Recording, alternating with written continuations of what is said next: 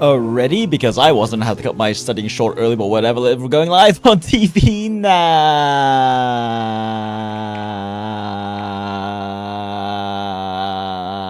Oh, hello chat, how's it going today? I definitely did not have my VTuber model not up at the start of stream. Nope, I have no idea what you're talking about. Gaslight, gatekeep, girl boss.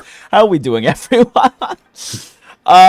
Shit, I just realized when I was trying to hit Windows to tab over and open up my VTuber menu just now that my computer is doing the weird thing again where the Alt key and the Windows key are flipped. And I don't remember how to fix that. Windows key and Alt key flipped. There's like a shortcut for something. It's in the Mac mode. Try pressing function plus S, function plus A, or function plus... function? What the fuck is my function button? Function plus S? That work. Function plus A? That works.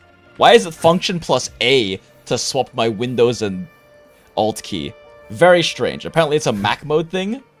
Why would you... Why would you have Mac mode? I guess if you want to like boot up Windows on Mac, that would make sense because the keyboards have the keys switched. Okay. Anyway, welcome in chat. How are we doing today? We are here today because because we last night pulled the Hiyukis, and she seems like a very fun character. She seems like a very quick swappy character, which I'm excited about. I'm excited they are bringing back some degree of quick swap. It seems likely that Lucilla is going to be a support for her, and I'm a bit concerned if they might hurt Hiyuki's quick swap with that, but that seems to be... that remains to be seen. I realize I need to take my meds, one sec. We can watch Falova's beautiful dance in the meantime.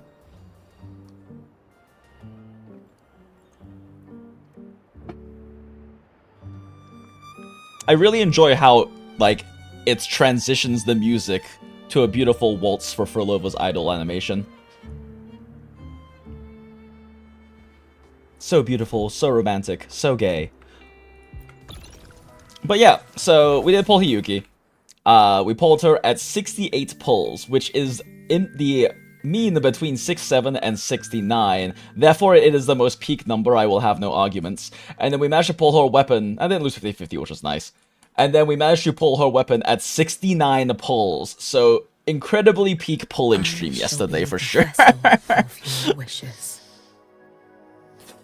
So now that we have this, we need to level up Hiyuki, which we can't do because we haven't unlocked the new area, and there's so much story before you unlock the new area to go grab her materials. Now, a friend, Innocent Deity, offered to let me raid his world so that we could just yoink his flowers instead. And you know what we found out, chat? We can't join co-op because I started the QIUYUAN quests. Or QIUYUAN. It's Cho. Yeah, QIUYUAN quest. And apparently, you can't start co-op while this quest is active. We tried, like, changing focus mode and stuff for it, and, like, nothing fixed it. So, while this quest is active, you can't do co-op. We started doing the quest. It's very long. I don't want to have to do the entire QIUYUAN quest when we have, like, actual Hiyuki story to do instead. Just to be able to play co-op and raid flowers. So we're doing the fucking story instead. Hey, what's up, MVN? Good to see you. You got Hiyuki at 70, so it was 68, 69, 70. True! Next up, Monye and Frostburn. Let's go. Yeah, I mean, I would say I don't really know what the power difference, like the power gain you get on Hiyuki is with Signature, but if it's between her and Monye, you're probably better off going for Monye if you have to pick one, just because Monye is arguably the best single pull for an account in this entire game because she's such a universally strong support. I mean, she's basically just Shorekeeper, but slightly different and better. And so having her on your account is very much a good thing. That being said, you can lose 50-50 to Monye, and you can't lose 50-50 to Hiyuki's weapon, so that's a consideration as well. The tides have but if you don't own Monye, I would definitely recommend owning Monye. She is quite a nice for your account power. Actually, you know what? What does What does Grim say about calculations wise for Hiyuki and her? Oh my! How do alphabet work? Hiyuki. It's actually not that big of a difference. It's not that big of a difference. 17%, which technically actually would be... wait, what? Wait, how does math work again? Oh my fucking god. Oh my god, what is wrong with me?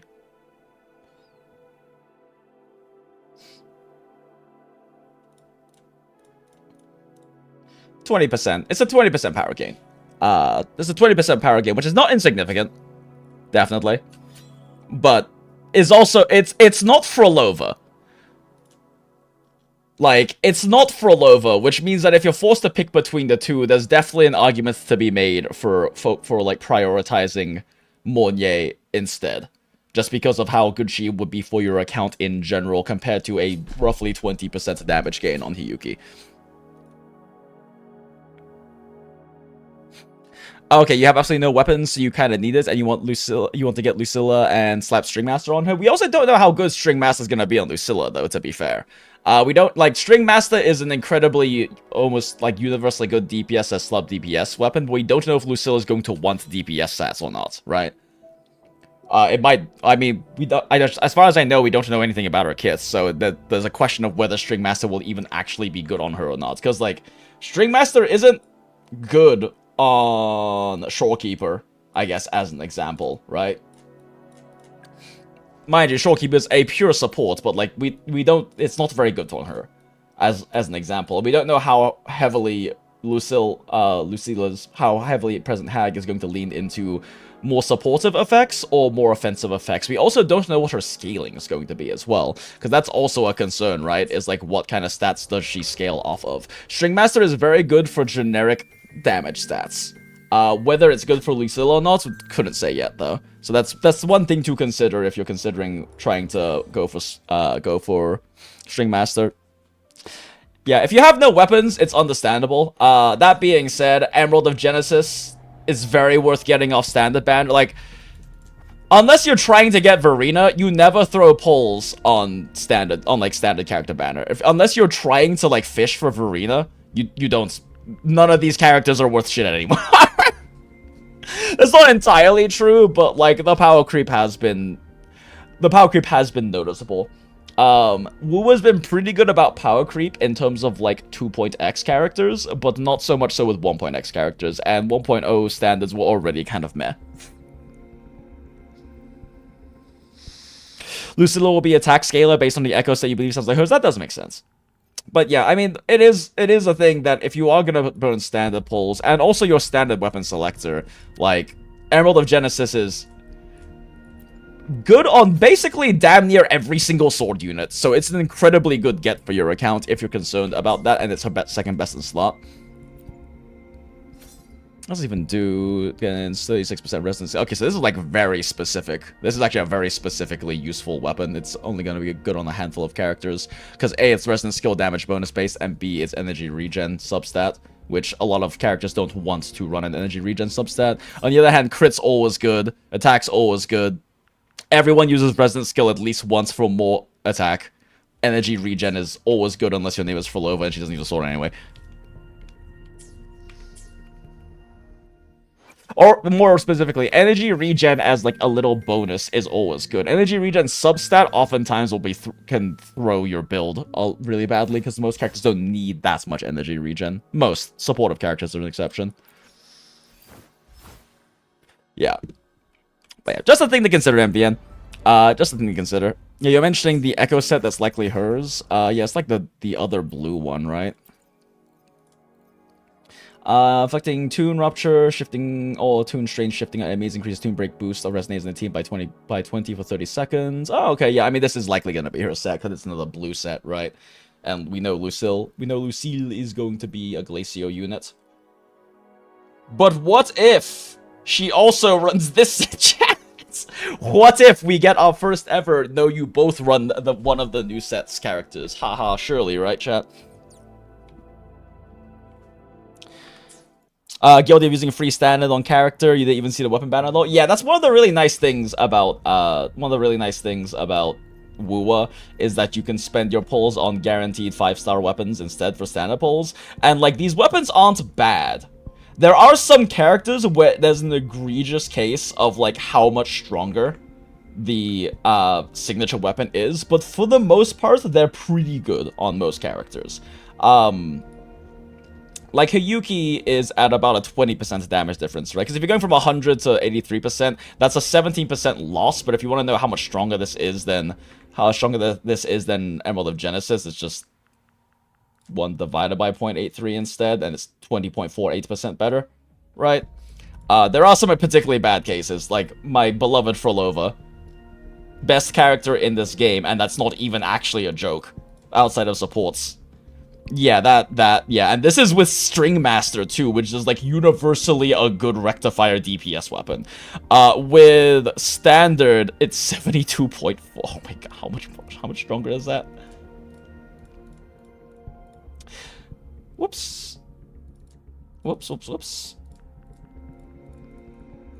It's 38% stronger than Cosmic Ripples. Damn near 40% stronger than Cosmic Ripples. I love Frolova. She is, and like, I am obviously biased because she's my favorite fucking character in this game. But that being said, I am of the opinion that Frolova, outside of support, so outside of Monya, like full supports, I'm not talking about sub DPSs, because a lot of characters are like support of sub DPSs, right? Outside of Monya, Shorekeeper, and Verena, who are all universally applicable good support units, right? I am of the opinion that Frolova is the absolute best character in this entire game. Because she is very competitive, top tier DPS, main DPS for single target, aka for tower. She is the absolute most wheelchair possible way to clear Whimpering Wastes. She makes Whimpering Wastes so fucking easy to clear. And she is, yeah, she's just like the best DPS for both game modes. She does admittedly use very different sub DPSs and even supports than other characters, but still functions fine without them. Like, she is definitely strongest with QIUYUAN, but unlike Sagrika, she's not tied to QIUYUAN by the hip. You can run Frolova without QIUYUAN. You can even just run her as a generic sub DPS in any fucking team you want, and she still outputs a shitload of it off field. Because her kit is purely like self-sustaining. She does everything she needs to in her own kit, and then fucks off field and does a shitload of damage while your teammates do things. She is much stronger with QIUYUAN and much stronger with Cantarella, but it's not necessary. I've run plenty of Frolova teams without either of them in it, and still done fine in terms of clearing endgame. It's just a lot easier with QIUYUAN than with Cantarella. So, like, so yeah. Anyway, Frolova glazing aside, I was considering if I wanted to cosplay her at AX, but I've already got 2 cosplays planned, and I don't know if I can or want to fit in a 3rd one when I'm such a newbie cosplayer. I was considering cosplaying her, though. I did actually find an interesting one, which is, I found a cosplay of her her pre-trauma self, before, like, all of her friends and family died and became fucking ghosts and shit. And she was wearing that, like, cute white outfit and was going around the world, like, playing violin and conducting. I actually found a cosplay for that outfit. I was like, oh, that's actually kind of a neat cosplay to do. But we'll see. I am running out of time to order one, though, if I wanted the one to get here before AX happens July 4th, but...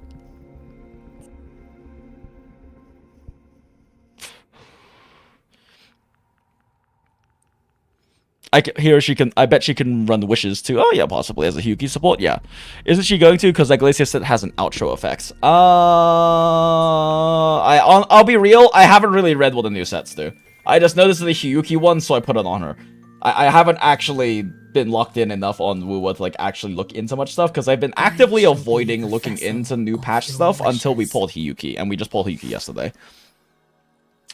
Let's see. Glacier chip increases glacier damage, gains snowfall, which can trigger once every 25 seconds while it's active. Resonance limit that removes increases crit rate for 6 seconds, while effect is active, dealing extends the duration. Okay, cool. Casting outro skill removes snowfall and gets 25% damage rose for incoming resonance for 15 seconds. Oh, actually, yeah, Lucilla might use this set. Huh.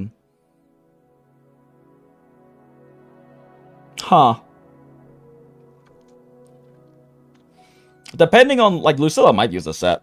Because this also is like a sub DPS set. Yeah. Like, basically, that's interesting. I didn't realize that's how they built this set to be. So this set actually has 2 effects in it that you trigger depending on which character you're using for it. That's really interesting. That's actually really cool to do. Instead of making 2 separate sets, one as like a Glacio Chafe sub DPS / support, and one as a Glacio Chafe main DPS, they made both of them in the same set, which is really nice for farming purposes. That's actually really, really nice for farming purposes. That's really cool for them to do. Huh. Yeah, because basically, if you Glacio Chafe and then do liberation damage, you're giving yourself personal crit rate buff that you use for main DPS stuff like Hiyuki does. But if you cause Glacio Chafe and then don't use your Resonance Liberation skill, don't do any like alt damage, then instead you're buffing the next character. So yeah, Lucilla might actually use the set.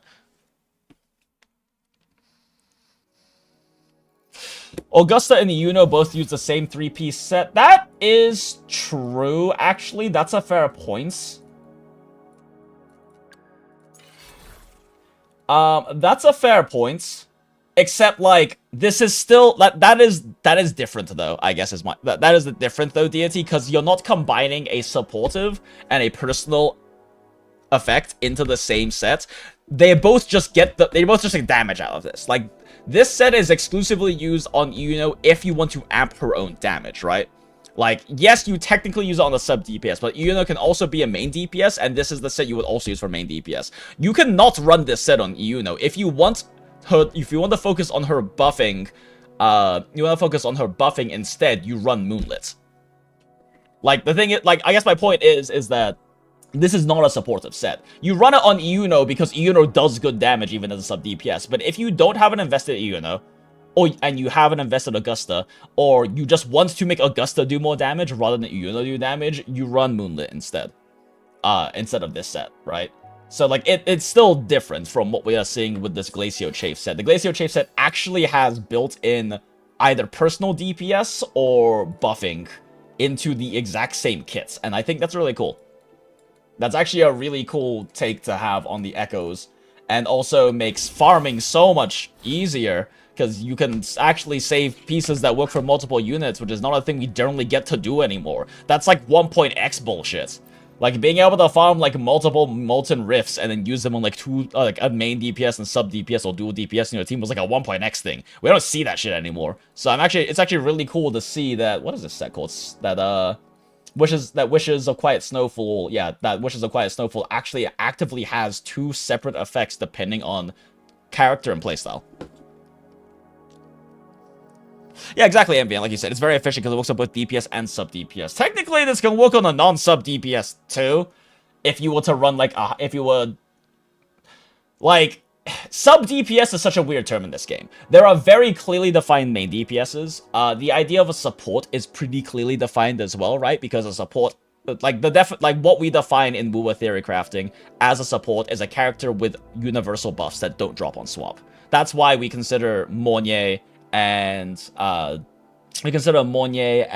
Verena and Shorekeeper to be supports. Because the idea is you generally have main DPS, sub DPS. I think early on we called it a hybrid, but I think that term's mostly been dropped now, and I don't really keep up with the TC that much. And then supports, and like this is the classic function because your support can apply their buffs to both of the other characters, while a sub DPS has an outro that removes on swap, so it can only apply to one other character. But the second character doesn't have to be a sub DPS. The second character can just be a pure buffing support as well, or be a pure buffer, right? Like, you can build Morphe to do damage if you want, right? But even if you don't, he still provides Moonlit and he still provides his outro bonus. And he's not really a sub DPS if you don't actually build him, right? Like on any heavy attack team, so on a Augusta team or on a Jian team, like, you can build him to do damage, but he's not a sub DPS unless you actually build him for damage. He's just like, he's just a very good buffer for your main DPS. So I don't know, sub DPS is a weird fucking word. Because it's not always true either. And then also you have dual DPS comps, like my beloved Chang Liao, which is probably now going to be Chang Yuki. Chang Yuki is like... ingenuity. I mean, I guess technically, like, she buffs Hiyuki a bit, but like, as I understand, the reason you play these together is because of their quick swap ability, so it doesn't really matter that she buffs her, because the buff is dropping after, like, initial nuke output. And that's assuming you can even do initial nuke output. Wait, she also has buffing in her kit? Oh, that's fucking crazy. I didn't realize her outro also, because generally speaking, DPS's outros just do damage. There are exceptions that where DPS outros also buff. Again, coming back to our beloved For Love. Like, For Love also has, like, a classic sub-DPS one. But it's just funny because she's not a sub-DPS in the slides. For Lova is just a main DPS. She does a shitload of damage. She just also works in a way where her, like, sub-DP... She does a lot of the DPS while off-field. Because, like, fucking, like, half of her damage plus is built into her, off-field follow-up attacks.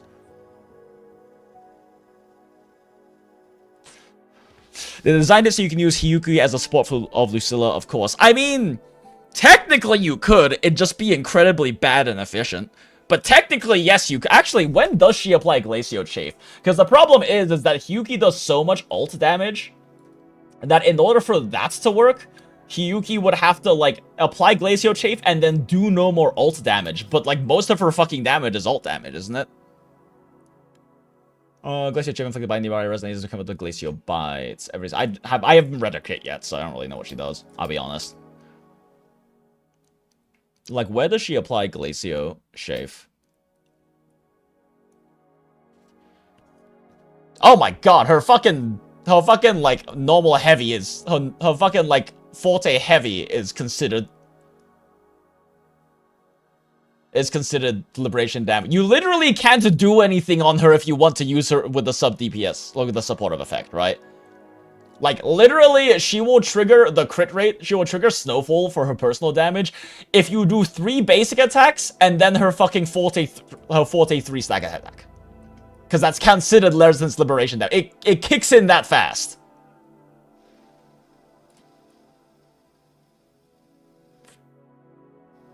Oh my god, fucking everything she does is liberation damage, Jesus.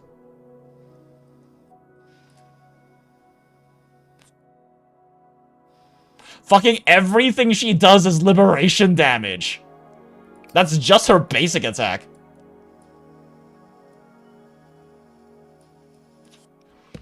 Wait, what does Grim say her damage distribution looks like? I'm so curious now.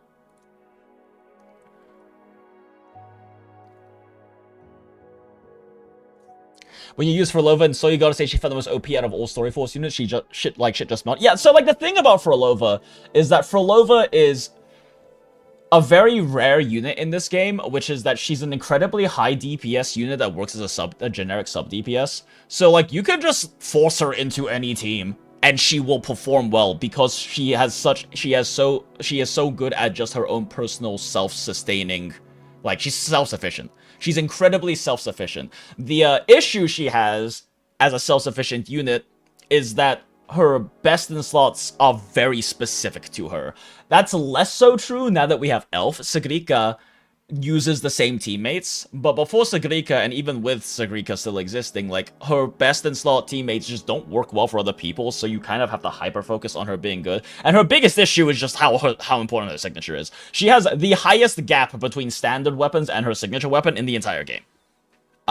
She performs incredibly well, but that's with the caveat of you need to own her sick.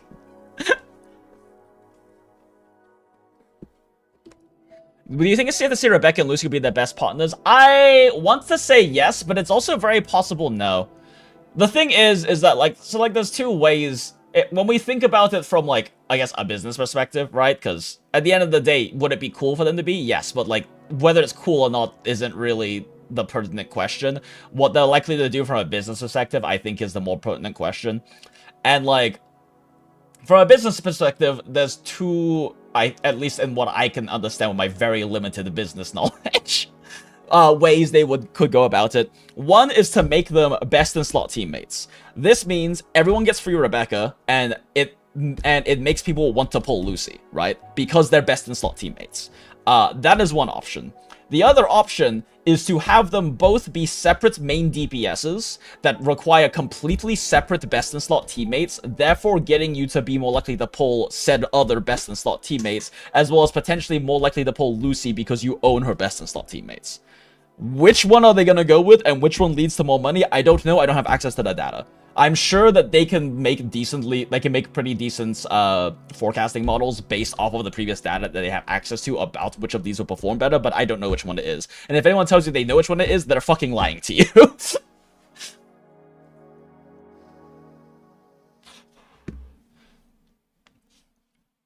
Frolova is a co-DPS with your Cantarella lore. Yeah, the thing is, like, that's also another thing about Frolova, too, is her entire team does good damage. That's pretty rare.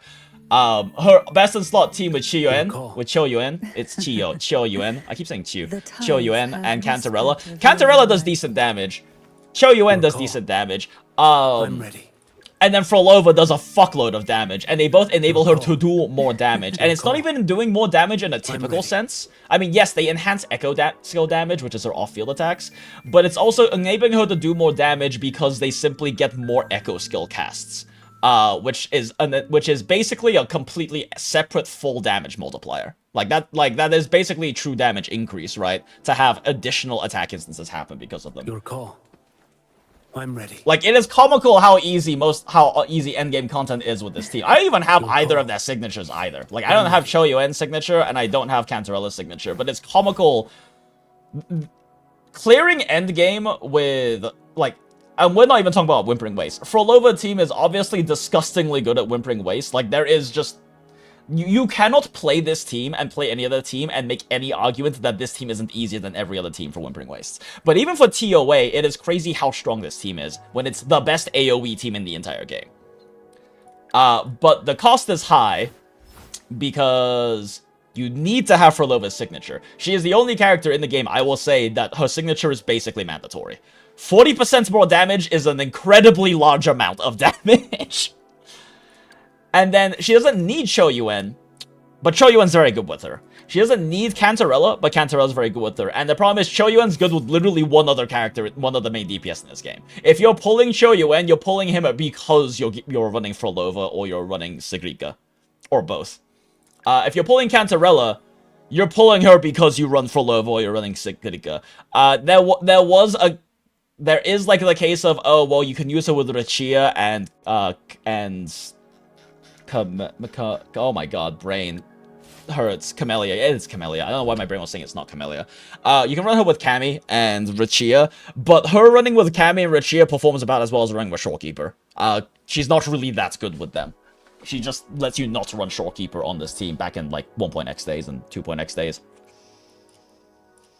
So like that is kind of her main issue, is that she at least performs well without her best in slot team, which is not something you can say about a lot of main DPSs in this game.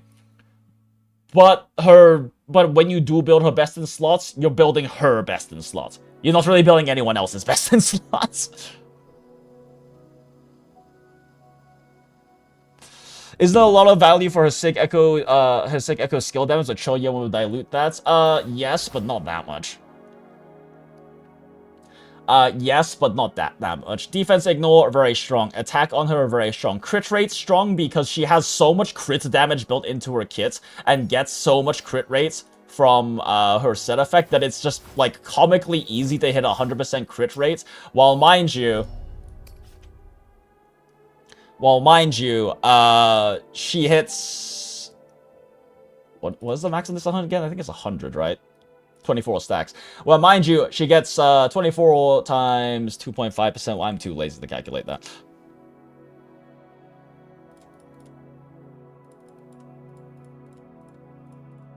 She gets 60 crit damage just inherently built into her kit.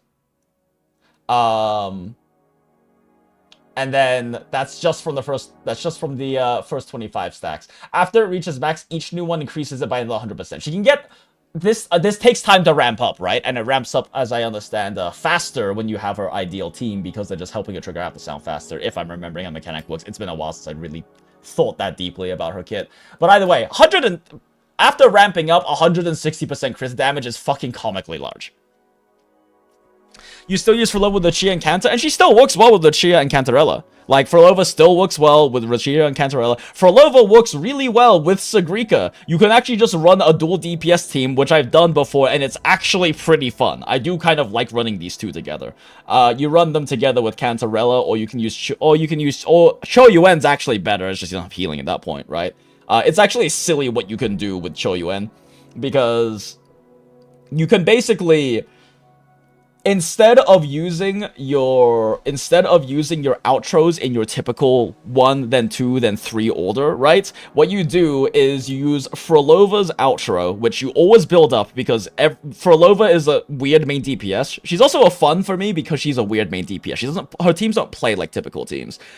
Every other DPS in the game, for the most part, goes, okay, you start with support, you do snipe DPS, and then you do main carry rotation. Frolova goes, fuck all of you, my rotation comes first, because she's doing a high amount of off-field damage the entire time without any buffs when she does her rotation. So you do Frolova's rotation, go into QIUYUAN, that lets you kickstart QIUYUAN's rotation because his intro is how you do a fast rotation on him. Use his outro onto Sagrika. Sagrika does assload of damage because of QIUYUAN's outro buff.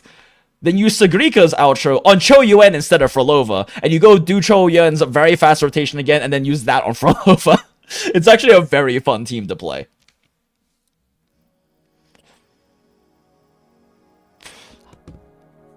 It's probably the latter that makes more money, since in the business standpoint, they could easily predict Cyberpunk 77 fans coming back to the game and old players coming back also the two. The old players are more likely to dispense as they have more pieces, and fresh players will pull Lucy anyways. That's actually a fair point, yeah. The latter definitely seems more likely, because they're going to they're probably going to get a lot of influx of new or old players coming in for Lucy and Rebecca, and then having the pieces be future things to pull, or like non-current banner things to pull probably makes more financial sense. You're probably right, that's the case. Again, though, I can't say definitively which one is better because I was studying for a degree in data science and business analytics with a focus on machine learning engineering and like business optimization.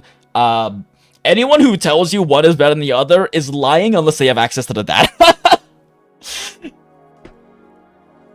There is a lot of times where what you think would, on some degree of surface level or intuition, would be the better choice, turns out to not to be because the data tells you you're fucking stupid. But yeah, the thing is, like, QIUYUAN, or QIUYUAN, does dilute it, but not that much. He doesn't dilute it that much. I forget exactly what all of his buffs are. Actually, you know what? Grim probably has a list of them on his character profile, which is faster than me just clicking through.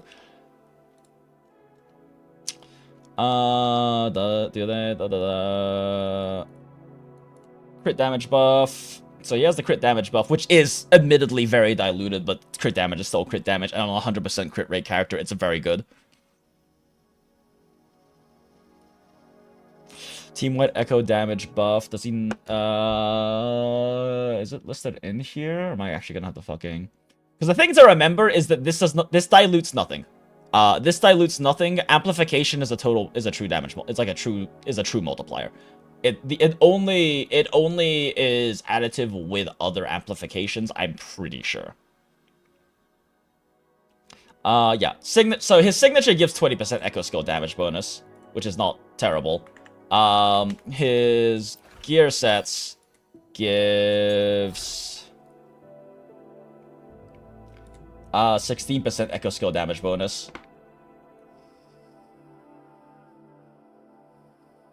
Yeah, his he gets 16%, so it's not that much dilution, especially if you don't own his signature. I don't believe he has anything else.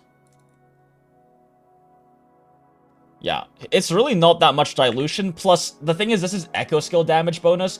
Frolova is not Sagrika. Sagrika is like fucking 90% echo skill damage or something like that. Frolova's like half. Frolova's also got a lot of resonance skill damage in her kits because all of her echo skill damage comes from her forte charge attack and her off-field attacks. Everything else she's doing is mostly resonance skill damage, which is why like she also has this on her signature weapon, and it's also part of why Frolova isn't tied to the hip with QIUYUAN like Sagrika is. Sagrika's like peak like damage output and her competitiveness largely comes from QIUYUAN's amplification buff. That's why on Pridwin, I believe they list them as they give her a partner tag. Yeah, she has a partner tag for a good reason. She has a partner tag because QIUYUAN's 50% total damage bonus to 90% of her damage is what makes her really top competitive. Frolova doesn't have the partner tag because she's much better with QIUYUAN, but she doesn't need him because he only buffs half her damage. Is the Frolova stick also Echo? Oh shit, is it? Oh, yeah, never mind. It does dilute her a little bit. That's also probably another reason why she's not all that... Like, she doesn't need QIUYUAN that badly.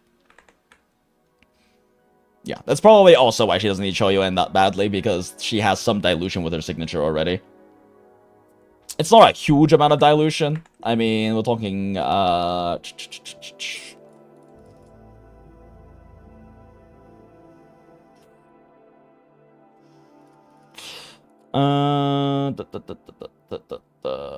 Wait, how do I do this again? I'm too brain dead right now. I'm still, like, sleep deprived, so my brain is not functioning at a super high level, and I don't feel like figuring it. It's not that much dilution, I guess is the point, though.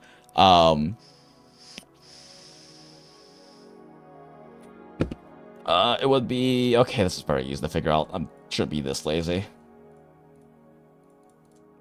So it turns into a 38. It's a 38% damage increase instead of a 50% damage increase.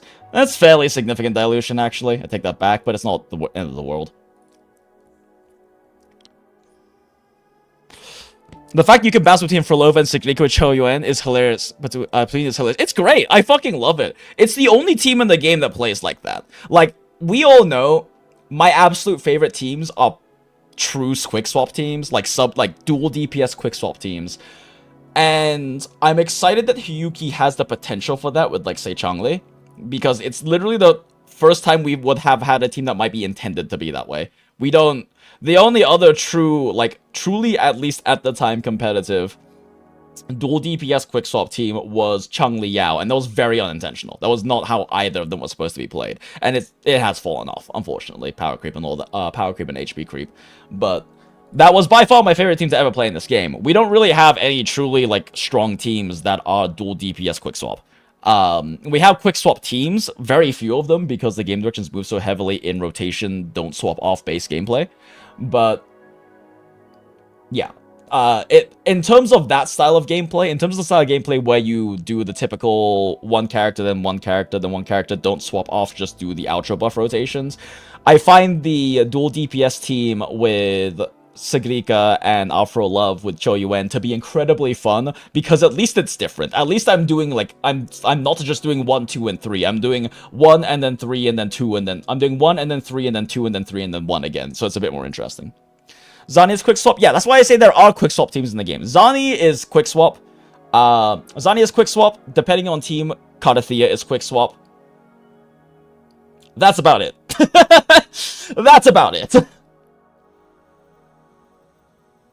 Phoebe is a DPS in your team. No, Trippy was accidentally S3. Yeah, I mean, Yesent? Like, Yesent, even with S3, though, like, that can't possibly make her actually, like, really a DPS output, because, like, she loses all of the, like, main DPS. Let's see here. Shit, actually 70% damage increase is pretty significant. Okay, maybe not. Maybe she actually is then. Yeah, maybe, yeah. It's just that with Phoebe is weird, because, like, her fucking... Her main DPS form gets fucking... Where is it? 256% damage amplification.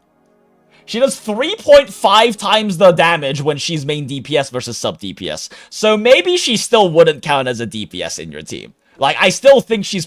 When we're also talking about, like, she's not even that competitive as a main DPS with 3.56 times the damage. I mean, this isn't, like, all of her damage, but it's a significant chunk of it, right? Feels like all the negative status teams will be quick swap, which is what I'm excited about. That won't necessarily be true, though. They are right now because...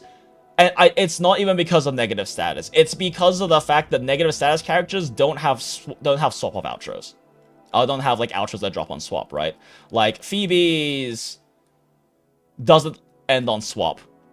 And very, very importantly, Chisa's doesn't either.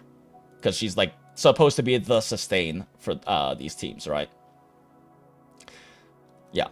Like, very important. The only reason why we might have quick swap be a consistent thing for debuff teams is because of how they built Chisa.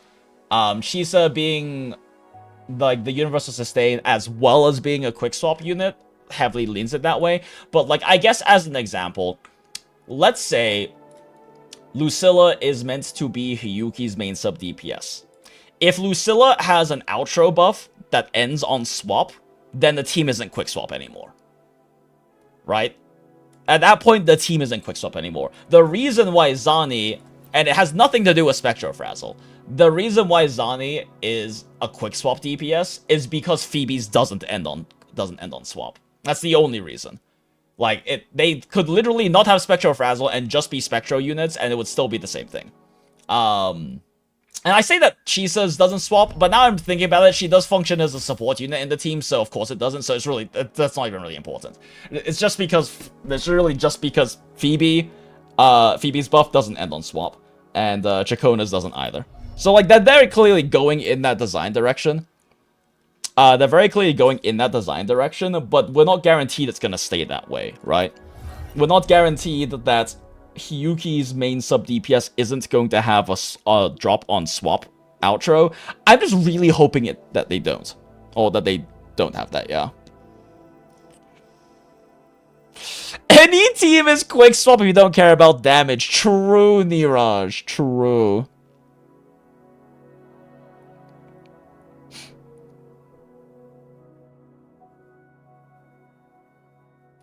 Yeah. But yeah, anyway, you saw the rotation mentally in your mind just from the description. Which one? Hiyuki's? If you recall correctly, S3 kind of balances the two modes. Oh. I don't pay attention to what sequences do. It's just Spectro Res Reduction. Stagnation effect buff. Ring of Mirrors with... it's just buffs. It doesn't really balance the two modes. It's just more buffs for everyone.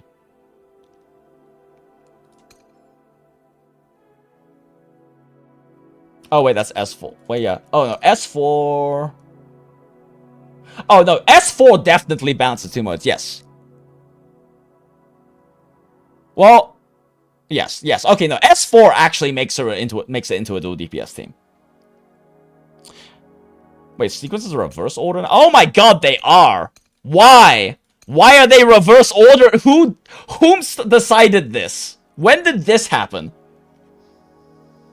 Okay, never mind. You're right, actually. This does actually even things out quite a bit. Wait, is it amplification or just damage, though? It's it's multiplier?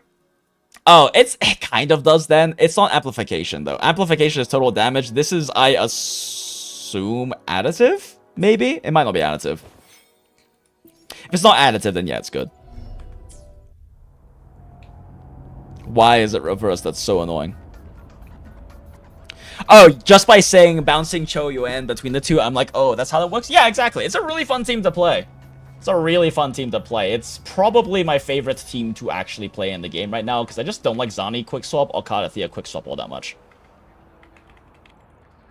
I like it being reversed. I don't mind it being reversed. I'm just wondering why. Like, what was the decision making to do that when we are just already used to the other way?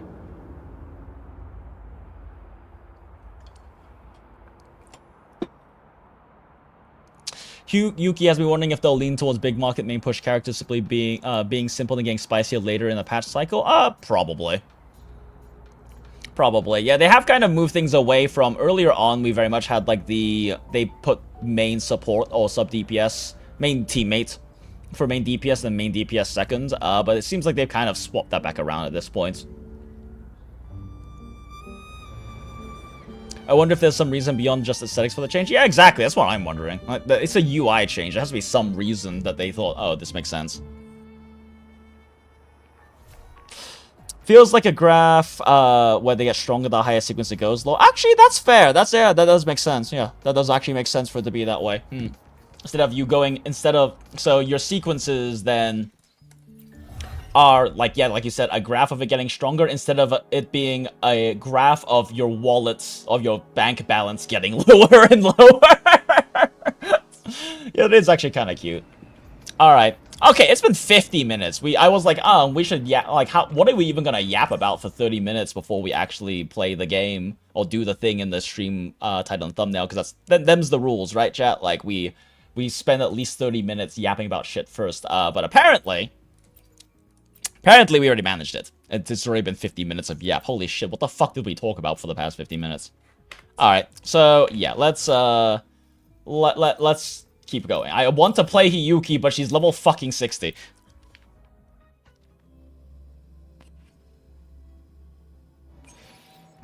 I thought you were yapping for sequence polls, lol.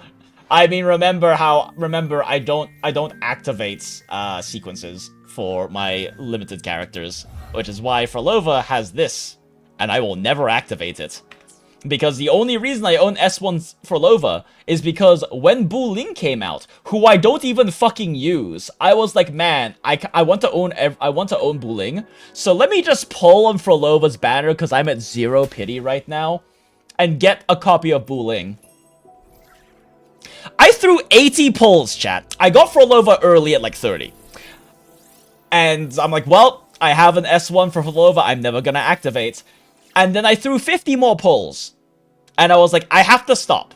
I have to stop. I can't afford to risk pulling, like, risk burning my pity again. So I stopped. I still didn't have a Buling. I had to buy this bitch out of the shop. So yeah, anyway. You don't need levels if you don't need damage. Ish? I actually haven't looked at her kit. Does Hiyuki have a really important passive too? I shall be the vessel of your wishes.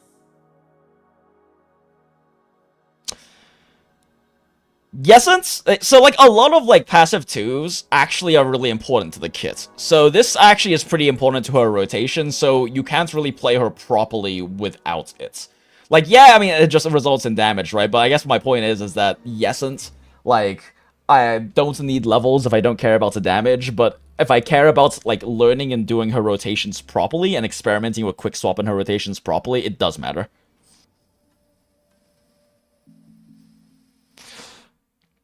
Buling's actually, she is useful. I just haven't played her because her main use case is in Frolova teams, and I refuse to reduce my Frolov to using a fucking 4-star. Candy.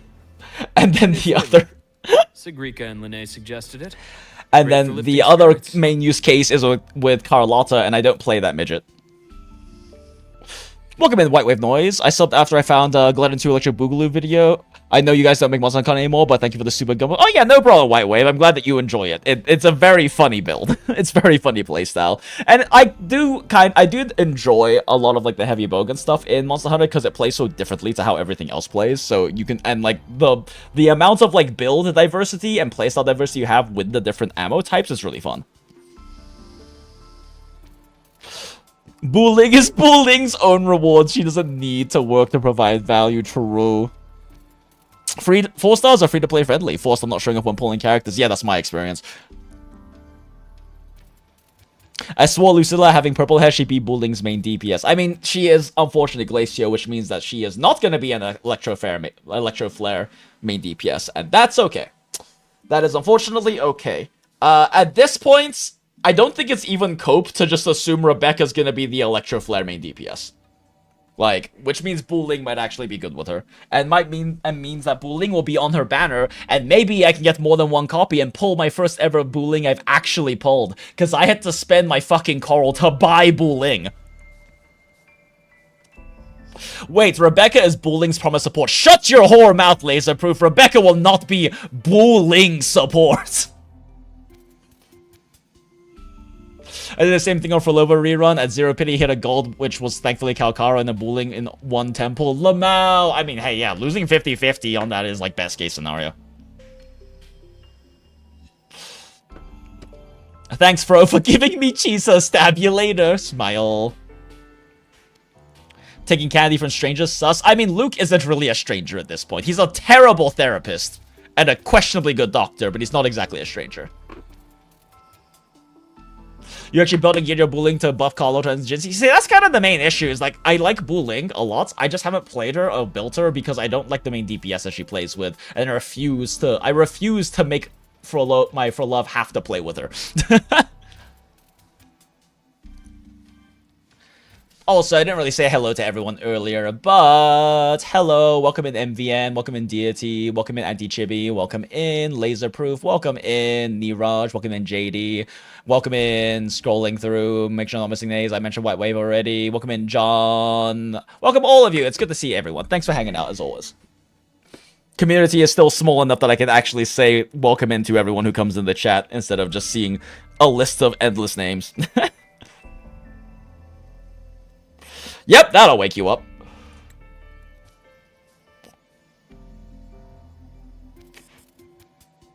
All right, Luke.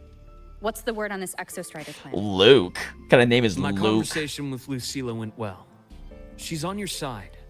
Your showing during the Dark Side incident also helped speed up the Academy's internal review. Let's go. Things working out for MC. Couldn't be us. That said, you've been a student. I actually think that don't always work out now in 3.x. Daughter, we'll save her. To officially activate the Exostrider.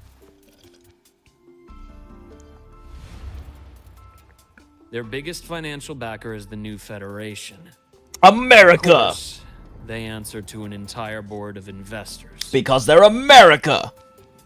And to them, the Exostrider is definitely a high-value asset.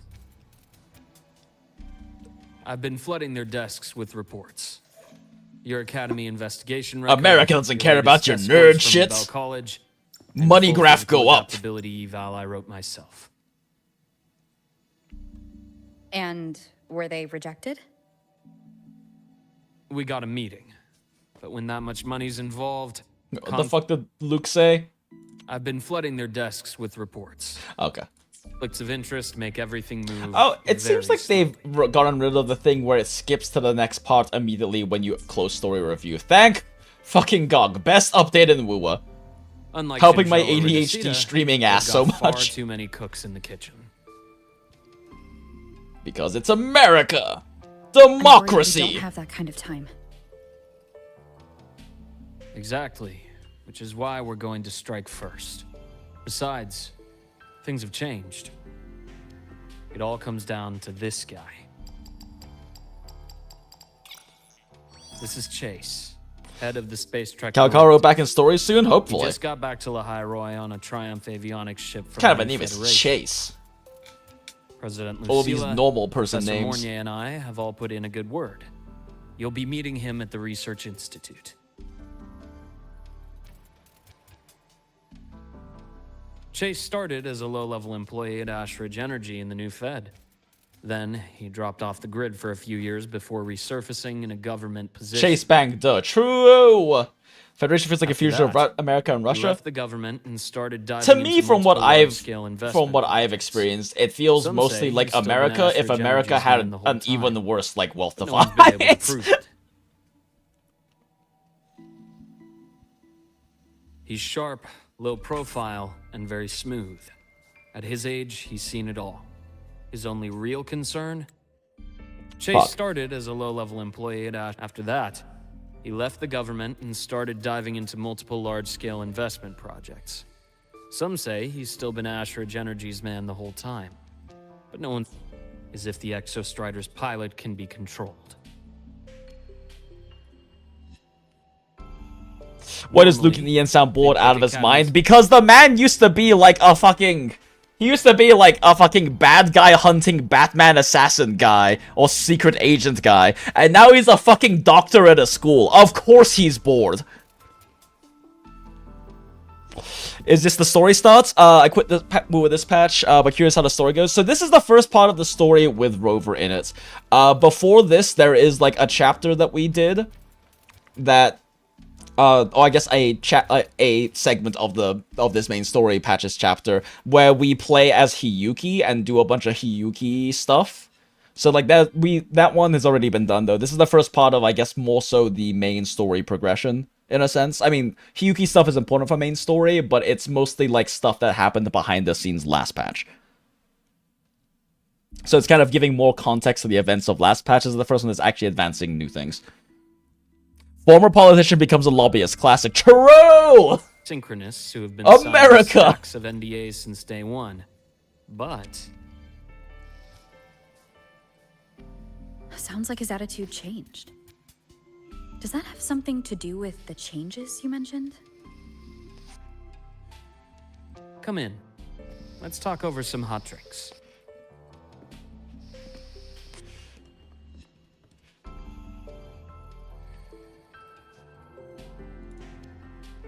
Lol. I don't know if that's better or worse than JP Luke. That sounds like Starlights from Yesterdays. That sounds like he wants to get into everyone's pants. Lamau.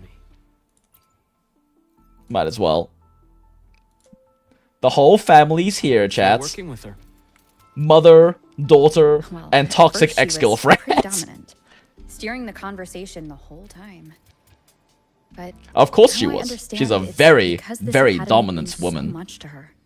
A dominant, gorgeous, fashionable hag of a woman. JP Luke is better because he wants to fuck everyone.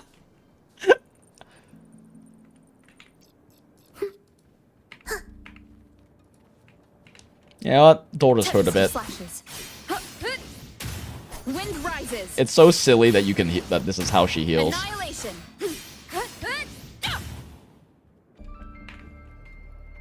Sit and wait for Luke. Can't believe we're having important discussions and he invites us inside and we have to wait for him to make us some fucking tea. Family's all here, looks inside and doesn't see Wife Keeper. Look, Wife Keeper's back at home. Intel, the reactor This is the core has family on been the road returned. trip. Ideally, we'd wait Still for the more Exo accurate. Strider to awaken before trying to help Imyth or confront the Threnodian. But recent readings from the Institute's Strider Gate monitors, they're off the charts. Void matter reactivity is spiking. The Space Trek Collective is getting twitchy. If Threnodian Aleph 1 breaks the seal, all of Solaris will be at risk. Not just Lahai Roy.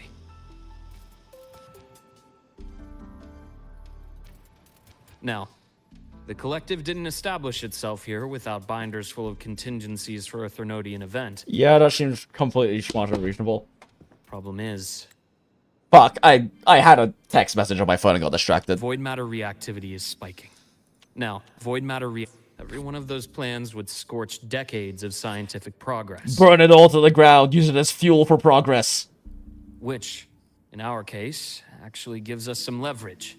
Enough to have a real conversation with their head. Then I'll convince him. I'll show him the lowest casualty count is the only one that makes sense. A woman for the He'll have people. to prove me as the synchronist who pilots the Exostrider. And then he wants the one that has the highest profit instead. Because he's Luke, backed by You America. mentioned you have contacts in the Black Shores. In this workspace of yours. It's secure, right? Bring my friends over. Time for a tea Guaranteed. party. What are you thinking? Lahai Roy is closed off from the outside world. Public comms are probably tapped by Smart. Fraxis moles inside the Academy. And right now, I need a direct line to the I Black have to call Shores. my wife. I have to let her know about torture. I see. Give me a moment. I'll establish the link and leave the rest to you.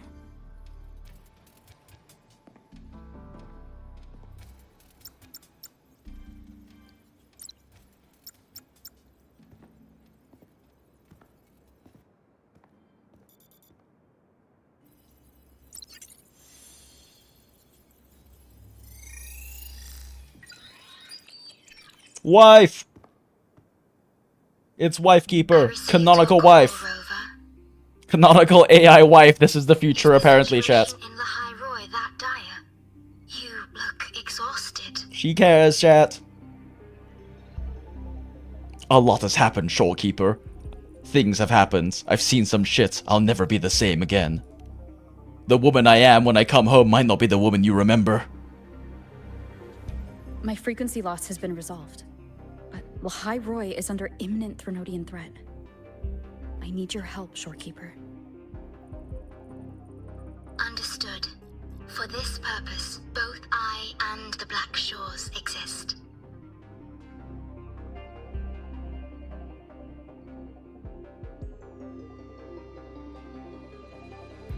Non-vocal discussions so we can focus on the Any very additional important part, intel the on tea. Exostrider within the Tethys system? Verified or not, I need everything you have. She'll be bringing home more wives and a daughter. It was a wild ride, true. Records confirm that Luke Herson has been providing critical assistance and intelligence to the Black. It just occurred to me that I was like, oh, I was thinking in my head, before we were together, I had another child. I had a child with a different mother, and I realized, wait a second, no. Wifekeeper has been here from the start. So while Wifekeeper was at home at Black Shores, pre-amnesia Rover went to Lahai Roy, had a daughter while with Wifekeeper, and then forgot about them, about both of them. Damn, Rover cold. Shores, I trust your judgment. It's okay, they're ethically non-monogamous, it's fine. One gigantic lesbian polycule with a very lesbian daughter. This is my headcanon, chat.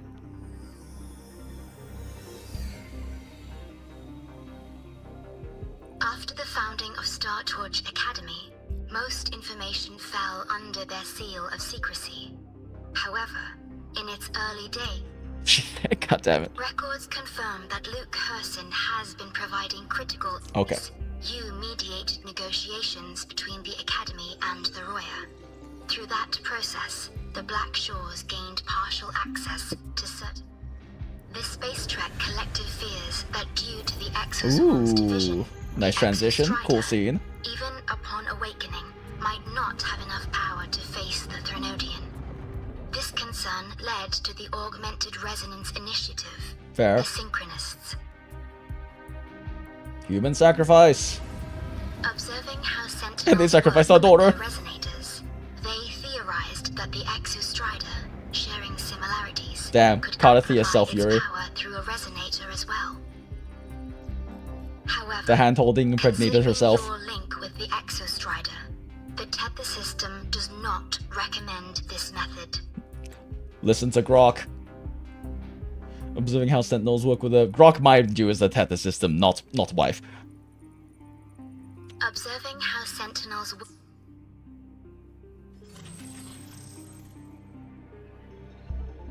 we have Or I guess the intel Tether that system is more beneath chat the High GBT. Roy lies the keystone left behind by the Exostrider long ago. We're finally gonna go beneath Lahai Roy, which means we can finally fucking level Hiyuki, Alpha, my beloved. An anchor left behind when the Exostrider first came to the lands that would one day be called Lahai Roy. The Space Trek Collective mounted expeditions to its location, but returned with nothing worth recording. It rests directly atop the seal on the Strider Gate. You can think of it as a kind of lock. The entry point formed when the Exostrider and the Threnodian Aleph-1 entered Solaris, along with Rover! The overlying Solar-skin root network holds Aleph-1's power at bay, the sealed doors of the Strider Gates. The keystone is the lock that keeps the Strider Gate closed. Beyond it may lie the universe that Solaris has always longed to explore. Our home! You do not need a cockpit to pilot the Exostrider. Haha, cockpit. So long as its activation I am an sequence adult. remains unobstructed, you may pilot it using the keystone. Is it because I'm its arbiter? Precisely. For one who shares its origin, Precisely. the cockpit would be more of a hindrance. As for Imeth, I Daughter! think Dr. Luke's proposal is viable. Then we have to do it! You We will mean save her, chat. using the exoswarm-like shell that appeared in the cockpit to look for her? Yes. frequencies will help. Rover, bring her with you when you activate the Exostrider.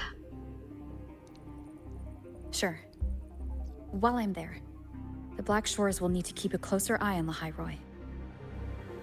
I understand. I'm counting on you, Shorekeeper. Wife. As long as I may be of help to you, I am content. What a good wife. That's kind of an unhealthy mindset, but what a good wife, I guess. Actually, it's kind of fucked to say that that is a quality in a good wife. I will. Don't worry. A good romantic partner should be their own independent person with their own goals. It's okay though, she's in the AI chat. I'll inform Lucilla. Take your time finishing that drink before you head out. It's filled with Zoloft, just like my candies. Rover does good for the world, does things for the good of the world. I mean, she definitely tries to. Like, she definitely is written to be a compassionate character. But whether she does it for the good of the world or for the good of the people is a different story, right? She very much is a compassionate character that cares about people and human lives. But that doesn't always mean that what is technically the best for the world will be the best for the people. You know, the entire idea of acceptable losses and all of that. Of course, Shorekeeper and Rover are always metamors. Are metamors. Always T0 and T1 smile. We're all hags here, true. I love how you're paying attention. I'm just auto-skipping everything for gems. I mean, that's one of the nice things, though, right? About being able to join in on, like, streamers. On the streamer's playthrough or something. Is that you can skip for the gems and then just come hang out and enjoy the story when we do it, or, you know, come and watch the VOD or whatever when we do it. It's part of why I like doing all the story on stream. It's not just, like, fun for the whole, like, reacting feedback loop of, like, me reacting to things in the story and you reacting to things in the story, or reacting to me reacting to things in the story, and then me reacting to you reacting to the things that I react to in the story, and then you reacting to the story while I react to the things that you react to, and the whole, like, conversation feedback loop that makes streaming such a good, like, entertainment form, right? It's also just nice because you can just enjoy the story with us even on the VOD or something, and feel free to skip yourself because WUWA still doesn't let you replay old stories for some fucking reason.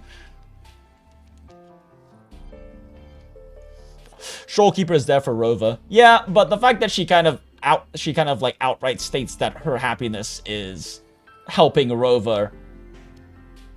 Like, she is an AI wife keeper, right? Like, it makes sense.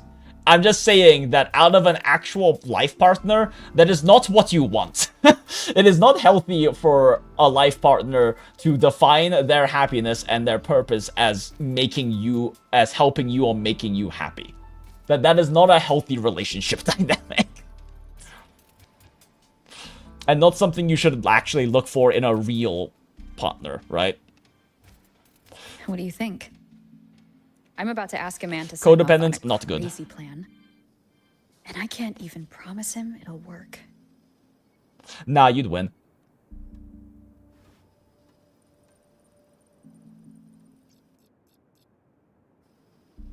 Nobody has a plan they promise will work. If Chase agrees, it's because he's betting that you're his best option. Just take the win. True. At the end of the day, it all comes down to the person. An unfinished song kind of tells your purpose and origin. Is that the story quest or some accompanying media I'm not familiar with? Gonna probably binge watch all the playthroughs on YouTube later. I very much enjoyed the story, but somewhere between Renzi and Settlement, you gave up because time was like, yeah, that's fair. Like, that is one of the unfortunate realities of, like, the way that gachas handle live service, is that because the story is tied to resources and FOMO is part of the core, the core style, is that you're kind of forced to do that if you don't have the time or wherewithal or whatever at the time period to do the story. It's why I like, it's part of why I like my visual novel gachas so much, because, like, I can just do a Path to Nowhere event, skip through it, and come back and just read it later. Same thing with Arknights. I can just come back and read an Arknight story later if I want to, and I don't have to read through all of it because I can't ever go back to it if I went during, like, the event period time. Oh, the song from the OST? Oh, naruhodo, naruhodo.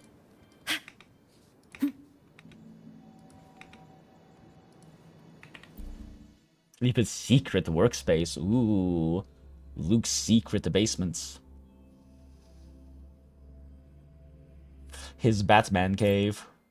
I believe Dr. Luke has already briefed you about the meeting with the Space Trek Collective's head. Come to Academic Affairs. He's waiting for you there. That is very far away. I am not driving there.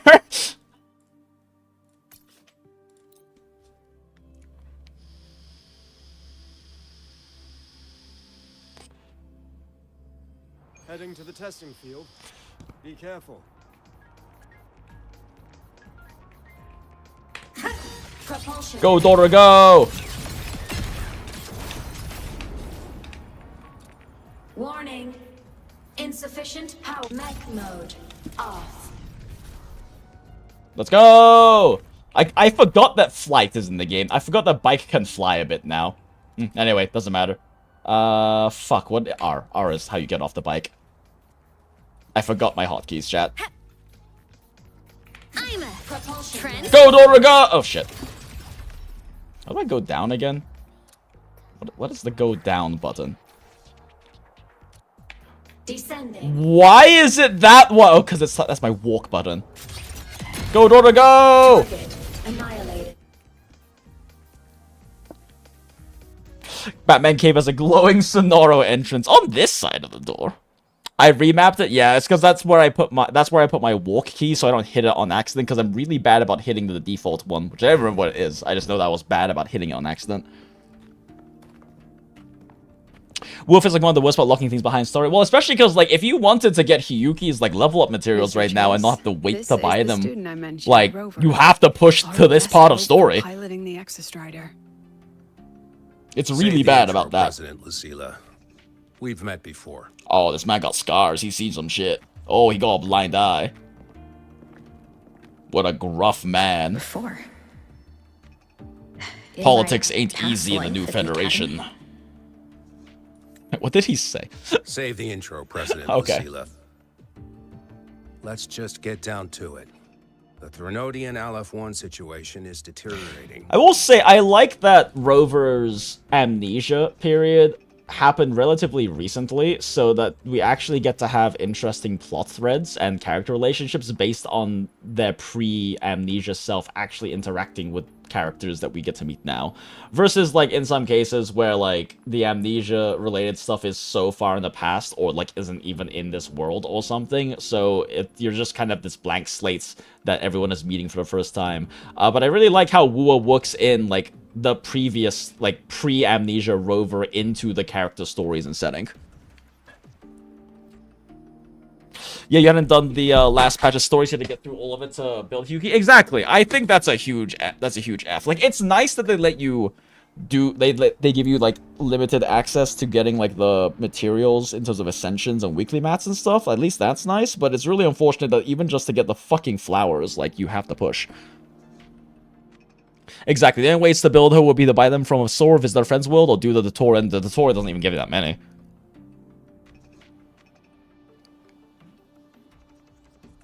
It seems recent in current story. It felt too long during Jinzhou's story. True, actually. I will say for 1.x, Jinzhou, yes, because Jinzhou was like a brand new area. They kind of established from the beginning, right, that like you were this new but important person that didn't really have much link with Jinzhou. They still did some in 1.x though, since they did Camelia's storyline, and then this Wife Keeper, right, and Black Shores is very linked with pre-amnesia Rover. So you can definitely see that's kind of when they started moving into that direction with it. And then I guess Renacita was kind of lacking with that, though. I don't know. I guess it's more so with 3.x and then Black Shores. They've been doing a pretty nice job with working that in, and I'm really enjoying that they're doing this. It makes like the narrative a lot more interesting. We're running out of time. I wanted to wait for the Exostrider's self-regeneration to finish, but the clock has run out on that one. So tell me, Rover, why do you want to pilot the Exostrider? What's the play? What's the play? I was a politician. I know you have ulterior motives. When I returned last time and got Augusta, I had to basically do 1.1 to 2.5 just to farm our mats and events. Then the only 2 units was having MC and Yinlin with false sovereign resistant heavily. Ooh, maybe it's quit once more until now. Ugh, I'm sorry, MVN. At least you don't really have to necessarily do 1.1 to 2.5 because they let you skip the 2.x, but that's still, yeah, it's still a lot, right? It's definitely one of the biggest issues with WUWA, I think, is just the difficulty of building new characters. Especially because people come back to play for new characters, right? So having that locked behind you having to push story, and therefore having to likely skip through story, and then not being able to replay through skip story, it's a big L. To find Imeth and put down the Threnodian. I didn't see a skip option when I started around that. Daughter! I didn't skip option when I started around that time. There wasn't one. If I remember correctly, there wasn't even a story skip earlier on. I think. I don't know. I've never skipped story in this game. The one with the But I remember high that being a sync mention of it being added. rate. Her disappearance was a real loss for us. It was a huge loss for us. Oh, daughter. Yes, clench your fist, Rover. That's She's your daughter beyond he's us, talking about. Oh. I see how it is. But finding one person in a goddamn interdimensional haystack, Holy shit, he cussed. not so easy. True, You though. understand our position. The Threnodian is our priority. This man is so American it hurts. Goddamn interdimensional haystack. Stopping the Threnodian is my priority too. I'm gonna handle both.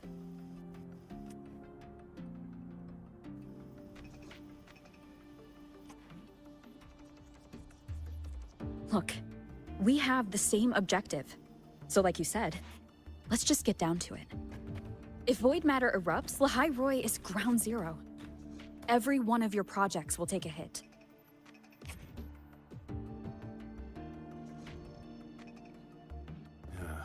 Regarding LF1, our intel is insufficient. They had to skip a week into launch, if you recall correctly. That sounds about right, Anon. Also, welcome in, Anon. Didn't say hi when you popped in earlier. The no replay thing is really weird. The production is nice. You think they take pride in it to be viewed as strictly media? Exactly. Also, you can't even delete the fucking files. WUWA is like infamously large of a game, like this file space. And you can't even delete the previous quest. So they're in there. You just only can see them if you start a new account.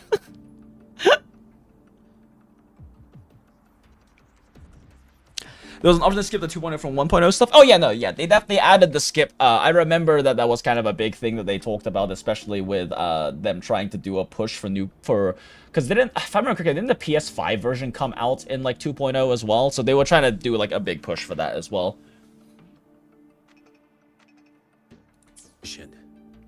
We are not at this time considering its total destruction. Fair. But daughter.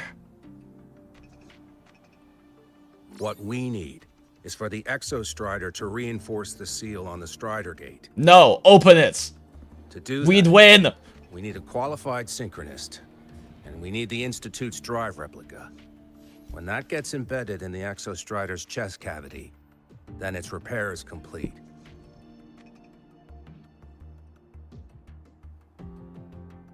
Right now, the replica is in its final phase of development. We're still missing critical data. 2.0 is a soft reset total, yeah, which I think was good. It lets them kind of move away from all of the like what are inarguably failings of like especially early 1.x, because this game had a rocky start. I don't think anyone will argue this game didn't have a rocky start. But it's grown massively, not just like player base wise, but it's grown massively as like a story and as a game since those early struggles that it had, which, you know, to be fair, like it was Kuro with a pretty low, like a fairly lower budget than you would expect out of a lot of these kinds of games, because PGR is not that profitable, trying to make like a genuine Genshin competitor, and I think they succeeded after that rocky launch. I think they've incredibly succeeded. They very much managed to carve out their own chunk of the mainstream pie, so to speak. But yeah, I think it was smart to do the big like PS5 push, the kind of soft reboot and everything like that with 2.0, because holy shit, did 2.0 fucking kill it. Like the glow up was so real in version 2.x. And the glow up is strong in 3.x as well. It's just not as strong because 2.x was so strong. Main city of Lahai really chugs for you? Yeah, it chugs in general. They have been having some issues with optimization at 3.x, which is really funny because I actually saw some articles and stuff and like interviews with like Unreal Engine experts and stuff where like 2.x was pretty well praised for how well optimized it was. Especially considering they're on UE4. Apparently, WUWA is still on UE4 because UE5 came out after, you know, they made the game, and redoing everything for UE5 is just probably not realistic. So it's like an interesting thing is that WUWA has actually like custom ported over features from UE5 into their own UE4 engine. Which is interesting, but the optimization Lahai Roy leads much to be desired. Keep seeing so many Genshin players finally waking up after the Cyberpunk 77 collab, but some will just never learn. Yeah, fucking mainstream gacha drama and like the like fucking like what is it? The like Kurobots versus like Hoyo Shill drama shit is so fucking stupid and will never die. Because there's just so many people who, like, it's so much worse, too, because Twitter got monetized. So, rage and engagement, like, drama baiting and rage baiting is financially incentivized. So, it's just so fucking stupid, chat. It's so, just enjoy both games or enjoy the game you enjoy. Like, do I think that WUWA is better than anything that Hoyo puts out? Yes, but that's personal taste, and it doesn't mean I don't enjoy HSR and ZZZ, and especially Honkai Impact 3rd, right? I still enjoy them for what they are. The fact that I think WUWA is better doesn't make the others worse.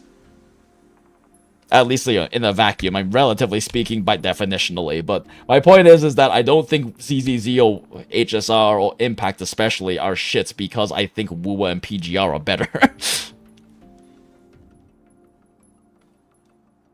Meanwhile, I got out of Genshin Impact on 1st anniversary because at the point they made billion plus but did nothing with it. Yeah, that was, I mean, there were many reasons I got out of Genshin, right? Obviously.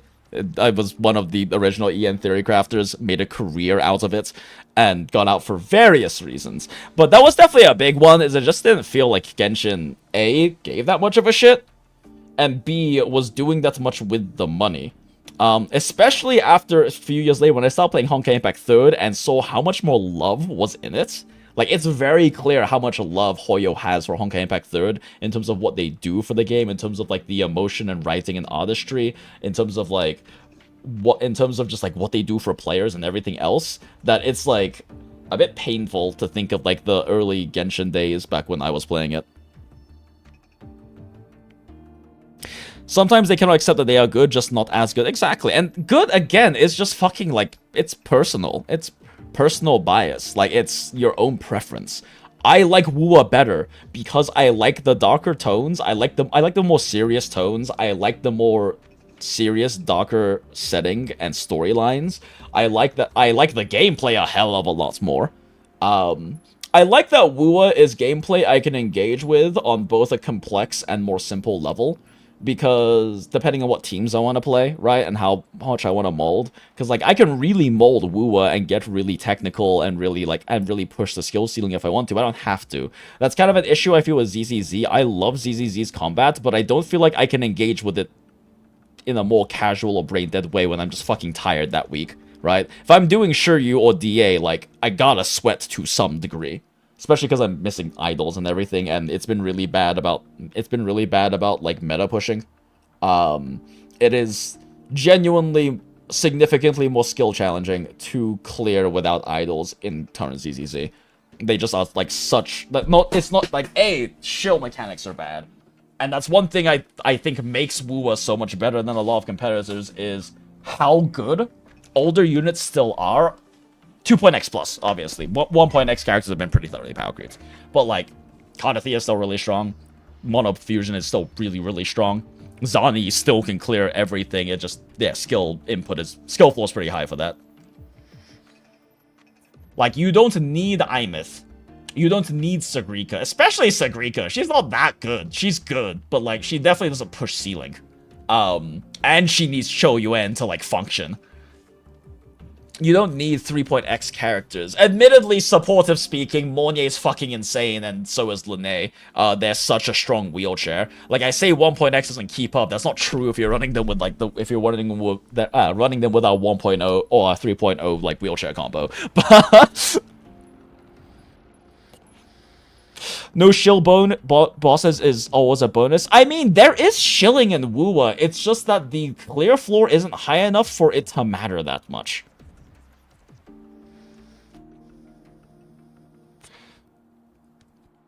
WUWA wouldn't be a good Genshin-like with a good first anniversary smile.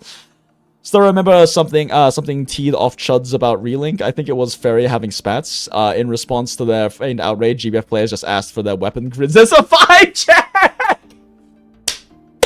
That's funny. Yeah, like, end state mode is so good for keeping all characters alive. Exactly! No, I think that end state mode was, like, huge, because I don't want to fucking play Carlotta. I got to enjoy playing Carlotta team again, though, because it's just one of my teams for Matrix new end game mode, right? Like, does she get me 3,000 to 4,000 score and nothing higher because she's fucking Carlotta? Sure, but it still helps. Do I want to ever play Camellia team these days? No, it, like, feels terrible to play. Will I play an end state Matrix because it is another team to use? Yes. Hoyo's biggest issue isn't even just the power. I think that End State Matrix is such good endgame design. The only problem is that it requires a lot of teams, right? But I don't think that's a bad thing. There are so few rewards tied to it. It's only once per patch. There are so few rewards tied to it that it's not that important to clear. And, like, modern teams especially can clear a lot of points by themselves, right? Like, the differential between how many points I get with Amith, like, with daughter team, and, like, older teams, is fucking huge. If you have like, Imith's meta, like, a meta Imith team, you can clear, like, well over 10k points in a single run. While Carlotta struggles to hit 3 to 4.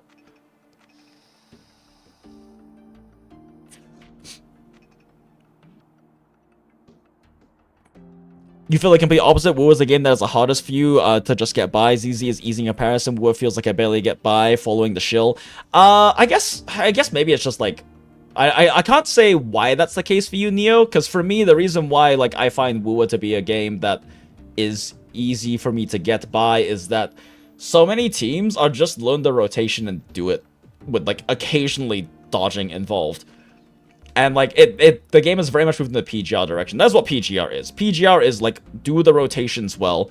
You don't even have to engage with dodging in most boss mechanics because you have 90% fucking iframes, if not 100% on, like, modern teams.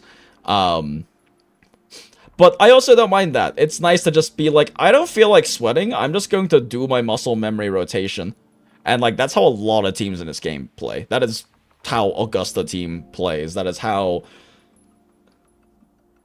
90% of the teams in this game actually just play that way. There aren't that many that require you to do strong decision-making in your rotation. One reason I like Frolova team is because it's something to that degree, because there's so many animation commitments, you actually have to pay attention to when you can fit certain attacks or not. Carlotta has not had the Zhuzh banded support in ages. Oh, that's true, actually. It has been a long time since we had Zhuzh, huh? Holly's biggest issue isn't even just the power creep, it's how much they love designing annoying restrictive enemies on top of the usual gacha power. Yeah, exactly. And, like, I think it's cool to have unique enemy mechanics. I think it sucks when those unique mechanics become basically mandatory.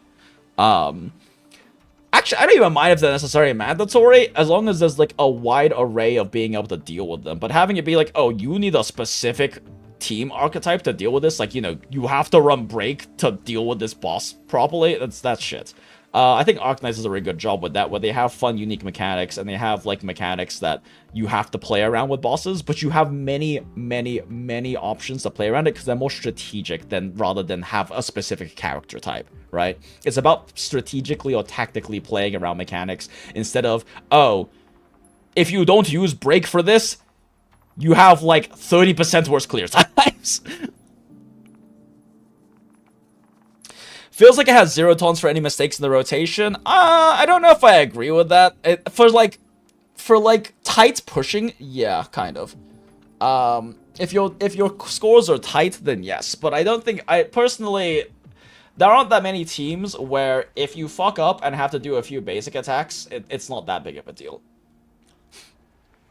Don't you love Elation enemies in Age of Sun? I mean, I do because I own every Elation unit, but like, it's still bad design.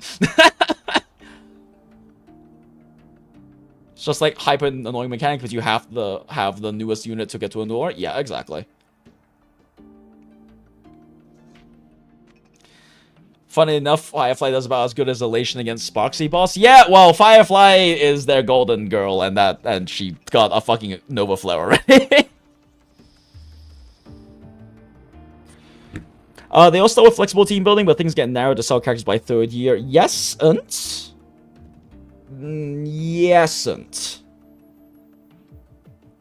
I mean, let's go with, like, let's just think about 2.x characters real quick. So, because I think that yes-ant. They have, WUWA has an issue with having pretty specific teams that want to, like, pretty specific units for teams.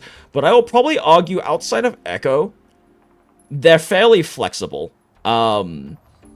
Largely because 4-star supports are actually still good. Like, 4-star sub DPS and supports are actually still good, right? So, like, if we look at Zani.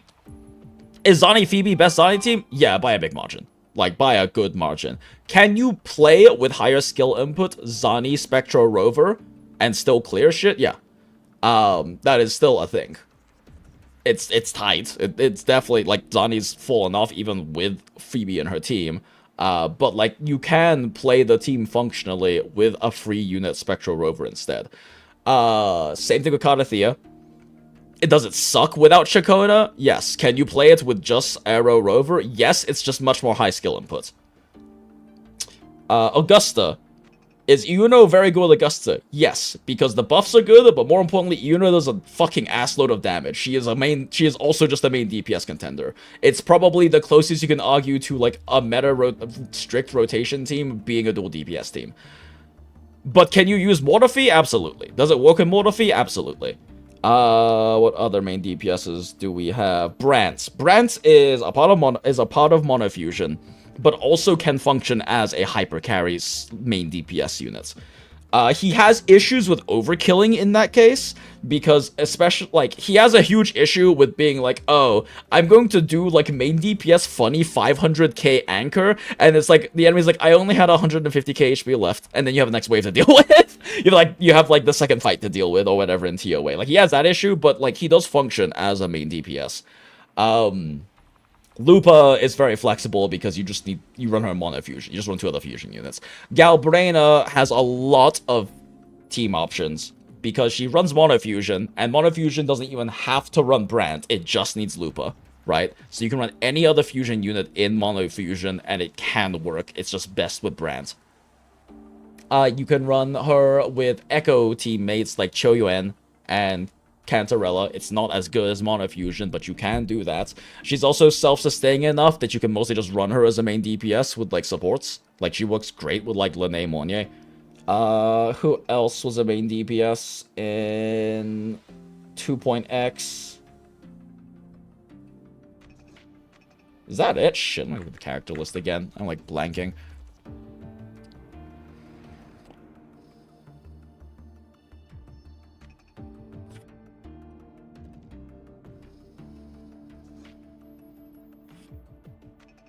I mean, obviously Frolova, but like I said, Frolova's the exception to this rule. Actually, even then, Frolova's still really good without her, like, best team, which is what we spent, like, fucking 20 minutes yapping about earlier. So, like, Frolova's issue is she needs her signature, but she works so well in so many teams otherwise. Is Lucy free? No. Rebecca's free. Rebecca is free, Lucy you have to pull.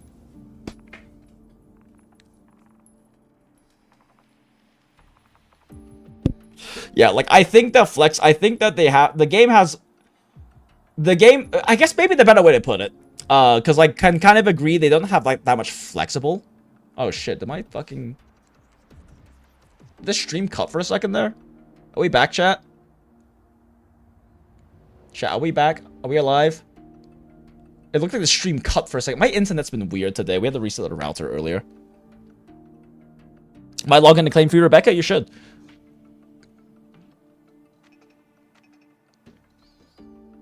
Also, as a non-Jian haver, you do like how Jian got Chacona and Yuno by proxy. Yeah, exactly. Like there are some like also like upscaling happening with like new sub DPS and supports. I saw we will buff 1.x units for Annie, so that's not happening was a bit disappointing. But then buffing in end state at least shows some intent of awareness. Yeah, exactly. And like we can't say they're not going to, right? It just hasn't happened yet. It's entirely possible that they do decide to do like their equivalent of Nova Flare, right? You hear me? Okay, cool. Yeah, it seemed like it told me that the stream cut for a second on YouTube Studio, and I hope that the fidelity is fine. It looks like upload and everything's fine. Anyway, but yeah, I think that's all the 2.x ones, right? Yeah, that's all the 2.x ones. Like, I guess better way to put it, because yeah, I can kind of agree with you that there isn't super flexible team building anymore, because 1.x just kind of like let you do what the fuck ever, which is why people do like Havoc, MC, Encore, or like swap back teams, because they had good like swap back stuff, and like fucking Changli Yao, my favorite team, worked. But they have accessible team comps, because this game does not feel like you ever really need to run, like, it makes it easier, don't get me wrong, but you don't need to run premium teams, except for Sagrika. Sagrika, that's not even premium teams. Sagrika's just a partner character. Like, she needs QIUYUAN so fucking badly. Sagrika feels terrible to play without QIUYUAN. But, like, outside of that, there are accessible teams, because most of the teams work with free-to-play. Like, Rover makes that so much better than making, like, Arrow and Spectro Rover, like, solid choices to run with characters. Verena is free, and Verena's free, and you can just get her with, like, the fucking guaranteed selector thing, and if you don't get Verena, you're fucking throwing. Make a new account. Shorekeeper and Monye give you that access to that, and then for sub DPS options, like, Sanhua still works very well for basic attack carries. Morphe works well for heavy attack carries. The 2.x dot units have Arrow Rover and Spectro Rover.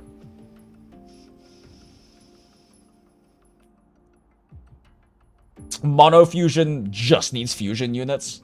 And it's kind of weirdly good with Chixia. It's kind of weirdly good with Chixia. From what I hear, Chixia is still fucking Chixia, but like it is a potential comp for him. And they also, like, new units also kind of expand the team comps too.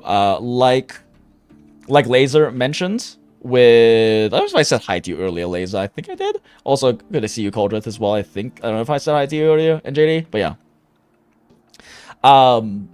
Jian got an upscale from Yuno coming out, as well as from Chacona coming out.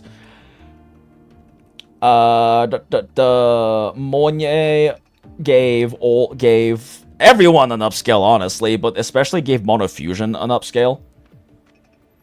Lene, it's just universal support, give everyone an upscale. Who else? I guess Carlotta got an upscale from Booling, because that frees up, like, your good supports for other characters. Yeah, there's been some degree of upscaling. Every fusion character got upscaled by Lupa, because they can just function as part of a mono-fusion team.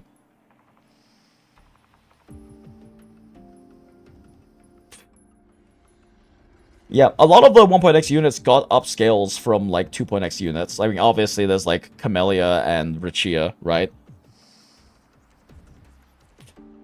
Who is the basic attack sub DPS that replaced Sanhua? I don't fucking remember. I know there is one.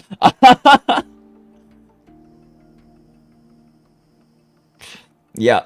Unless your name is Ling Yang. We just don't think about Ling Yang. Nor do we think about his story quest. Lucy will be Jin C partner. Your reality must adapt. Jinx, I refute your reality and replace my own. You know who Lucy is gonna be a partner with? Zani. Dual DPS. Quick swap Lucy Zani. I'm calling it now. I'm definitely wrong, but I'm calling it now. thought Sunhwa is still go to the basic attack buffer. I thought there was another one, but I might be misremembering. I think there is one where she's like, where Sunhwa is like good, but then someone else is better. I forget. Why is it translating to rock? Rachia? Yeah, Rachia is a Sunhwa, is like a Sunhwa power creep specifically for Camellia. And also just because grouping is nice. I thought that was someone else that she paired with, who was a basic attack damage unit, but I can't think about it right. I can't think of it right now. In-lore units can have a second resonance or overclock, so it's possible. Exactly. Like they can have an in-lore reason too. Yeah, skip Rika doesn't have any alternatives when she skips it. Yeah, exactly. If you don't own QIUYUAN and you don't pull QIUYUAN, like Sagrika feels terrible to play. She feels like a 1.x unit to me. Yeah, Chixia does have huge damage multiplier. She eats a lot of on-field time to do so, because of her Daka being part of her core rotation. Like, her ults doesn't take that long, but, like, her Daka being part of a core rotation, but, like, she works. I'm actually kind of curious how, like, a built Chixia plus, Lene Monnier wheelchair deal does. When I doubt, I just use Sunhwa's buffing to the basic attack. Well, the thing about Sunhwa is that even if Sunhwa's buff doesn't help a character out, Sunhwa herself builds forth. She's the fucking Verena of sub DPSs. She builds Forte so fast and does okay damage that she's just really nice for getting faster rotations. Like, Verena buffs worse than Shorekeeper and Monnier, but Verena can do her entire Forte rotation in 3.2 seconds. And that's really nice. It's really nice to just do a 3.2 second... It's 3.2 or 3.4, I don't remember. I think it's 3.2 second rotation on Verena, and then do things on your other characters. Like, Shorekeeper is better in Camellia team. I still prefer running Camellia team with Verena, just because it gives you a bit more leeway with Camellia's rotation. Is that what you're building from the fallen reactor drive after Helios was launched? Why did we just fucking yap for like 25 minutes? Let's do story. I don't have that much time to stream tonight. I have to wake up decently early tomorrow. You had a hand to play in that. You made sure Helios got launched. Like, I don't work until pretty late tomorrow, but I have to go get a haircut and also study more. To complete the drive replica, we require precise data from the Exostrider operating in high concentrations. What the fuck did you say? Heh, correct. Okay. The void matter and environmental without them. Wait, shit. To complete the drive replica, we can't guarantee the Exostrider can resist LF1's corruption. Dramatic zoom in. Here's Squinting eyes. On behalf of the Space Trek Collective, I authorize you to pilot the Exostrider. Let's go.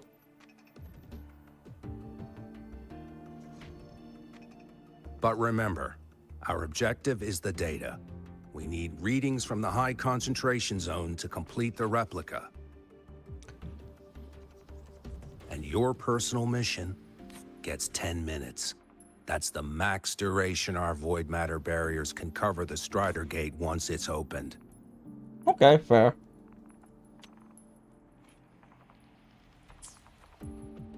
It's something.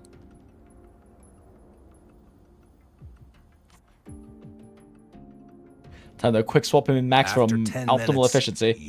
Time to run Verena to save us time for the 10 minutes. Or not. Do you accept?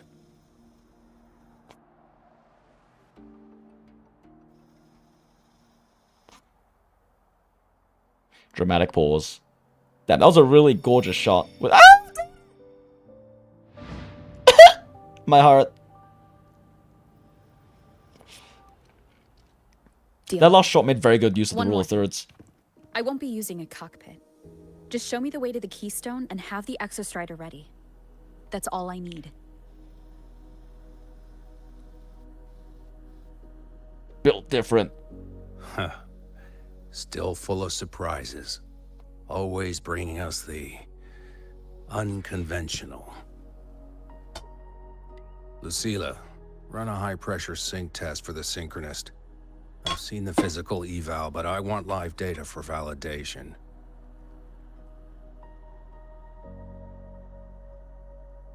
The moment the numbers hit green, we'll begin preparations for activating the keystone. Let's go! And deploy void matter barriers around the Strider Gate.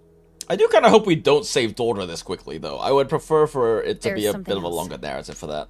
I need a favor. Go on. The Fraxidus is lying low.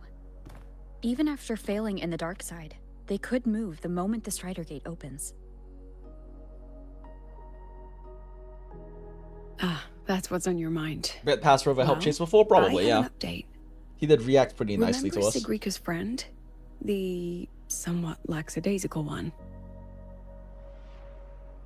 The one that is definitely not a boss fight I had to farm for weekly You mean mats. Denia. That's the one. Rover is Chase's She's gone dad missing. too. Smile. Our investigation points to her being the agent the Grand Architect referred to. Yeah, that makes sense. Man, really, But the don't other let it character who had a distract you. close I relationship have with the a little reliable shit. friend keeping an eye on Fraxidus activity. You just focus on waking the giant. Leave the rest to us, Rover. A friend who was someone we are trying to build right now.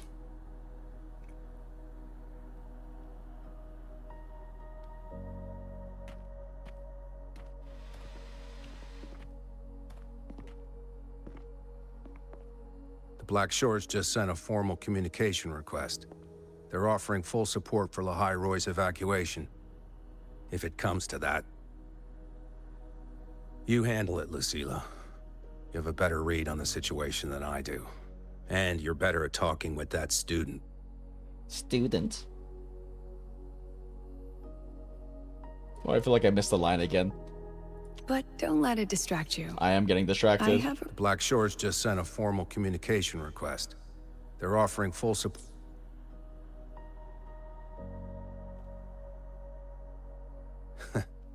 If there's anything else you want to ask me, now's the time. Smiles. What a charming smile. I'm surprised you're placing What a this much gruff trust in Rover, American man. authorizing her so readily. Any particular reason?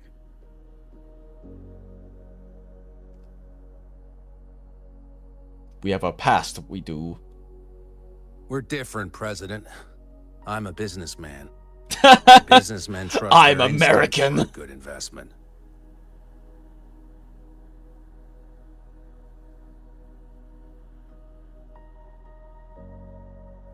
The Threnodian could strike Freedom, any time. true. Given the circumstances, Lahai Roy may have to be written off. Oh. And with the timeline we have, relocating the Wiggle. Exostrider is impossible. Why is my brain highlight the highlight wiggle? If we're gonna lose it anyway, why not let her take one last swing? Hell yeah. Understood. Look at this gruff We still American need to beard. prepare They for the zoomed in worst on case there. scenario. Of course. If this fails, we'll initiate the backup plan. Oh. Duskvale. Duskvale. What an American military operation sounding name. Whoops, bump my mic, sorry. That guy gives me the creeps. Abby doesn't like Americans. What kind of place is the new Federation anyway? It's America. Yeah, are they all gonna be like that? Yes. We'll find out when we get there, Abby. True. Propulsion mode.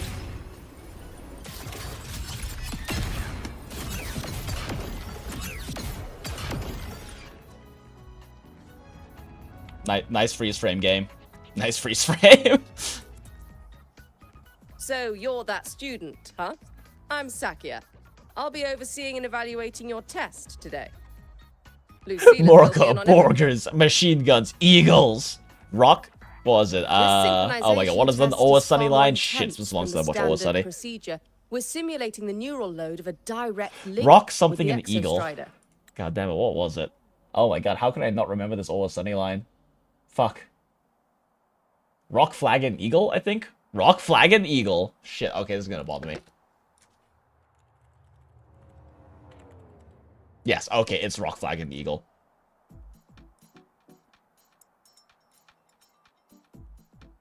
Oh, the gifts don't flag. The gifts don't play. Yeah. Rock, flag, and eagle, chats. This synchronization test is far more intense than the... If you feel anything off, you call it. I won't allow the test to continue under overclocking conditions. Review and confirm the safety protocols before entering the cockpit. We're definitely going to overclock in the actual thing, chat. Also, this is definitely going to fail because they would not have so dramatically named the Dusk Veil if it didn't have to happen. Good. The cabin systems are configured.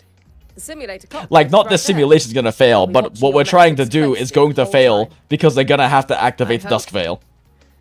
You passed the test smoothly. There's no way Dusk Veil is not a Chekhov's gun.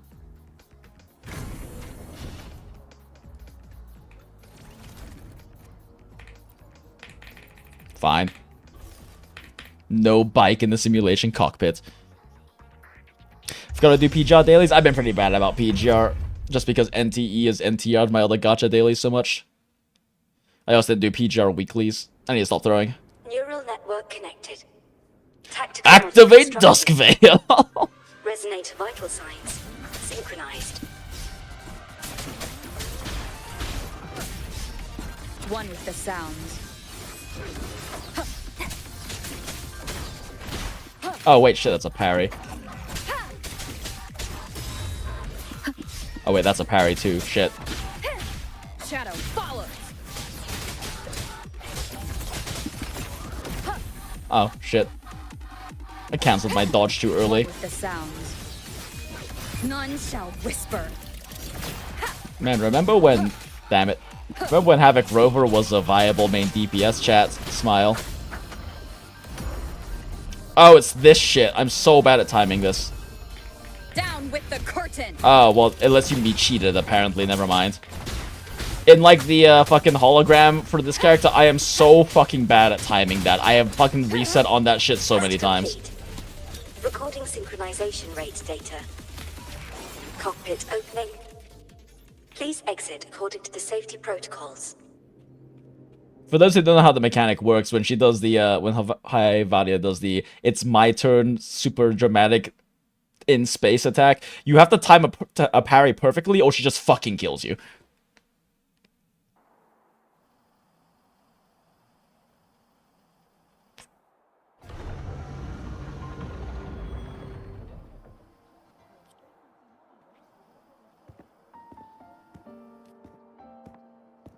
Daughter! How did you get Vegetable all the way here from daughter! the lake house? Wait, we left her in the lake house? She wanders into the academy sometimes. True, we do see her. Usually her caretaker bot escorts her back pretty quick, but today she was... Aww, she has a being caretaker difficult. bot, chat. Oh, beautiful vegetable daughter. We'll go back together in a bit, okay? Aww.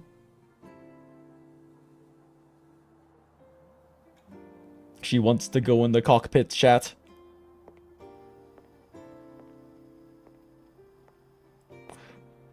She may be a vegetable, but she remembers the cockpit. Aww.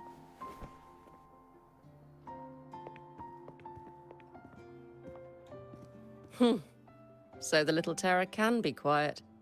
Never thought I'd see the day. We've never seen her be not quiet. What does she look like when she's, like, crashing out? Oh, wait, she's talking about, like, Imeth before vegetable. You knew Imeth?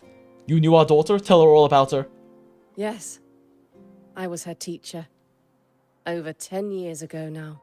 That's why she She has used to all of the drive me smile up the lines, wall. chats.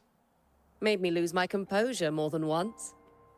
She never did seem to mind. Our daughter is such a mischievous little scamp. The last day I taught her, she wrote "Saving the World" as her career path. I asked her if that was really what a synchronist should be aiming for, I mean, yes. then gave her a piece of my mind and told her to rewrite it. Isn't that the entire point of becoming a synchronist? She didn't even get upset. Just smiled, took the form and walked away. She never stepped out of that cockpit again. Now she's back, but not really. What a headache of a student.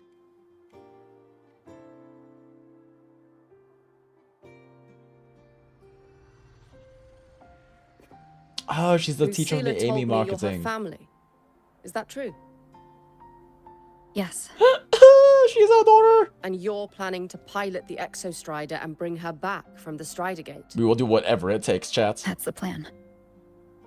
Sounds like an absurd, bold, utterly delusional idea. Nah, we'd win. No one knows what's actually behind that gate.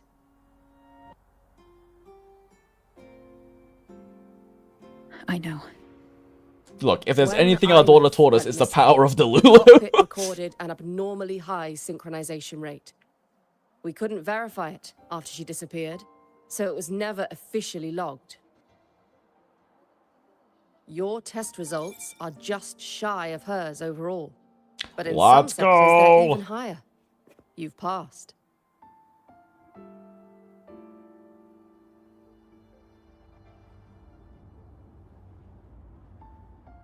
The fist clench. I hope that absurd plan of yours works, and that you bring my student home. No doubt about it. We will definitely win, chat. But the consequences of us winning will be having the gate open for too long, and they'll have to activate a Dusk The Veil. results are out, but preparing the Exostrider will take time. You'll need to wait around 2 days. We'll let you know when it's ready. Can we spend the 2 days in the new area? Please, please. Build Hiyuki, please. Let me build Hiyuki, please. Please. I want to play Alpha. Let me play Alpha, please.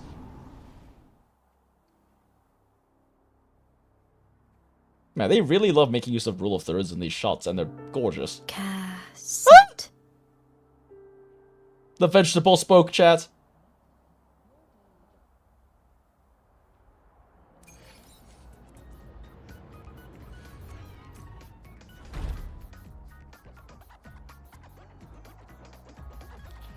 You could too rotate the hologram with aim if you don't break it before this stage, I think. On the max difficulty, I don't think so. I'm pretty sure you can't in the max difficulty. Max difficulty hologram has way too much HP. Where did this Ameth come from? Don't worry about it. Story things. Our beautiful vegetable daughter. Yeah, basically it's like a swamp clone. Got the new area, there's an invisible wall blocking you from exploring anything there.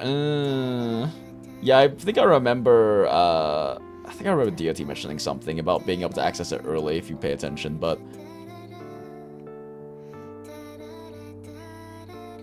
gotta finish the whole story first. It's true. You do get to play in the new area, they just lock it off till story is done. Are you fucking kidding me? Really? You did it in max difficulty?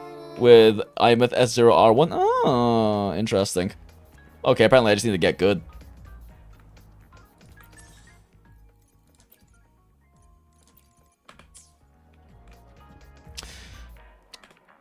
Waits 2 days.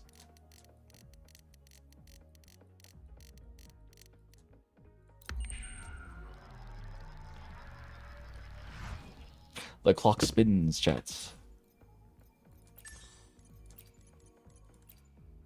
Should probably make sure we do that soonish. Mentor, it's me. The Exostrider has been primed for activation. The data reception framework for the drive replica is ready as well.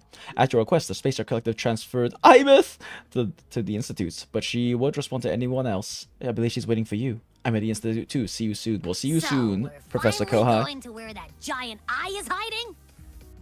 Yeah. And Abby, if you think it's stronger than you, don't try to be a hero. Okay? I got this. But, we don't know how much strength is hiding behind that gate, huh? Our priorities are the data and Imeth. A I'm direct waiting for the fight with discussion Olive to be One over can before wait until teleporting the there. drive replica is ready. Meltdown! Meltdown. Okay.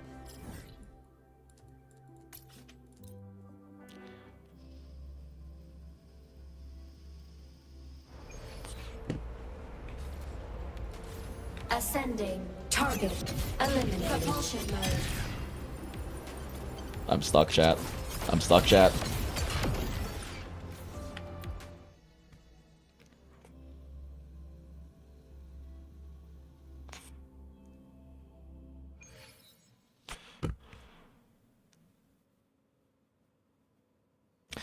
Oh, you don't break it in the first half, so you break it immediately after the minigame thing, and it won't do the annoying clones attack. Oh, that makes sense. Okay, yeah.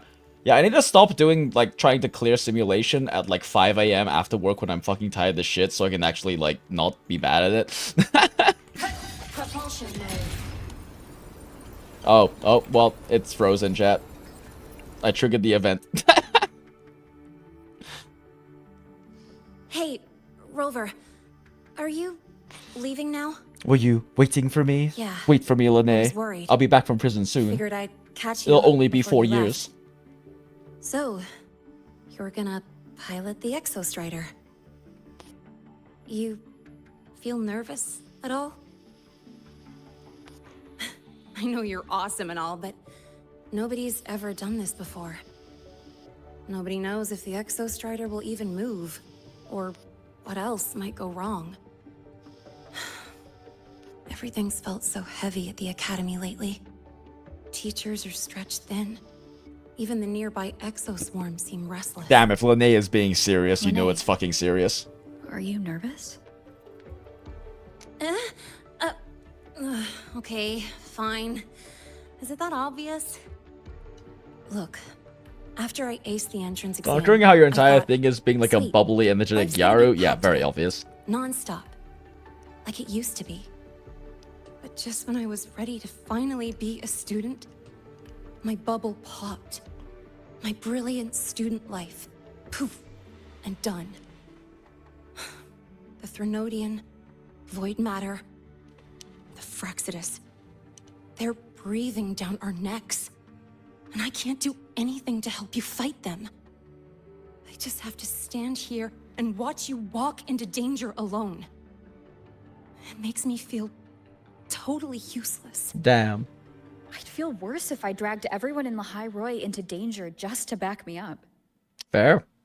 Of course, if things get really desperate, we'll have to face it together. They will definitely get very desperate, For chat. now, when I look at all the students who came here chasing their dreams, I want them to stay students. Aw, leave this to the adults, Because- kids.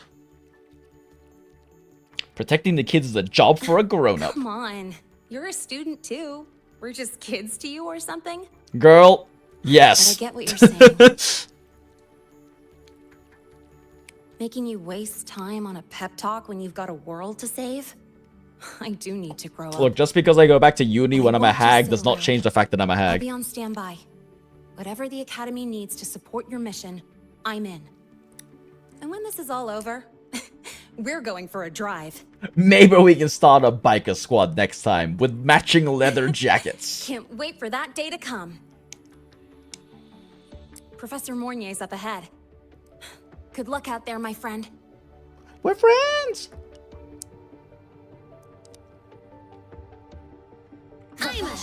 Transform. Shit, I'm going too high, chat. Descending. Warning. It is very fun to just jet around as daughter jet. Temporary passage is complete. It'll take you directly to the keystone. She will use the Dusk Veil. She's got like a couple thousand Black years on Shores you. will keep a team on Something like standby that. here at the Institute. If you need our support, just say the word. Behold, the power of Chinese science.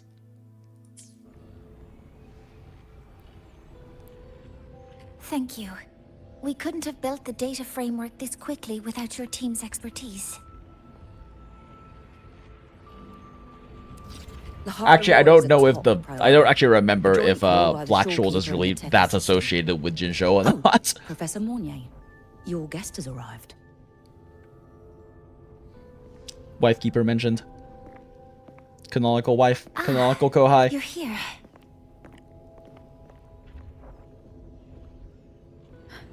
Is that the way to the Strider Gate? Yes.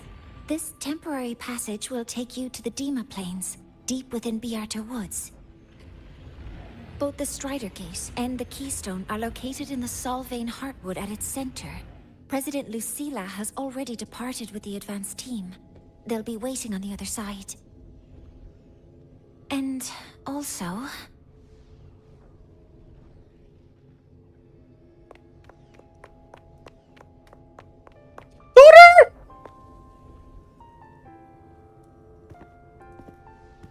Even as a vegetable, she has something to show she cares. She's too fast. Yes, my daughter is the most What athletic. happened? Leaving this bitch in the Professor dust. Monet, she suddenly bolted into the cassette depository and took this. Our daughter is the best thief, chat. This is...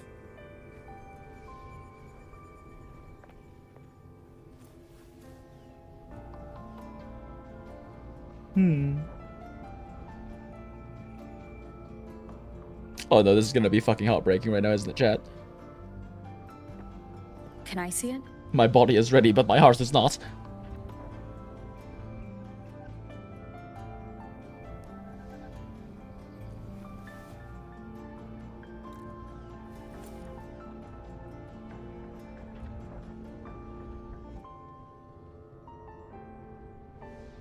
I'll give it back in a moment. Mornier, do you see what's special about it? We're so tender with our daughter, chat. This ID number. I saw it in the student file during the inspection. This is Imeth's own cassette. As if we couldn't It's tell been from the stored fucking in the sticker. depository since she went missing. Why did you want to bring this now? It may be instinctual. Dr. Luke did say this exoswarm-like shell shares a frequency link with the real Imeth.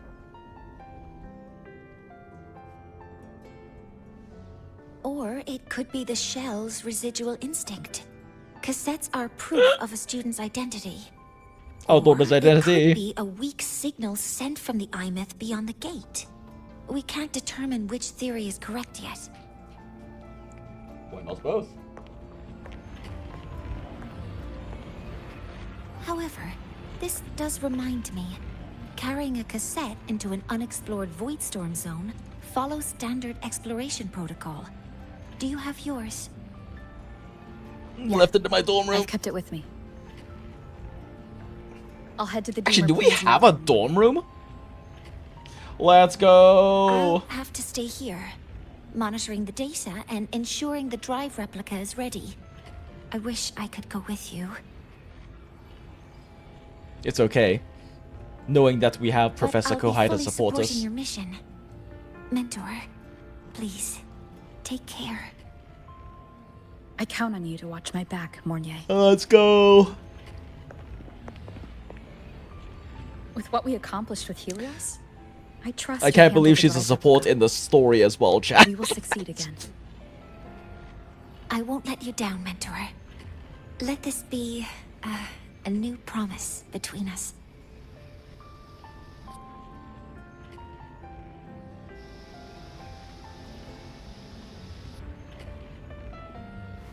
Her beautiful daughter.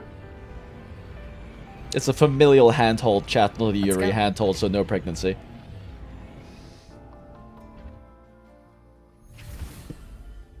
You're about to start a long quest line. Your progress will be interrupted and stayed to lead in the air during the quest. When you return, you can resume this quest from the last checkpoint. Let's go!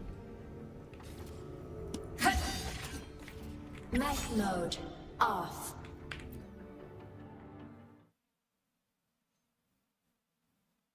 Every superhero needs that guy in the chair. Smile. Where did this Ameth come from? You can't recall. Just at the very end of the daughter's storyline, we found this.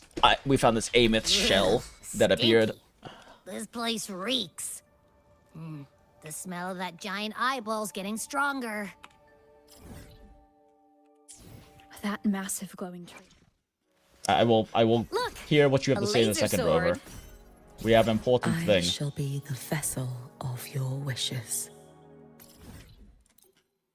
It's over there, chat. Is that the Solvane Heartwood?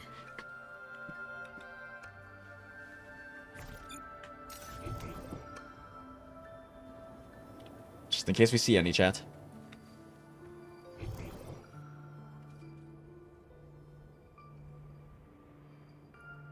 It didn't show where she came from, right? She was just sitting beside us on that bench. I think so, yes. I'm pretty sure.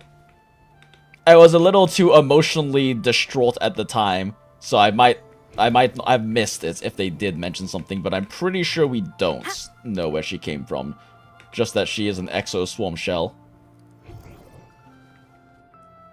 Look, just in case there's any flowers around here.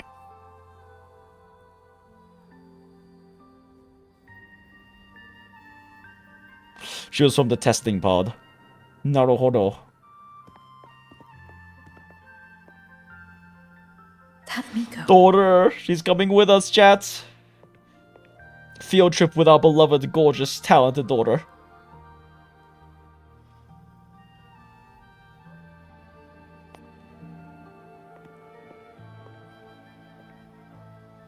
Hey, who are you cozying up to my daughter like that?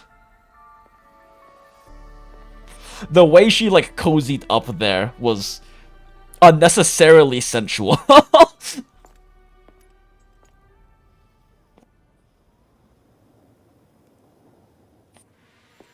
Wait, before you go, you should Nice say hello shoes. to her. Those heels are so tall that Alpha's ass must look fantastic. This is Hiyuki. I told you about her before.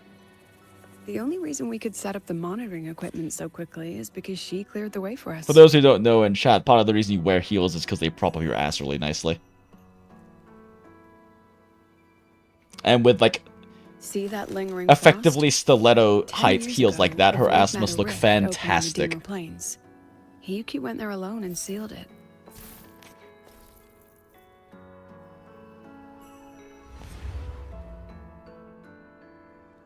Thanks to her efforts, the Space Trek Collective and the Roya were able to fortify the seal successfully. Every task the Academy assigns her, she completes flawlessly. Were she to have a flaw, though, it'd be that she goes through blades like nobody's business. Me break sword, sorry.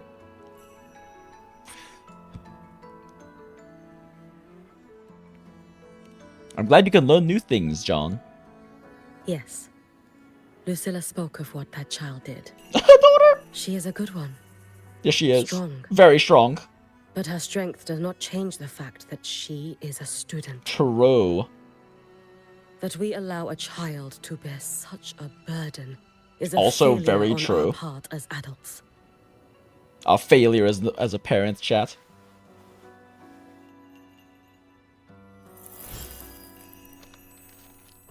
Also, Hiyuki, confirmed Hag. To search the Void Matter's concentrated depths. And I am certain True, the failure of Hags. We must redeem somewhere ourselves. In void space, she waits.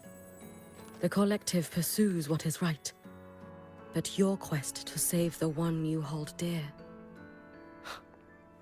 That, I understand. Very good.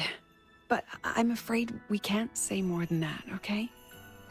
Right now, both sides want the same thing. Alright, what the fuck?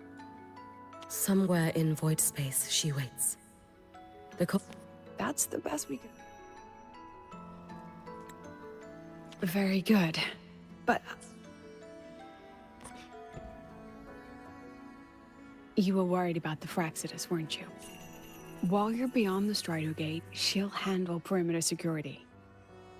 The entire perimeter. She's hunted both the Threnodian and the Fraxidus for a long time. There's no one better for the job. Right, Hiyuki? Yes. My blade is yours. Those two Fraxidus members. I will track them down. Which two, though? Here. Take this. Obvious annoying I think annoying playwright is one of The them. white bird She's talking about the carries Grand my Architect power. for the other one. It will shield you. Should you lose yourself in the void matter, it will also guide you back. Hiyuki is part of Star Torch Academy's Special Response Force. She works from the shadows. She part of them or She's like been the an only incredible member? help to us all. If in your fight with the Threnodian, you Funny that she works require in the aid, shadows while she wears basically all white. you may make a wish to me.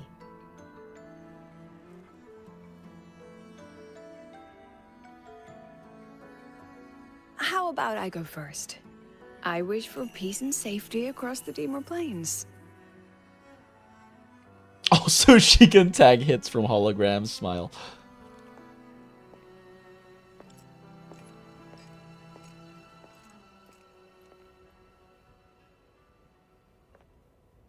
Whoop, Rover doesn't get a wish, chat.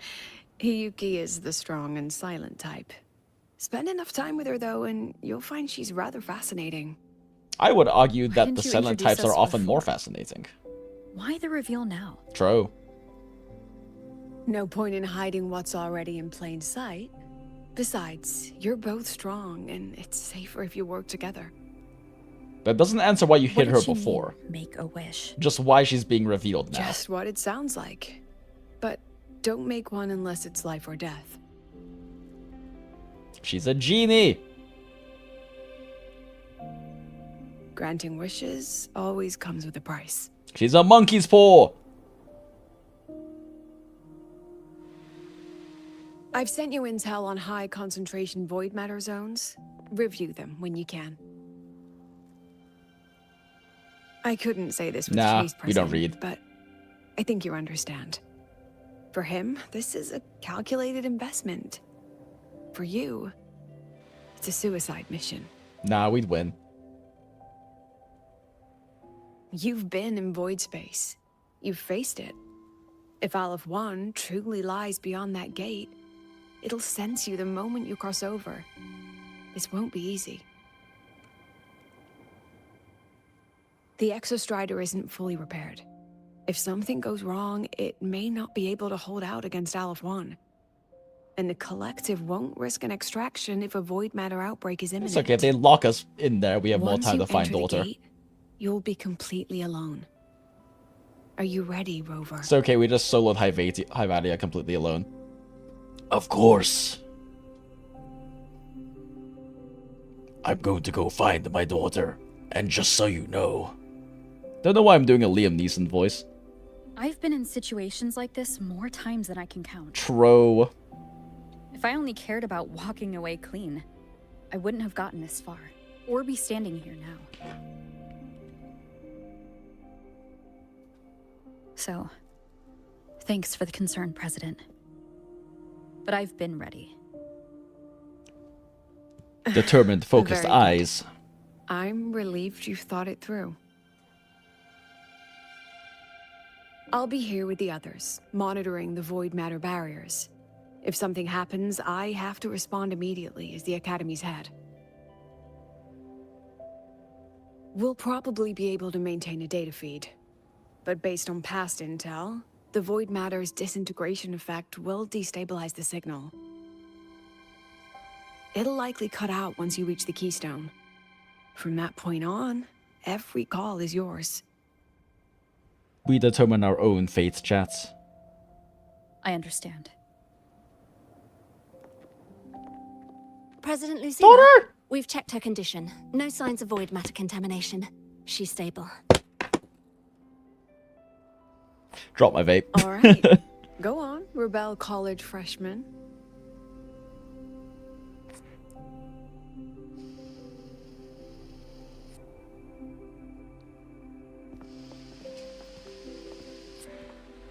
More amazing things conversations are so sleep inducing, like every talking scene. students and Yeah, I've run into faculty of issues with that Startorch Academy when we've done have like been story waiting things for when the day tired, the and we'd be like, Exostrider oh fuck, this is making me awakens. pass out. Not because the writing isn't May you return interesting or victorious. engaging or the dialogue isn't good, it's just because the music is so fucking calming.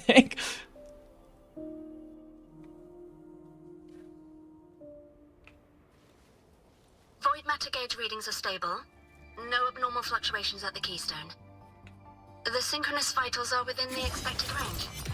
All readings normal. Damn it. Damn it. Damn it. Damn it. Damn it. Damn it.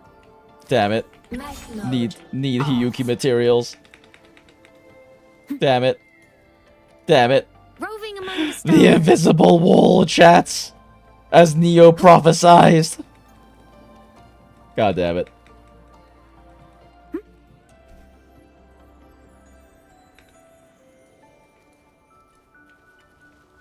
There aren't any for us to take over here. Target eliminated. Mech mode off.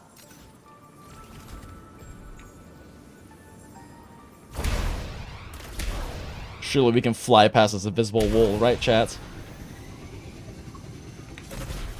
Wait, shit, can we? Looks like no. The signal's cut out. Huh, it's so quiet. Are these Soliskin?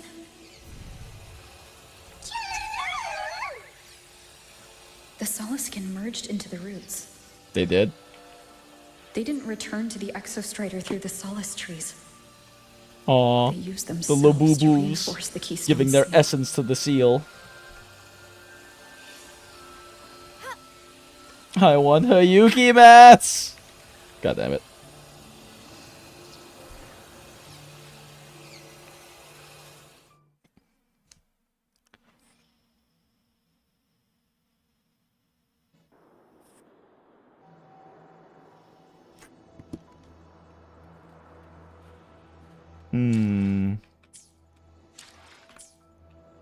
I wonder. Damn, we don't have anything to teleport to. Fine, we'll do the story first. Time to 1v1 the left one, chat.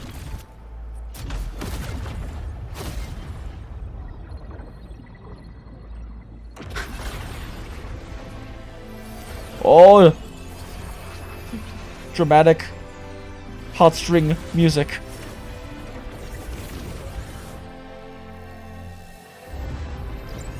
Let's go! I love Titanfall 2! I love Mecha Break! Time to play Panther! No, that would level all of the High Roy. Oh yeah, maybe don't do that. We take half sword!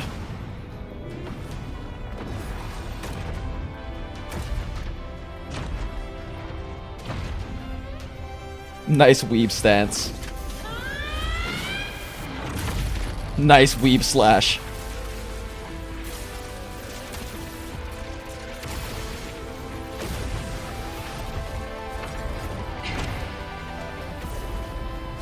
Yeah, this isn't Panther anymore. No big weapon.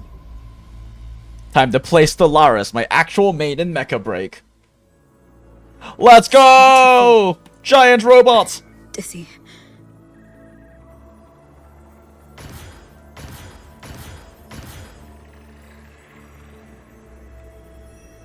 Huh! Huh! Huh! Huh!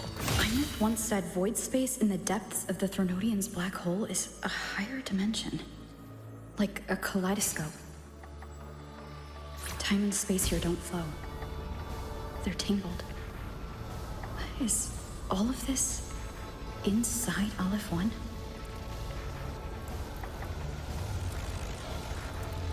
Those figures. That's Space Trek Collective in Royan clothing. What figures?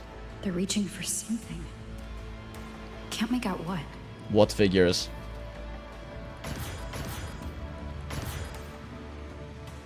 That frequency. Is it Imeth? Daughter! We still have like a solid 9 minutes left, chat.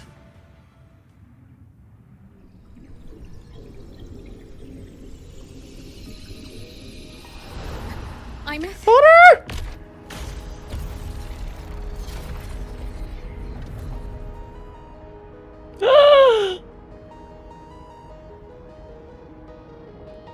Her cassette? It's playing.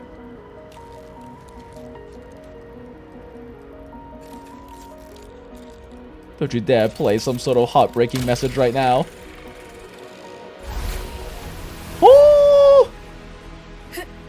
Glowing daughter chest. Oh no, it's the gate from Full Metal Alchemist! Don't you fucking dare! No!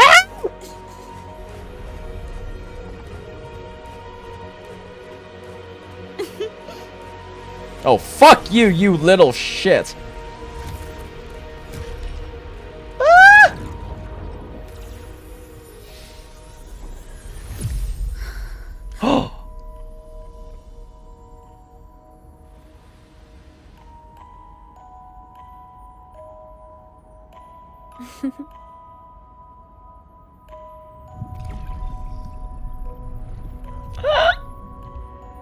She swims so gracefully, chat. Our daughter swims better than Michael Phelps. No!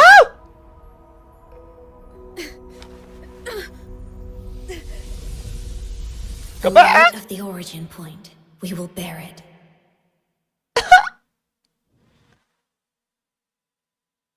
Stop being the Messiah, daughter, and come home.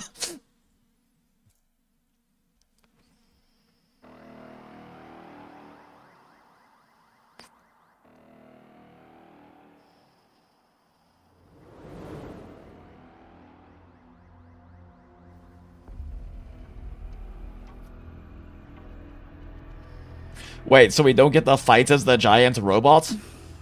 Am I Maybe later. back at the academy?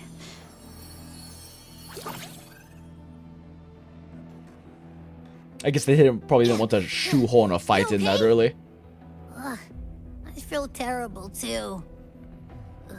What did you eat? Just yeeted us out of the Thronodian's gut. Oof.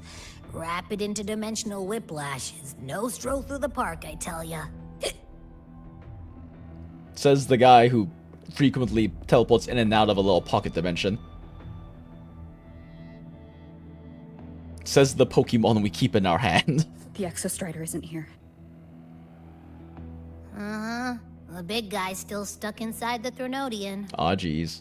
Did you see that freaky black hand that popped up in the Yes, we cockpit? very much saw The it. whole dimension freaked out, like it was trying to spit us out.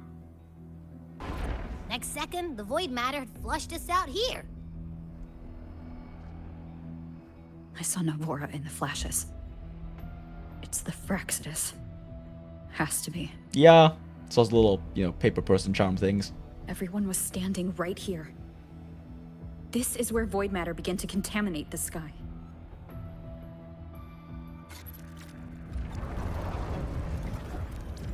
And LF1 was watching me and the Exostrider beyond the gate.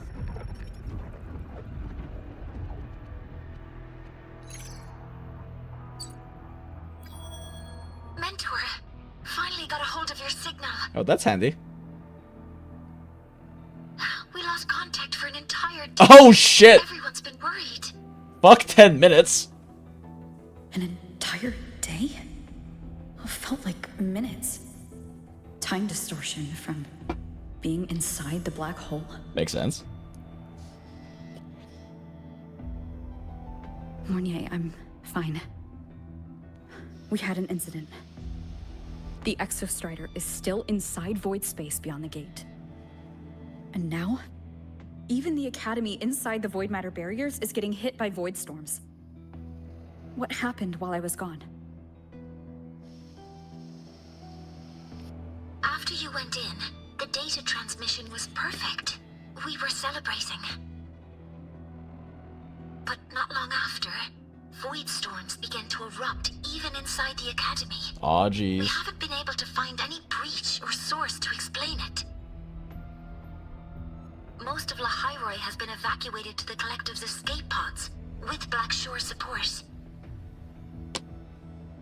Those who remain are gathered here at the Institute.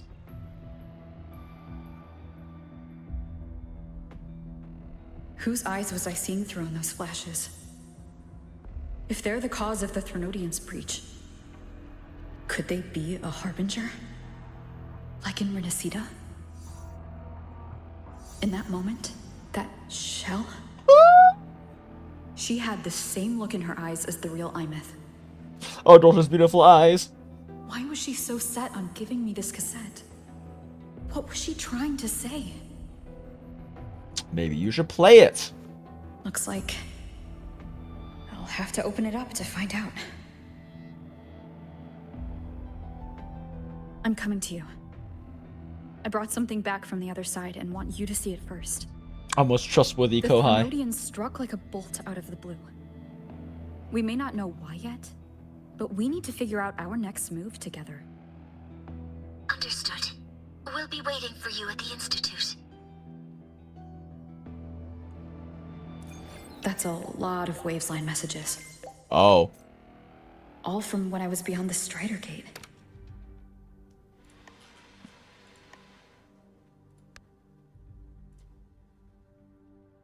It's past the estimated waiting time, but I know you'll be alright, Mentor. Void Mana concentration is already above the threshold. We have to retreat to the Institute's shelter now. Please head there as soon as you're back. Mentor, I was just approved to stay and ensure that the collective's emergency protocols proceed as planned. I'll wait for you at the Institute. Mentor, you're back! Yes, I'm back. We were just in contact, but yes, I am back. Must have been signal interference in void space. I only just received your messages. I see. I'm glad you're back. We can talk about everything else once you get to the Institute. Are you feeling alright? I'm fine. Don't worry, I feel perfectly fine. That's a relief. In that case, come over to the Institute first. That is 3,000 meters, chat. Surely I can fast travel. That's a lot of messages. You don't worry about us. We're handling everything on this end. I know you'll come through, just like you always do. I'll be waiting for the good news. Jinx Bro, where are you now? Friend sent a nudge. Jinx Bro, I've been asking everyone. Even Linnae was being vague about it, but I figured it out. You're in void space, aren't you? Just like when we first arrived at the academy. You made it out safely last time. I know you'll make it out this time, too. There's a void storm in the academy right now. Jinx Bro, I'm at a research institute. Professor Monnier is here, too. I'm confident that you'll be alright. You always find a way to handle whatever comes your way. Void Mana concentrations have passed the safety limits. The Space Truck Collective is already starting the evacuation of Lahai Roi. I am staying behind for you to the very end. I'm back. Are you still in the underground sector? Glad to know you are right. How's the situation on your end? Need any help? It's proving difficult. As the void matter intensifies, locating people has grown increasingly challenging. Don't worry about me. Go. Join Lucilla and the others. Still not back yet? Void Master concentrations just spiked. Profs are locking down everyone at the Institute. I know you'll be fine. We've got rides waiting. You wouldn't bail on that, would you? Oh, okay, so we'll probably just drive over there. Are you back? Yeah. Still trying to wrap my head around everything. It's alright. We already know. Your safe return is what matters now. Anyway, come meet us at the Research Institute. Everyone's been waiting for you. Got it. I think that's all of them. Oh, Senior, Void Matter concentrations are critical. We're all moving to the Space Truck Collective shelter now. So there's someone helping my tribe evacuate, and right now I'm filtering and archiving all historical records from the Sol Asylum for separate storage. You must be very busy now, right? I'll see you when you get back. I think that's all of them. Everything else is other random bullshit.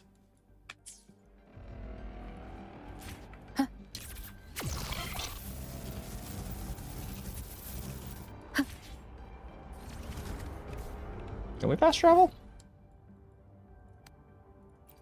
Oh, we can.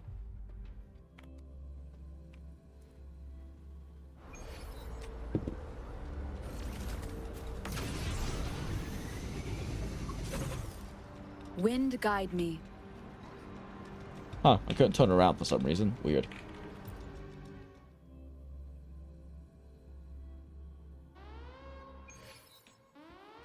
Oh, that's multiple of these little guys.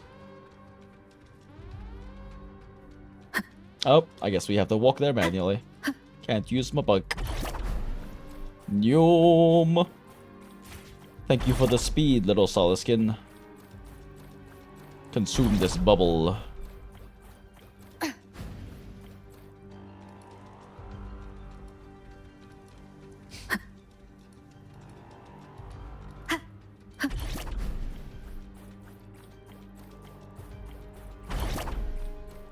Oh, hey, what's up? Okay, I can't interact with them.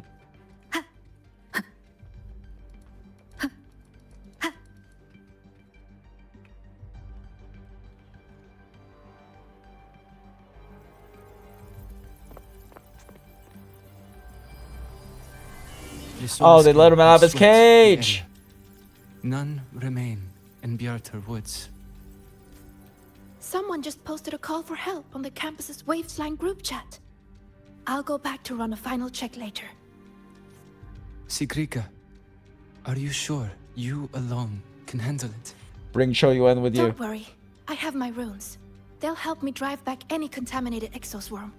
The Soliskin will guide me too. Hello, I'm boo-boo coming friends. with you. Finding people is one thing, hauling them back is another. It'll be faster if we take my motorbike. True, that fits Status two report, people. Professor Mornier. The launch orbit has been confirmed. The drive replica is projected to launch in 16 hours. At which point, it will initiate Duskvale. Duskvale. Then we evacuate every remaining soul in Lahairoi before that window closes. Check the ships at the Royal Frostlands port, in addition to the escape pods. We don't know how long Duskvale will hold. No one stays a second longer than necessary. Duskvale. Just walking in very casually and slowly. Give everyone a chance to react by walking here slowly instead of jogging or running. It's not like there's an emergency happening or something. The Exostrider. Our giant mech we didn't get to fight in.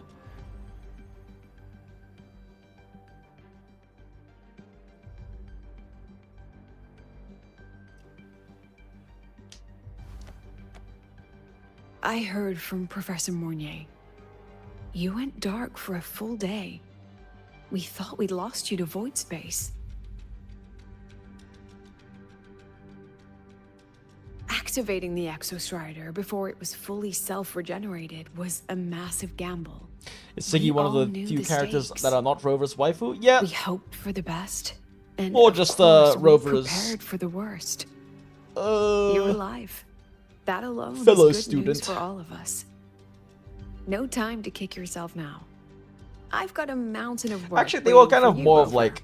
It was more like Rover was mentoring Sagrika and helping her get over her trauma. Please, have a look at this, Mentor. More of an Onesan sort of situation. The Research Institute is running the final Tohai kind of thing. modifications on the drive replica now. The Roya are assisting with assembly and verification. With their expert math.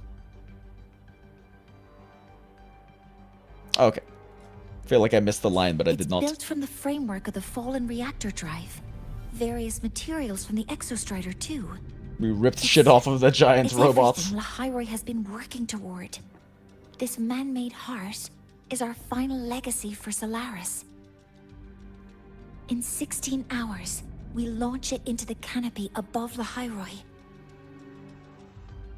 Once evacuation is complete, it will activate, transforming the canopy into Duskvale. It'll contain the spread of void matter. Yeah, that was kind of the We plan finished it from because what we of the learned data earlier. you sent back from beyond the Strider Gate.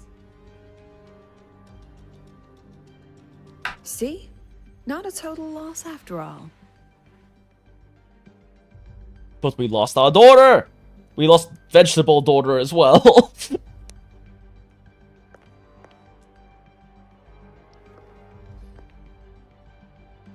Yeah, I guess Duskvale was just the name of the plan that they had for the thing the entire time. Which was to have it, you know, replace the extra Strider's Thank heart you. above the sky. All of you. About what I experienced beyond the gate. There's something I want to show you. Daughter cassettes.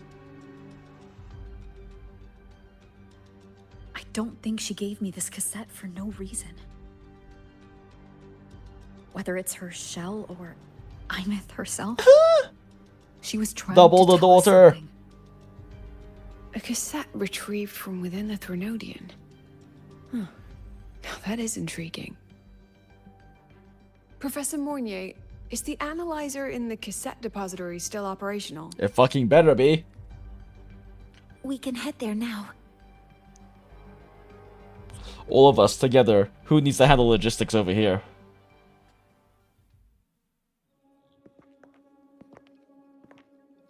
Oh wow, it actually is everyone. Heartbreaking message from daughter.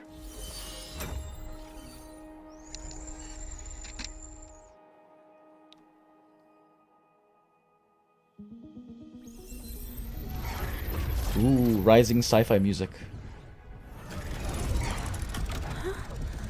What's happening? Why are all the cassettes rewinding? Because our daughter is mighty and powerful.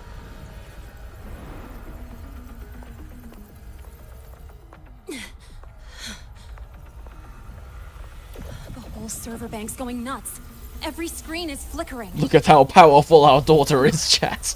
The data volume is far beyond the cassette's capacity. Oh. It's as if thousands of people left their records in it.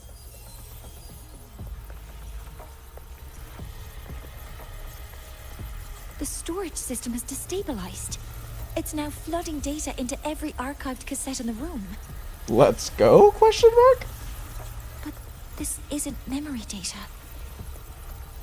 Aside from the corrupted junk, the compressed mass consists of coordinates. Coordinates?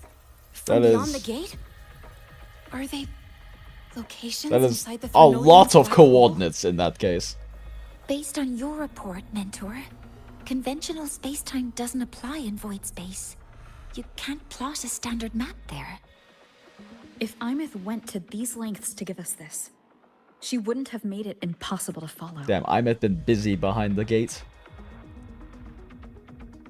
What if they're coordinates in Lahai Roy? If such is the case, the origin might be... Please, allow me.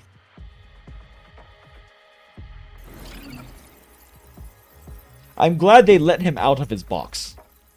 It was tragic that he had to spend the rest of his life in a box. A uniform format these coordinates share.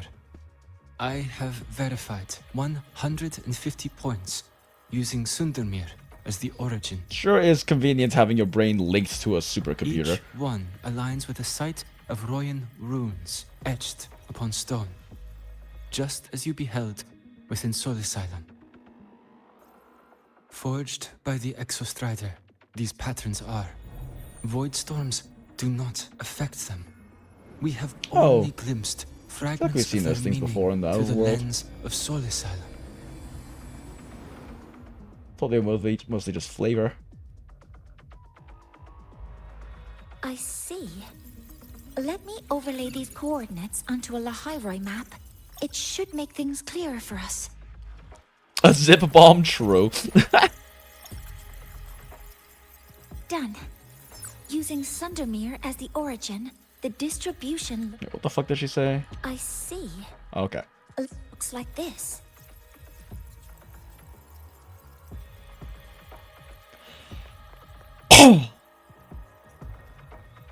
Everything matches. I'm spotting every Royan rune site in Bjorterwoods on this map. But what about the other coordinates? True. Wait, I know that spot. That's where the void storm hit at the start of all this. How did no one else notice that? Did they have that just so Lene could not be useless in this scene? That time when we first met.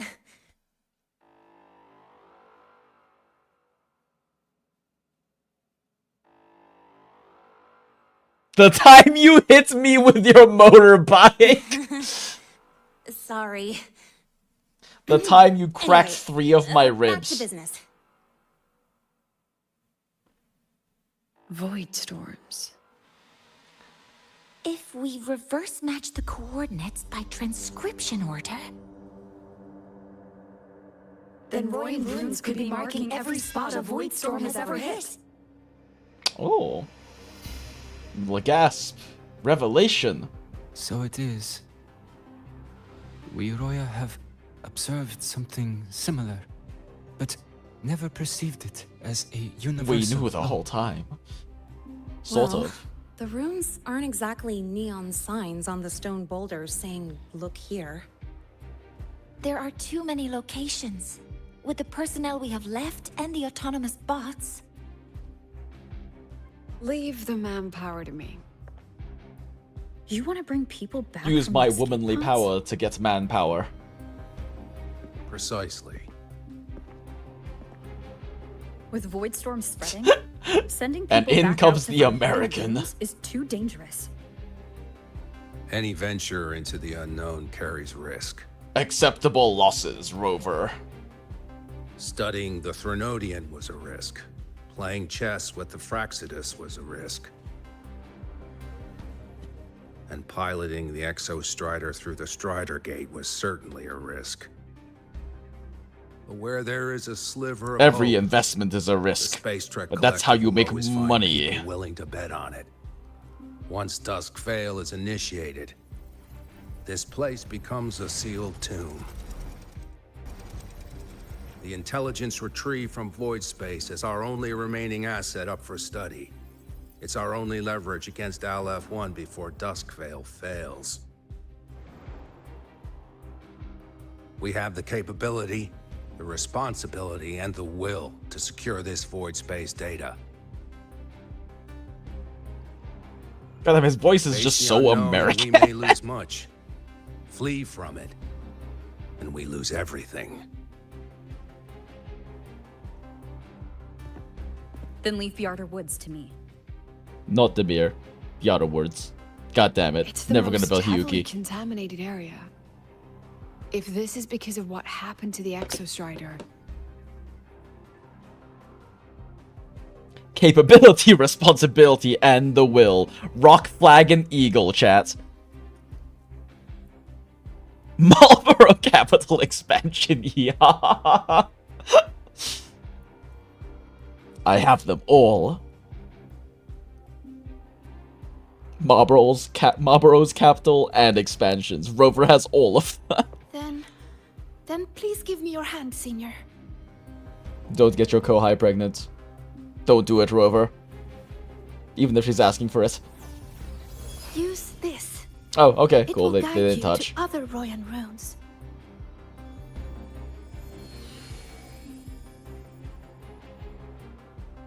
Oh, and take this one too. It's for protection. With it, you'll definitely come back safely. Cute.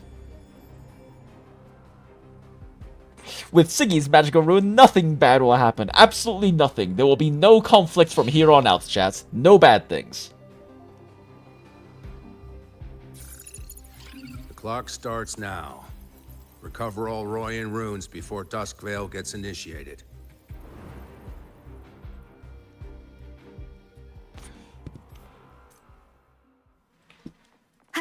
Rune of Seek. That's fine. That's not 3,000. We're fine. What's this Rune of Seek? Let's see if it has any flavor text. Blind? What the fuck is it? Oh, there it goes. A rune secret call for you. You can feel the warmth of its power flowing gently through your palm. It can help you perceive the Royan rune fragments scattered throughout Lehigh Roy and restore them to their original form. But who was it, and by what means, that used the Royan ruins to etch those scattered messages across the plains? Oh, it's an actual item we can use. Cool.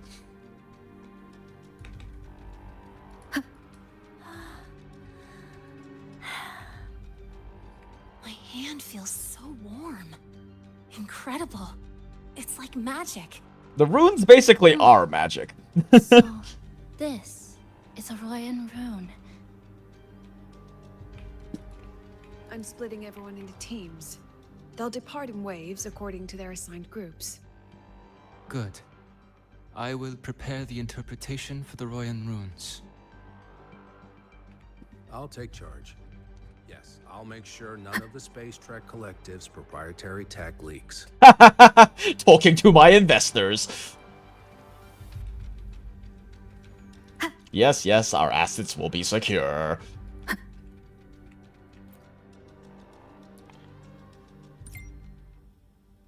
Group chat. Preliminary deployment is complete. No one leaked the group chat. Preliminary deployment is complete. All teams have reached their assigned sectors on schedule. This teacher team has reached a high-risk zone ahead of time, beginning full sector scan now. Student council here. We've engaged we've engaged a rampaging exoswarm herd.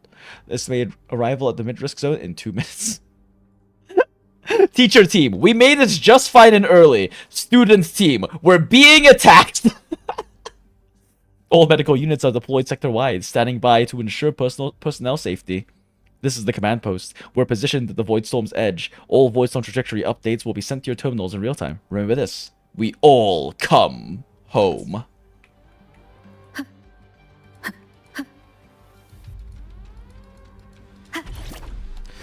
Zoom!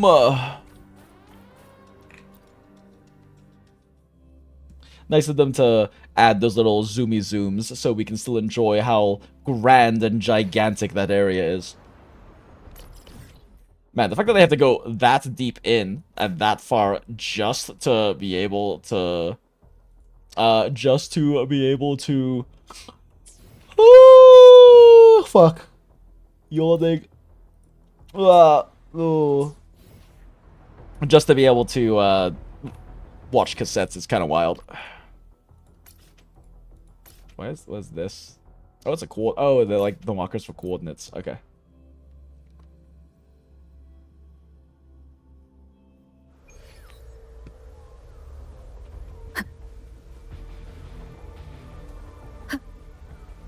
Can we use the bike, please? There we go.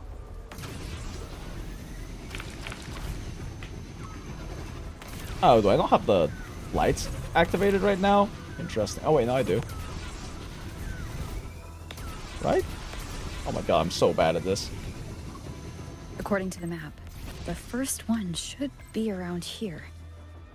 Ah, didn't notice before, but there are some shredded frequencies hanging around this spot. Abby, you're awake.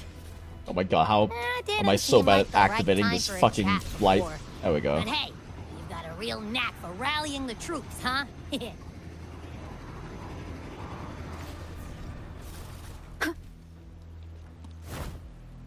Oh shit!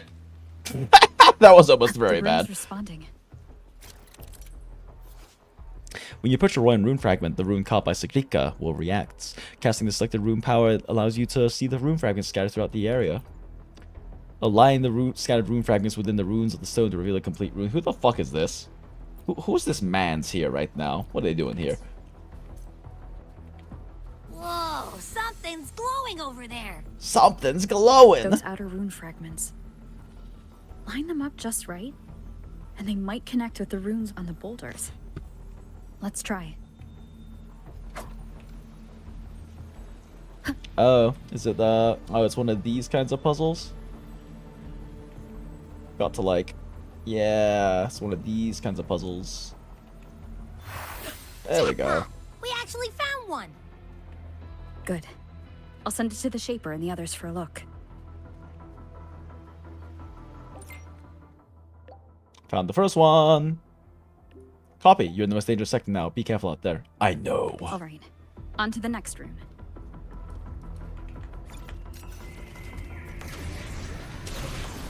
Whoops.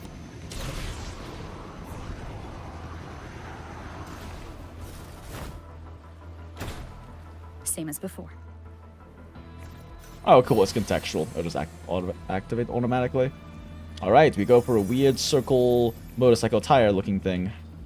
According to the mission details, there's still one left. New messages. Found the second one. Copy. Efficient as always. Everyone's on schedule. Don't rush. Stay alert. Got We're it. blazing through these runes. Yeah. Teamwork makes the dream work, huh? What's teamwork? We've done this all alone so far. I hope Sigrika is having the same luck. So while you were searching, Shit! This is the last one. What was Abby gonna say? I went too fast! Yeah. What happens if I, like, leave the quest area for too long? Nothing, apparently. Or I guess the quest area expanded? This is the last one, right? Yeah. Alright, we line up Anvil. All done. I'll send it to Lucilla and head back.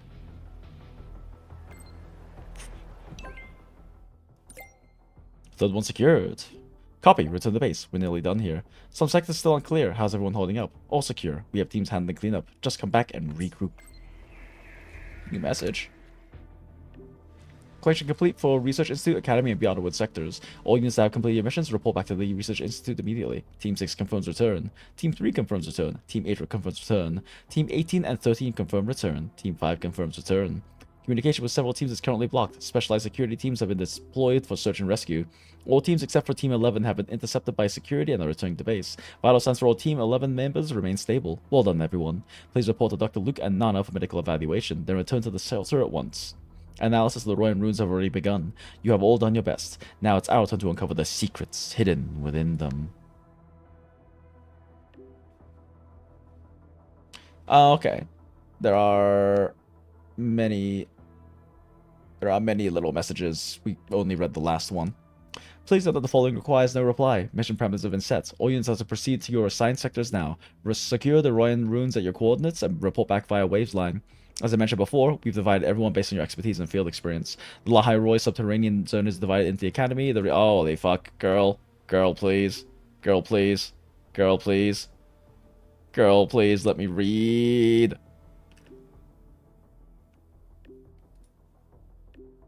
She's yapping so much, chat. The hag yap is so real.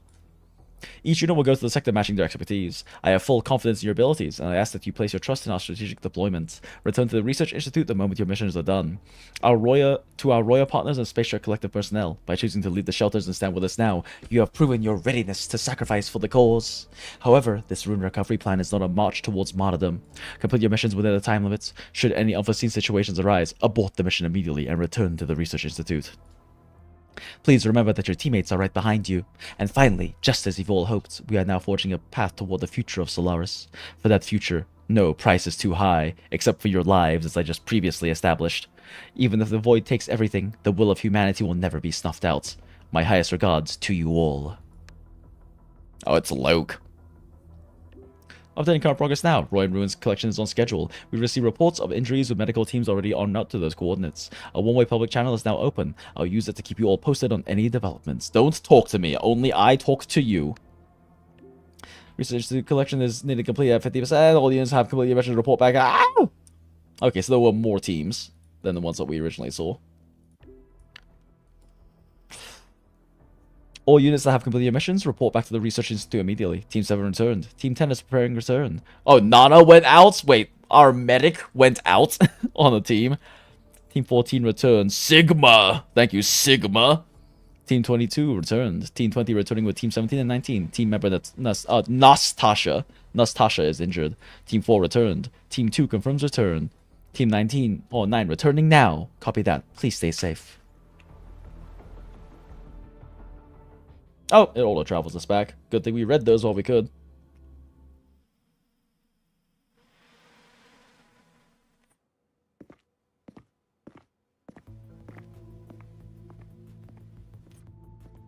Oh no, everyone looks worried, chat. What's going on?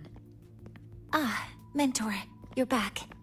Everyone except for Mr. American over here. Finished analyzing the Same ruins, determined gruff but their expression meaning as still always. escapes us. As for the overlapping coordinates, we've run multiple standard decryption algorithms, but the results are contradictory.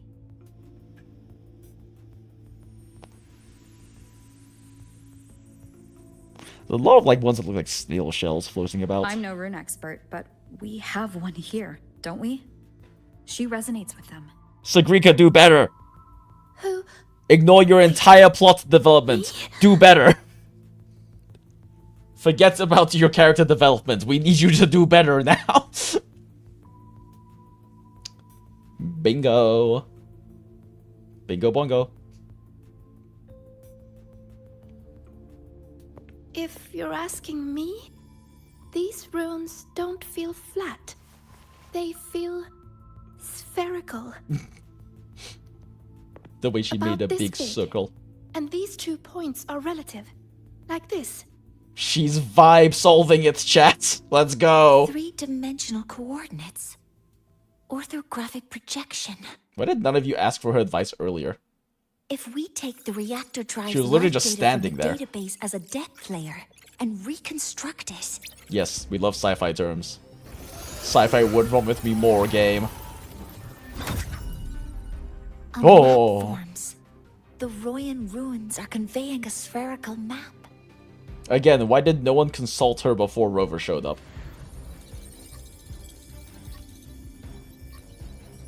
What are these 2 places? The one on the surface corresponds to the Strider Gate. As for the one at the center, there's Please be in Demir, I need to go get fucking flowers. But by geometric definition, it's the origin point of the entire map. That it is how a sphere works, yes. The Exostrider. That must be where it is in void space. Oh. It's the only thing that could survive there.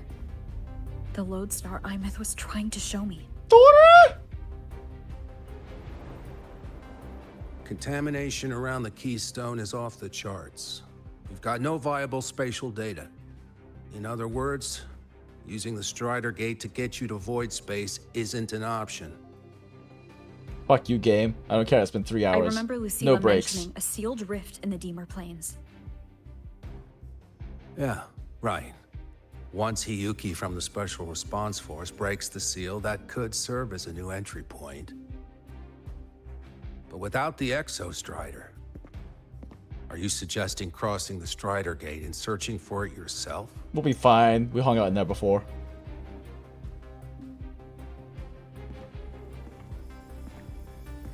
Now that we have a concrete map, I should be able to retrieve the Exostrider before my power of separation gives out. Handy.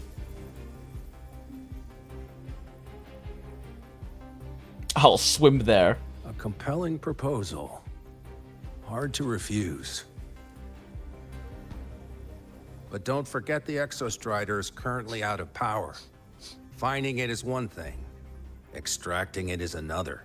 Power it with the power of friendship. Look at all these friends here. Spirit bomb that shit. Then we set a hard deadline. If I can transmit the Exostrider's coordinates to you before Duskvale initiates, then tell me you'll consider entrusting the drive replica to us. So we can stick it in the Exostrider. So you're handing the choice to us? She is a woman of the people.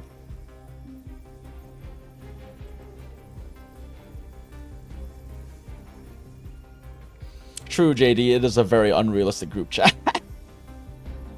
It's not about who's making the choice. It's about trust. Fucking cheesy ass platitudes. I'm not asking for a guarantee. I'm trusting you, the professionals on this side, to make the right call. Whatever that call is. I'll be fine either way. The Exostrider's value justifies the risk. It's too expensive to not do it, chat. Proposal.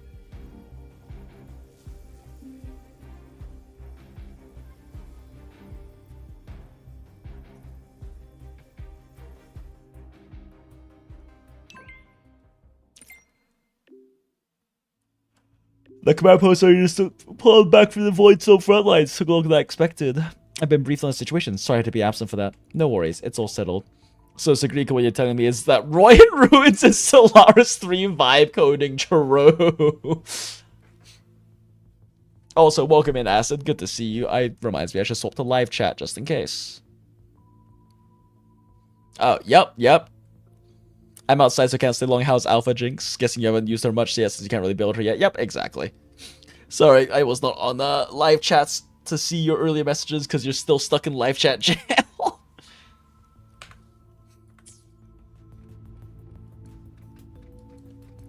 Oh my god, why is it so far away, chat? Let me bike! Oh, I guess maybe there's like people to talk to. Oh, there is. Okay. So there's people to talk to here before we talk to Luke.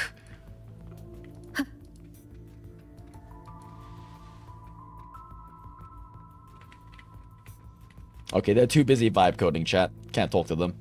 And Chase is too that busy staring magnanimously and intensely in his very American way. Standing like a true CEO.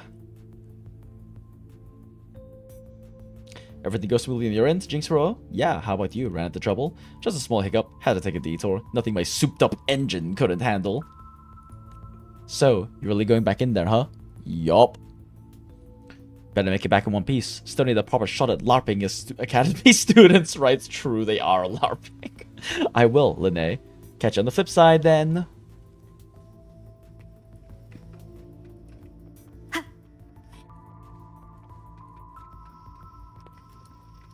Fine, we'll talk to Luke. What's the status on the injured? Oh, I raped your chat. Mostly minor, thanks to the collective's evacuation protocols. Gave me enough breathing room to come check on you. I called Window to your chat with Mr. Chase. Through less than official channels. Let me guess, you're not actually sure you can find the extra strider, are you? ... Figures, you always had a knack for making people worried. Some things don't change. Do you want me to change? I do, but not today. Right now, just be you and do what you need to do. Leave the rest to us.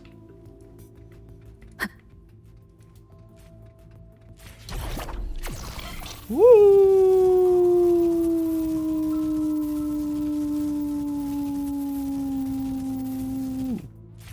Yep, guess we don't have to run all the way across. Oh no, scary alarm sounds. There's President Hag. Here, this is the Deemer Plains map, updated with the latest intel. Be mindful of the contamination. It's not just the exoswarm or local life forms being affected. It's sealing off the terrain itself. That said, where there's a will, there's a workaround. That Miko. Oh, shit. That said, where there's a will, there's a workaround. Hiyuki found one, though took her some time. Yes, she's been investigating the Deemer Plains in secret. You'll meet her there. She does everything in secret. She also asked me to tell you that she's run into the Fraxidus there. Oh no! Including the missing girl, Denia. Why would you want me to know that? So, Let's just ready? say honesty is in her nature. Should come across She just materials thought now. you Let's might go! Perhaps her way of showing she has no hidden agenda. Noted. I'll be leaving then. Okay, cool. Wait. What? This is an emergency. Do you not hear the alarms? This is no time for romance, Lucilla. Relax. It's my forte.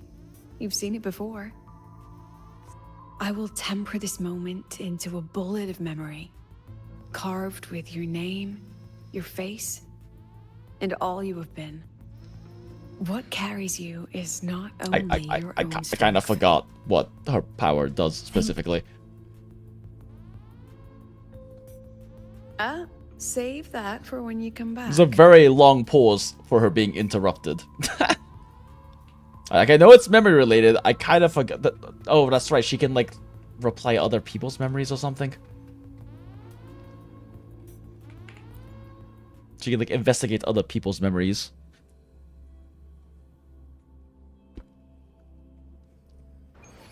An entry point hidden in the Deemer Plains. Let's Time to get to go!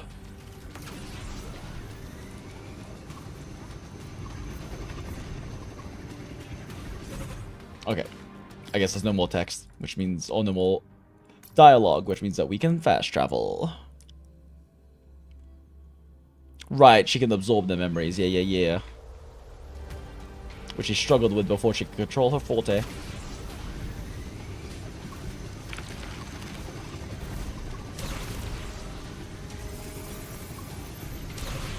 Whee!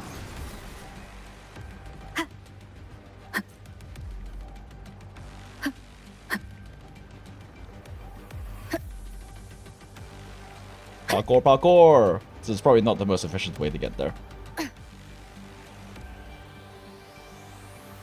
But it is nice to wall run. Again, after all the time spent in NTE not being able to wall run. Glide. Oh shit! I guess I have to touch this. Okay.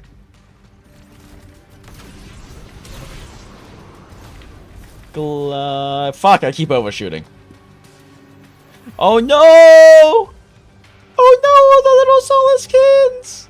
They gave their lives for the cause. The poor little Labubu's.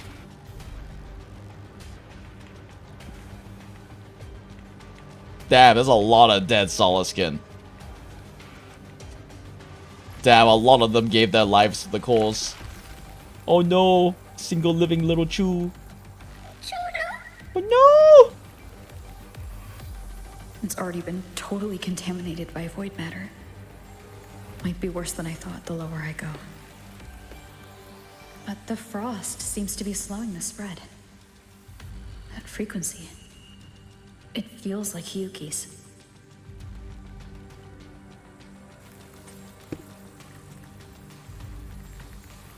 Well, in we go. Not dead, just corrupted by void matter. Oh yeah, I guess that's true. It is a bit funnier to think they're all dead, though.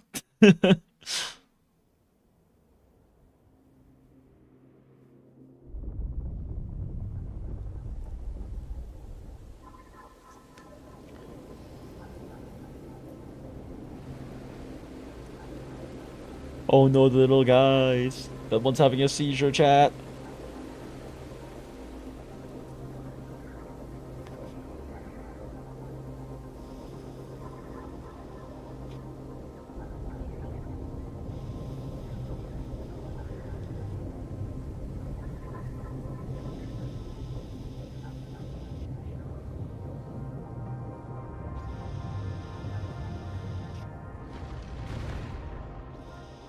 The void matter contamination is bad. It's not looking good for the Solaskin. Oh no, it's not. Well, they do actually look pretty good in purple, but they're very clearly in pain. This white bird. Did Hiyuki leave it here? I mean, who else, honestly? All right. Lead me to Hiyuki. After the map leads me to Hiyuki's ascension materials. Void matter just WUWA giga radiation. They have extra dimensional cancer. True.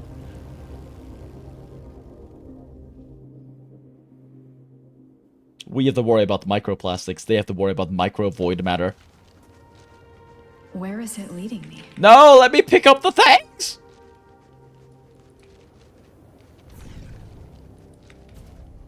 Damn you, fixed movements.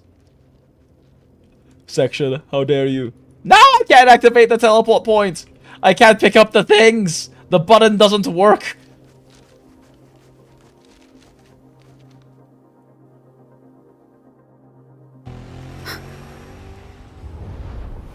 Oh no!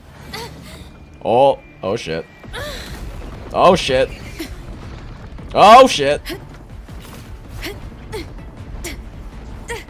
Time for us to use our flights.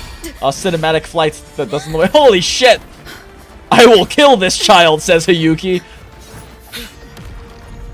Damn, okay. Damn, okay, Alpha. Damn, okay, Alpha. Okay, she won't kill this child, apparently. Use the back of her blade.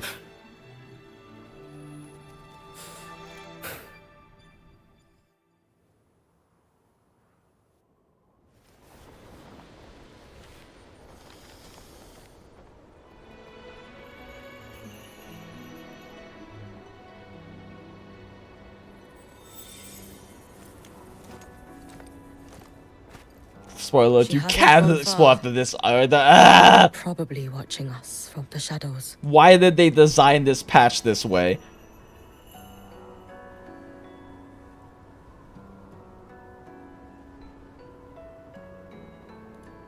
She seemed like her grip is slipping. She was already like this when I last encountered her, shortly before the void matter surge. See earlier. She hasn't gone far. Okay.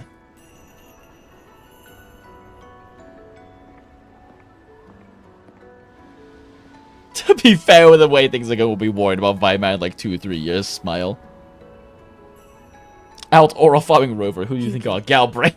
When you fought Denia, did you see anything? Like a shadowy hand? Yes. Well, I'm excited to see what Denia makes was you want to behind the S6 incident in her the Strider deity. Could she Spooky also hands. be responsible for the Academy's void matter surge? Probably. Lucilla contacted me. She said you intend to return. It's okay, chat. She'll be Strider pullable. Gate. That means she'll be redeemed, right? The roads here have been swallowed. Prolova by void definitely matter. did not set a precedent where There actual is just no villains can be direct playable. passage.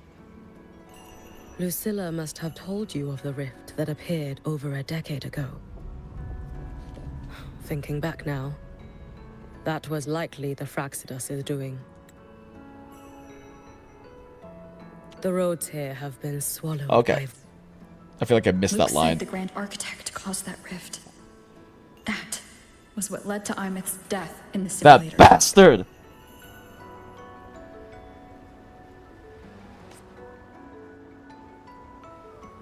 If they used a Threnodian frequency extracted from here to influence Stenia, then the Space Trek Collective was already infiltrated from the beginning. I thought it was established they had moles. The Threnodian surge now. So yes, could they have their been attempt infiltrated. To force the girl to master that power. Or perhaps that power within her has simply broken its leash. Long ago, I sealed a portion of my own power there to help aid the Solvane Heartwood resist the Threnodian. Break the seal, and you will pass through the rift to reach the void matter depths beyond it. Shit, what did it say? Long ago, I sealed... Okay. Understood. I'm relying on you. Let's go. Time isn't on our side.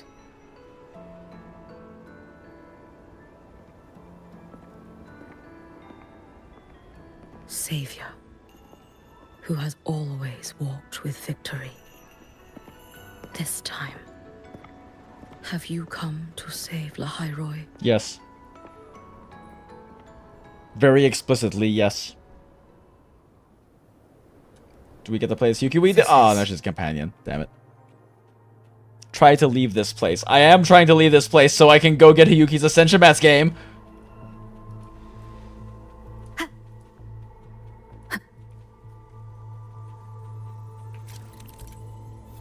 It is so cruel that they made us drive past that teleport point and not activate it, because otherwise I could just temporarily suspend this mission and then just go travel there.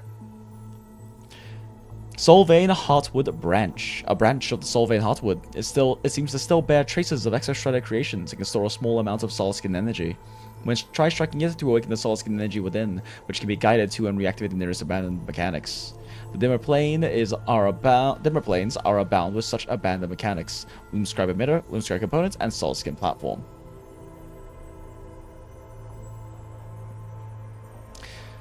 Double Isaac Katana with San Hiyuki is amazingly stupid. I know Chung Leo Yinlin is better, but Ice Ice Baby, smile.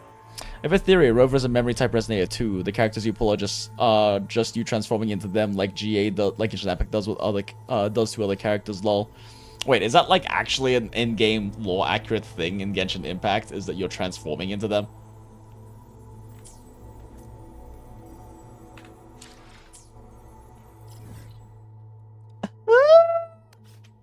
Wait.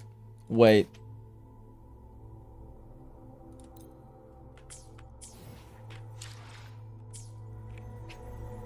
Wait. Wait. This is...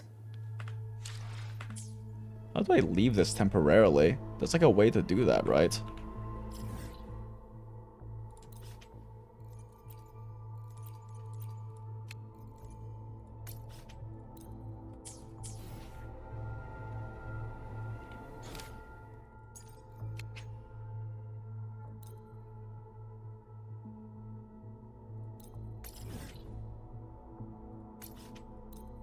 Damn it!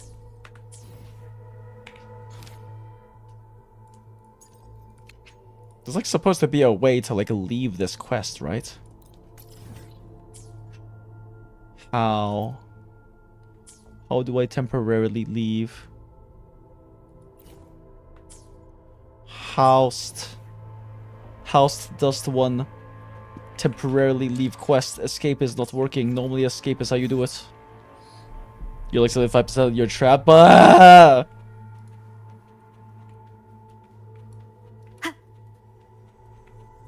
The materials are closed. Is it trying to tell me something? It said I could leave though in the tooltip. Oh, it rotates. Solid skin platform is created when solid skin energy is released through a scientific instrument and is contaminated by void matter. The platform itself is made of unstable solid skin energy. As you move across it, the unstable platform tilts toward your position. They obey the laws of light and cannot pass through opaque objects.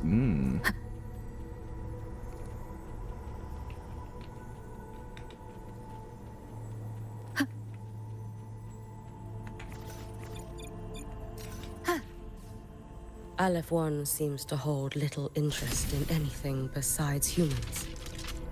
Most of the structures it devoured have drifted here.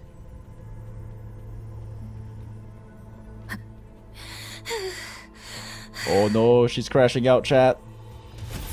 It's that girl. People on Twitter have been shitting on her. Denia, can you hear me? Void creeps release void matter to erode the surrounding environments. Entering the affected area will continues to drain HP and restrict movement. Not the void creeps.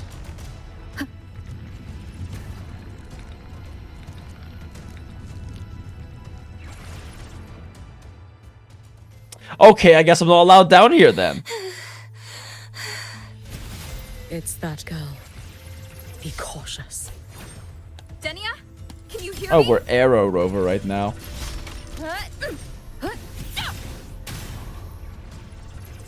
I will handle this.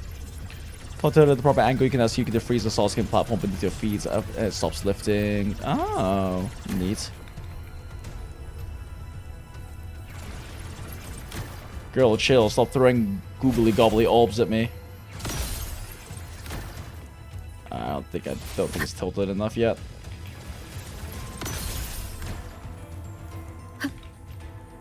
It's over here.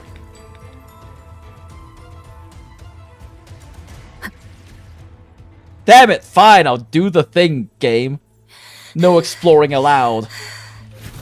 It's that girl. Be cautious. Denia, can you hear me? Shit, I fell. God, fuck, ass, fuck, shit, ass. Damn it. It's that girl. Be cautious. The mats are literally 100 meters away. I know! Can you hear me? I will handle this.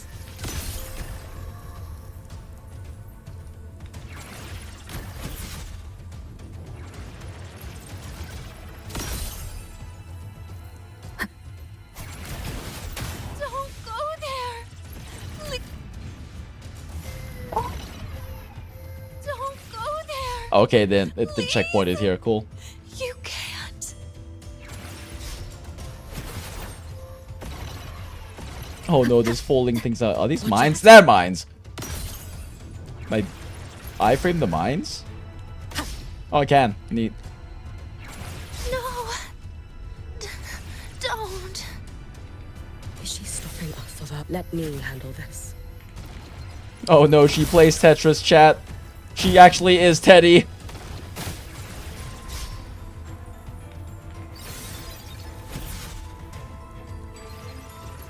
It's fine.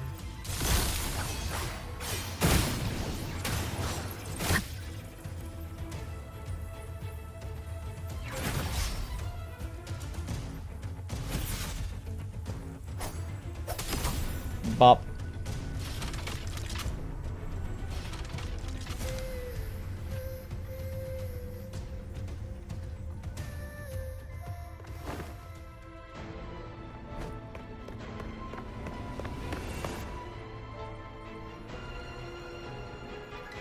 Oh, dramatic. Buy the mats from Nana. All mats in one reset is missing one flower. No, it's missing a lot more than one flower. We already bought all the mats. The mats only, you can only buy 15 of them. Like, we're insanely short on mats from buying them from Nana.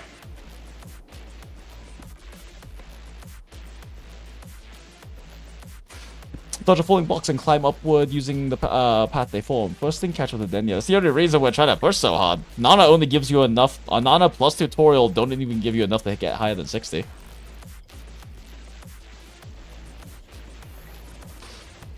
Finish strong and Yukihime is yours. Ah, we push! Why won't you just stop? Oh, fun. Tetris. Oh my god, it's actually Use these Tetris. blocks to make the climb. It will eat you. Oh, she's pretty good at Tetris. Look at her. Pretty good at Tetris. Leave Denny a secret level. Oh my god, does she actually have fucking Teddy gaming powers? Oh my god, it actually goes down. It's actually Tetris. Sorry. You really shouldn't go. I sent you away. So why? So it was you, Denia. The one who pushed me out of Non-PGR Void content Space. creator I saw hated this part. Teddy was all I could think of. Smile.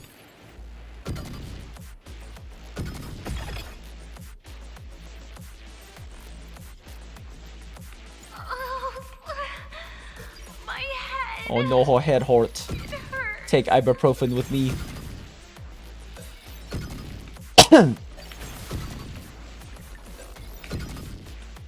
Man, she's really bad at Tetris, chat. This tower is getting very tall. I know your head hurts, girl, but you're bad at Tetris. No, no. Playtime is over.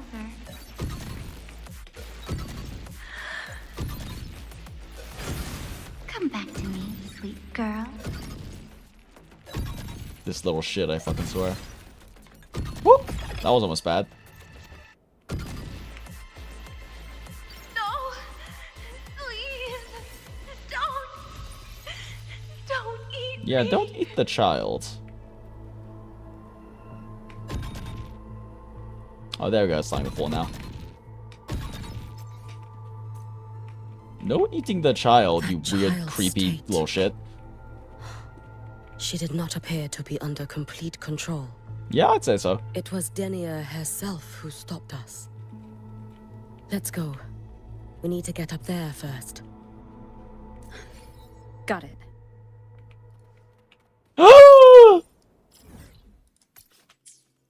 Let's go!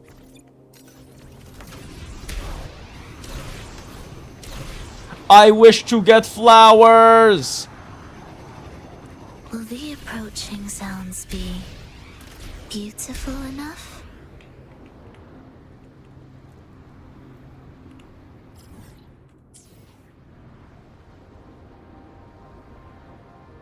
Give delicious flowers.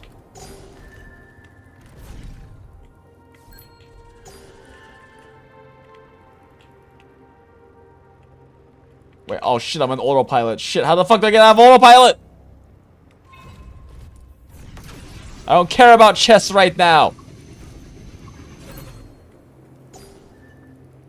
Oh my god, I went fucking past them. Why do I keep going in autopilot? Why is autopilot the same fucking button that's picking shit up? How do I stop flying? There we go, space.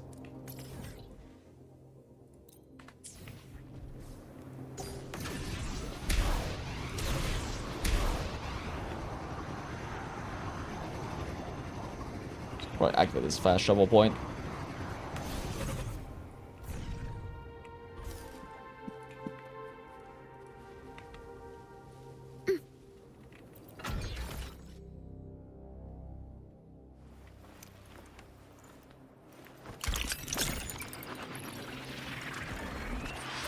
Hold tab and select new tool. Oh, does it not auto to having autopilot as tool when you're on bike? I thought it did.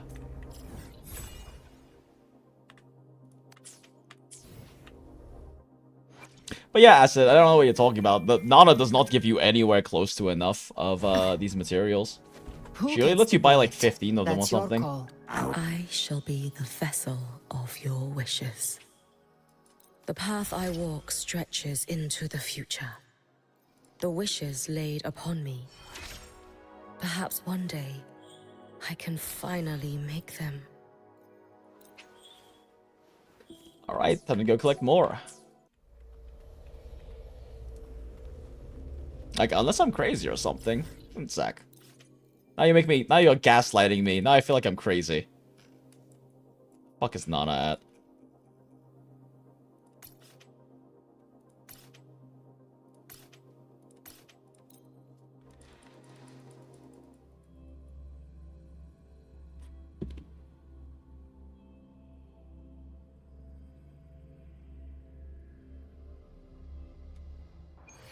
Heading to the testing field.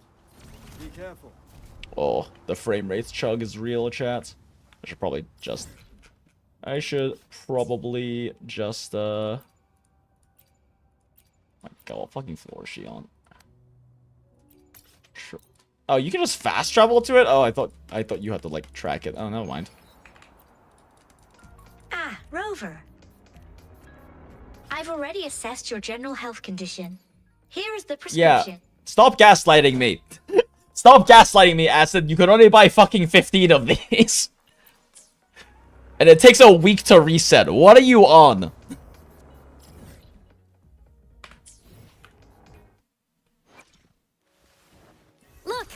A laser sword? There she is. I shall be the vessel of your wishes.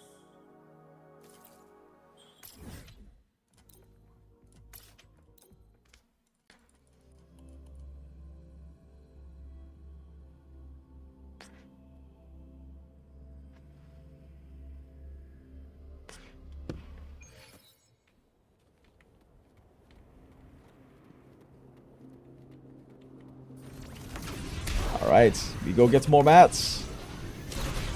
Wait, oh wait, shit, they're down here. Ah, shit, they're down here. Ah, shit, they're down here. Ah, shit, they're down here. Right on target.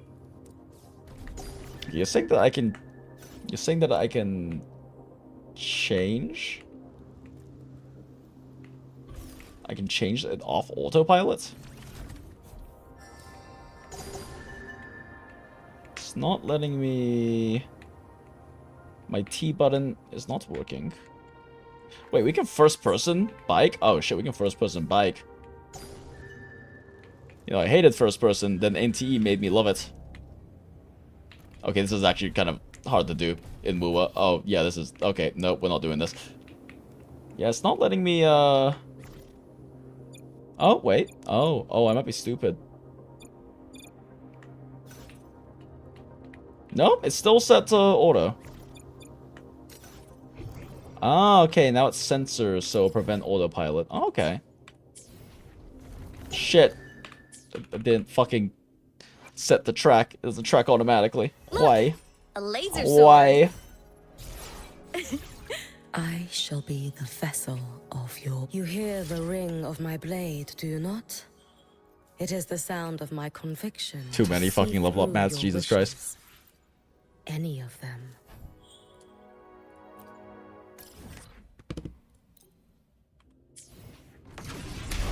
Oh god, what's happening?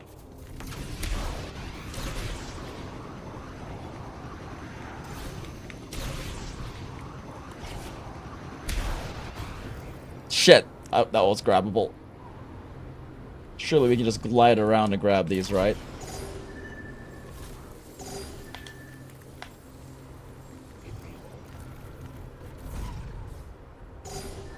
Okay. That should be enough. So now we just need to go murder a guy. Yeah, she's so far down. I have so many level 90 characters. Wishes.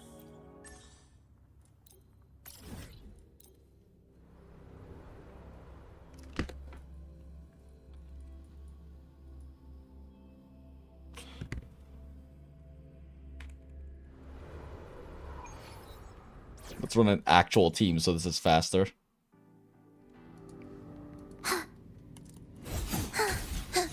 Will we approaching Zelensby? Beautiful enough?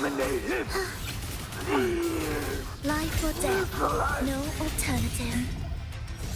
Chant songs of old. Surge of crush forth in fury. Sink into the endless deep. What sleeps within Whoa, whoa, whoa, whoa, whoa.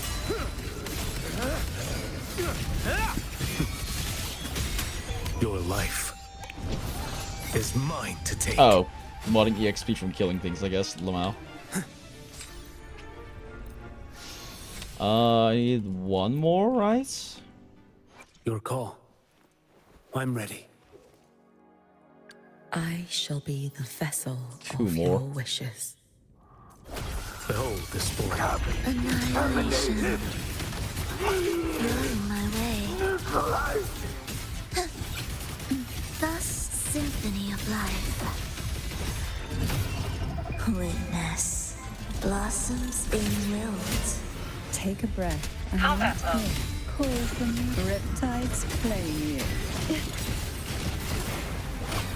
Sleep in the whispers of silence. Ah, if we're fast enough, we should be able to catch. Should still be able to have some for a little ult left for this next fight. Try not to blink. Oh my god, he's taking so long to spawn. Oh, this will be fun. What sleeps within them? Guess not. Oh well. Vanish. One strike. To settle it all. Oblivion. Combat mode. We wither together. Symphony of life.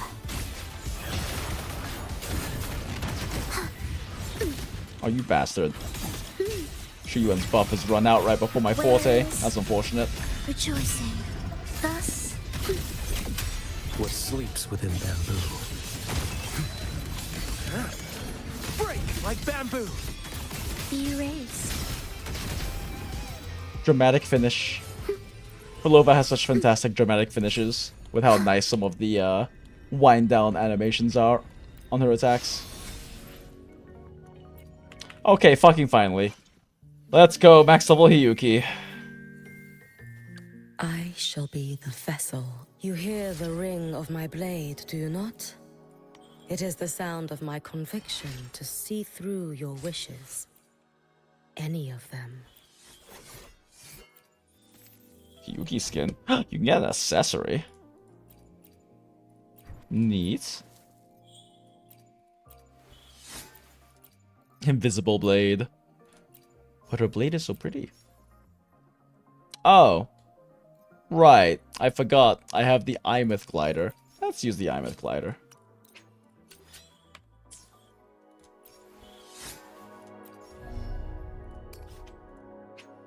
We're out. It's over.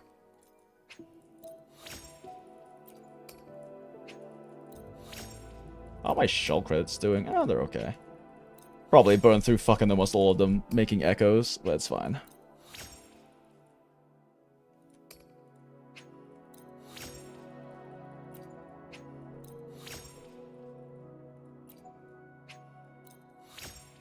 Oh shit, I need more Denia mats.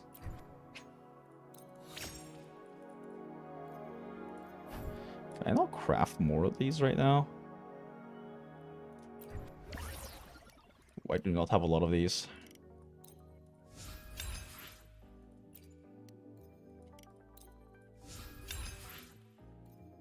Because I have a lot of selector packs too, but also it feels a bit like a waste when I have so much shit to convert instead.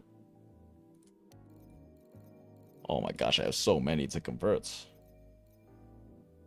Wait, it's a purification, not conversion. I'm stupid.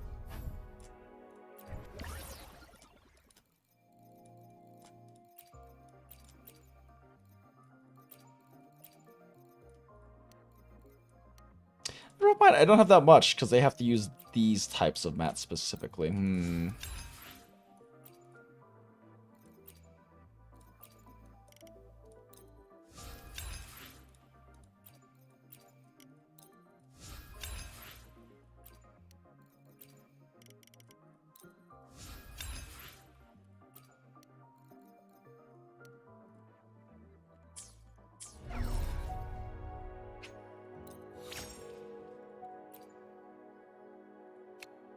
Her forte is definitely not the most important thing for me to level. Why am I burning so many? All of my fucking weekly mats on this. Unalive that child before they reset? I already have. That's where all these mats came from.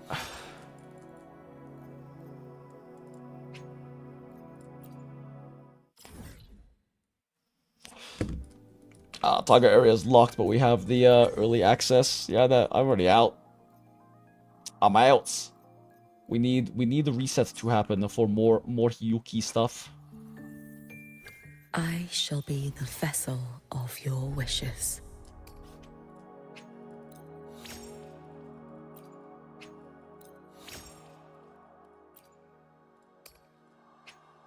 Weekly boxes aren't retroactive, unfortunately. Yeah, unfortunately, I have so fucking many of them.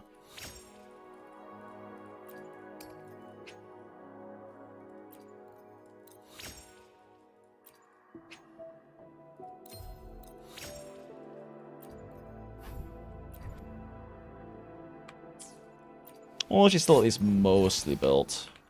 Yeah, I guess if people want to like fully test her like week 1, you really have to go, you have to like buy the weekly map packs, huh? Alright, let me see. Where is the thing?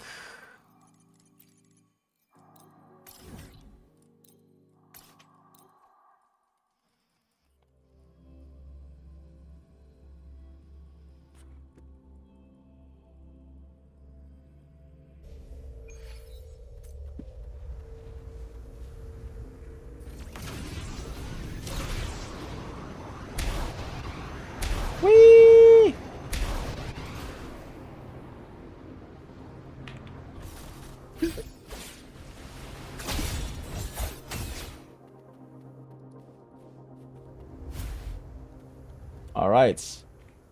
Ictus, ready. Cadence, hold. Feel the tide pull. The soul never entombed. Completely unnecessary overkill. To sunken depths, suffocate. That tickles. Annihilation.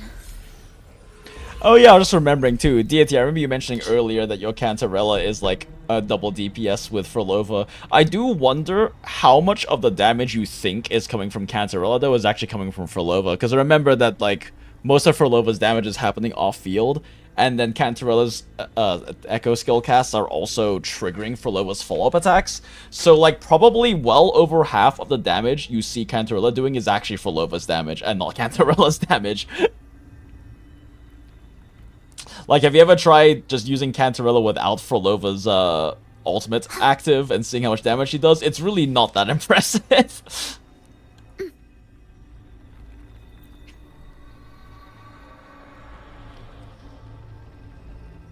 You two shot Arachne Ninty because Fadia Daffodil is just super fun. Yeah, when built and you don't know what the stats do, smile. I mean, Fadia, by kind of design with Nova, doesn't really need to be built because the extra the Nova drain is based off for max HP. Doesn't really affect it by other stats. But also, yeah, the bosses kind of die fast in NTE. You tried, Kanta's damage is so bad even after buffing with Sanhua. Yeah, she doesn't, I mean, she's not intended, she is a sustained character. She's not intended to do that much damage. The main reason why she looks like she does a lot of damage in a Frolova team is because all of her Echo casts are triggering Frolova's Hakate, special Hakate attacks, which do a shitload of damage. If you actually, like, don't have Frolova's ult active during her rotation, though, it's pretty apparent how weak it is. Ready. I mean, she does more than Shorekeeper, but that's not exactly a high bar.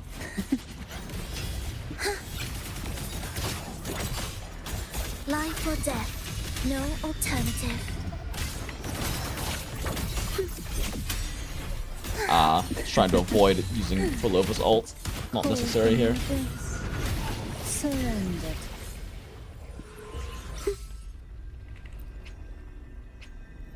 Trying to burn all this excess fucking wave plates I accidentally saved up playing NTE and not doing dailies or burning stamina. You're in preparatory beat. Begin. Chant. Songs of old. Surge of deep. Oh my gosh, girl, when you heavy attack, holy shit. Oh, this will be what sleeps within bamboo. Vanish. Behold this blade. Oblivion. My move is the blade.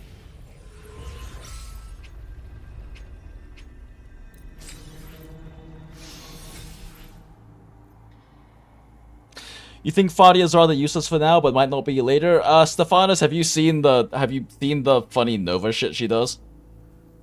She's probably she's far from useless right now. I mean, I admittedly underestimated her as well, but she, in a Nova team, she does pretty decent sub DPS outputs if you're specifically playing a Nova team. Unless it gets Gibbs numbers wise, true damage is almost always mathematically good. Yeah, no, 50k free true damage in like a Nova or Discord team is not bad, especially because we don't really have better alternatives for like specifically Nova teams.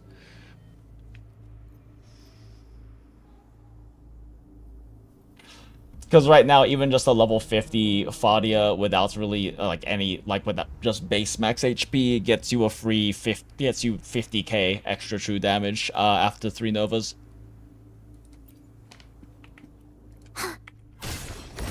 Symphony of life. Cadence, hold. Heed the echoes. Witness. Blossoms in wilt. Take a breath. I'm right here. Okay, if we do this fast enough, Perlova can still have ult active during the next fight. I'm not doing this fast enough, shit!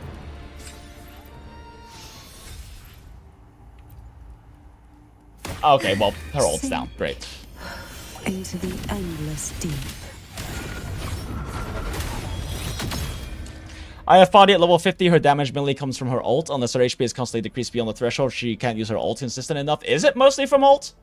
Like, have you played her in a Nova team, Stephanus? Because her Nova dealing 20k, and then 10k true damage is probably a lot more than her ult is actually outputting.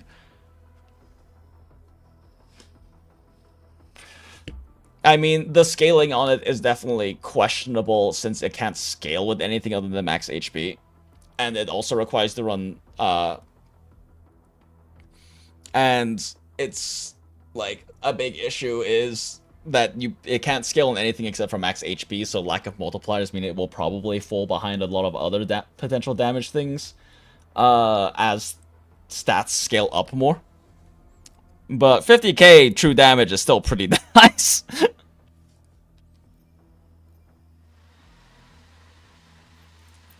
Like, it's likely not really the best sub-DPS output in the game, and I haven't even really checked to see how much damage actual rotations are dealing anyway.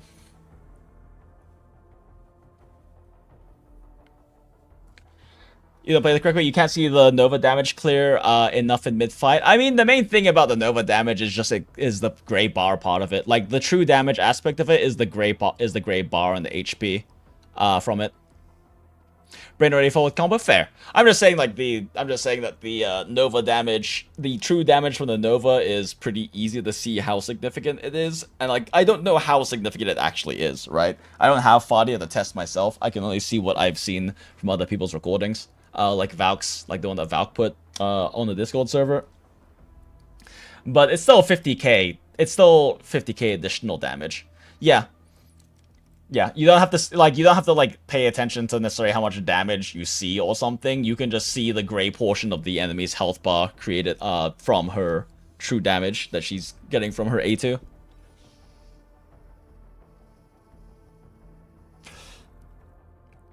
Like, it's not going to like make her a carry or something. Don't know what determines Nova damage. It's not even determining Nova damage, Stefan. It's her A2. Nova damage, though, is determined by cycle intensity, and whichever of the two characters involved with the reaction has the highest cycle intensity. But it's completely separate from her Nova damage. Like, you'd have to build her full cycle intensity for her Nova damage to probably matter that much. It's specifically from her A2 passive.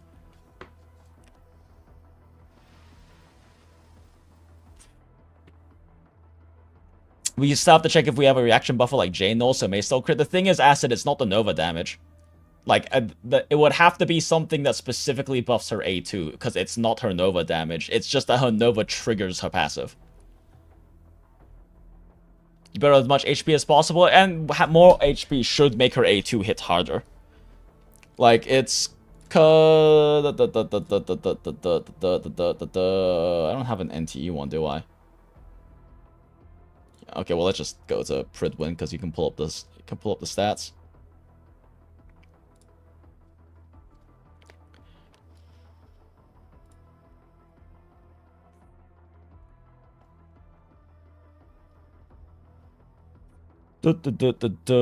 Where is her passives? Not awakenings. Her oh my god, support skills and passives. It's this one. It's just that Nova causes them to lose max HP equal to 200% of her base max HP. Oh, it's base max HP, so you haven't built it for HP. It doesn't matter then. Yeah. So with a base max HP of 10,000 at level 50, that means that she's getting. Oh, that means that she's doing 20,000 true damage with this, and then that goes up to 50% of her max HP base, which means that it's you get 50k true damage out of it. But if you do want to if you do want to prioritize more Nova damage, which again is unrelated to this. That's why what you were saying, Acid, isn't really relevant, because the way Nor works is Nor's increasing assaults damage, but this isn't Nova damage. This is damage that triggers because Nova happened. So there's really no way for something that makes Nova crits to affect this.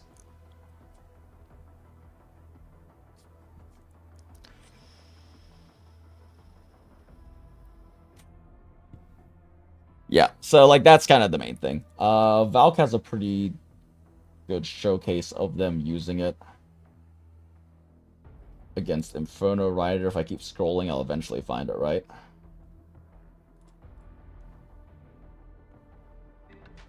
Nova can crit? No, crit can't Nova. Oh, Nova can't crit, as far as we know.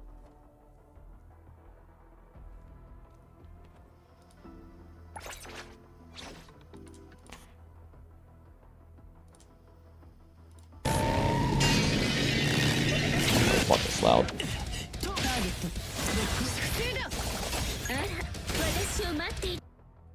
Yeah, so we wait.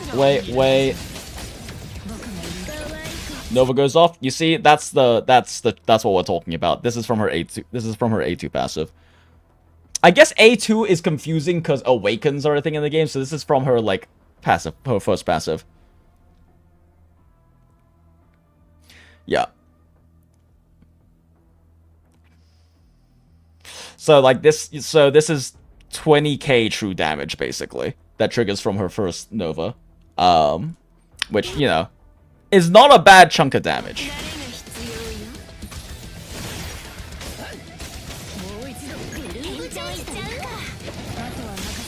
Like, the main issue, and see, now we have 40k true damage. The issue is that it caps at 50k damage. After that, it's kind of shrug, right?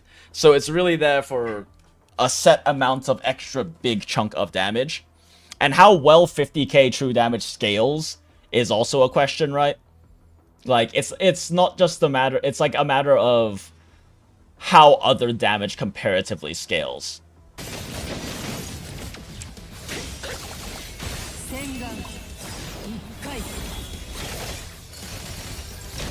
Like, with the amount of thousands in there, you can see that Daffodil's ult dealt how much? This is not necessarily a super fully built Daffodil. 3k, 4k.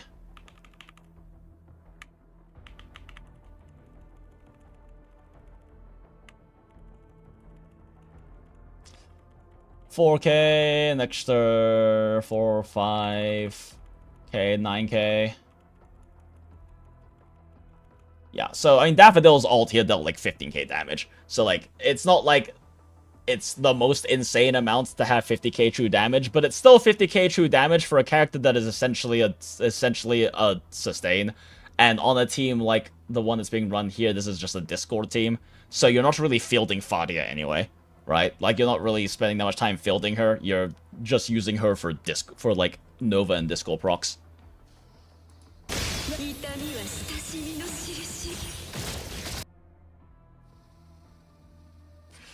The big problem with stacking a ton of HP percent of Fadia is that it actually makes it way hard to hit the less than 70% threshold in Enhanced Ult. That makes sense, yeah. No, having more HP means it's harder to hit her breakpoint for that.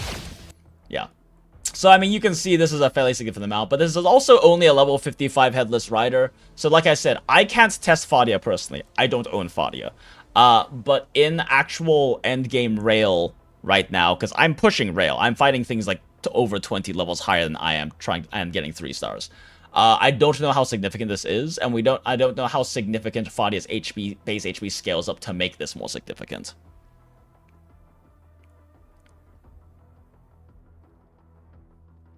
If you queue Fadia with Hattori and whatever procs again during Hattori. I know Hattori is out in CN, I just haven't actually bothered looking into what a kit is, because I'd rather see when it comes out on Global. You just get an absurd amount for free? Yeah, I mean, yes, but the thing is, it's not technically free, Valk, is the thing. It's not technically free, because you have opportunity cost for it. There's several forms of opportunity cost in running Fadia here. Because A, you could run someone else, right? For one thing. Like, you could run, let's say, Sakura. Sakura, 30% attack buff if you can time it with good burst damage.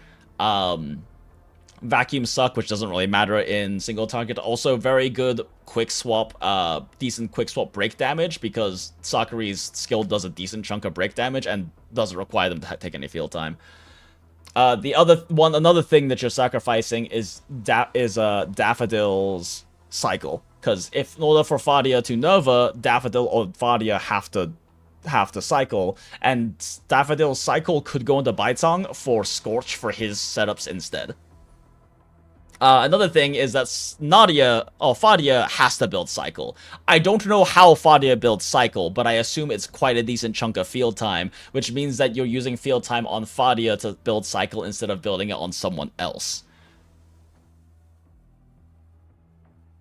And then on top of that, you have Oh yeah, so like you have multiple forms of opportunity cost using Fadia, which is like field time for building Cycle, using a different teammate who also could take less field time, and then also specifically Daffodil's Cycle buildup. And so like that's part of why I want to get her to test her, but I'm not fully convinced she'll necessarily be all that strong of a team. Like this would only, like you could do this in like a Discord team, right, to have more break, but I guess a big question is whether it's in a Discord team, you would basically have to use Fadia cycle into Daffodil and Daffodil cycle into an incantation unit to trigger break.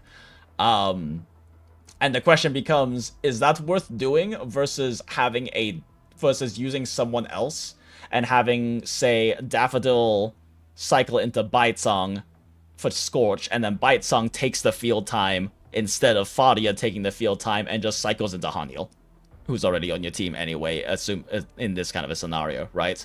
And whether Fadia's true damage is worth not running Baitsang's on-field damage instead. Which is a question, right? Because if Cycle was fast, then yeah, you just pop extra Novas and funny damage happens, but like, we're watching your Fadia right now, and Cycle is building very slowly.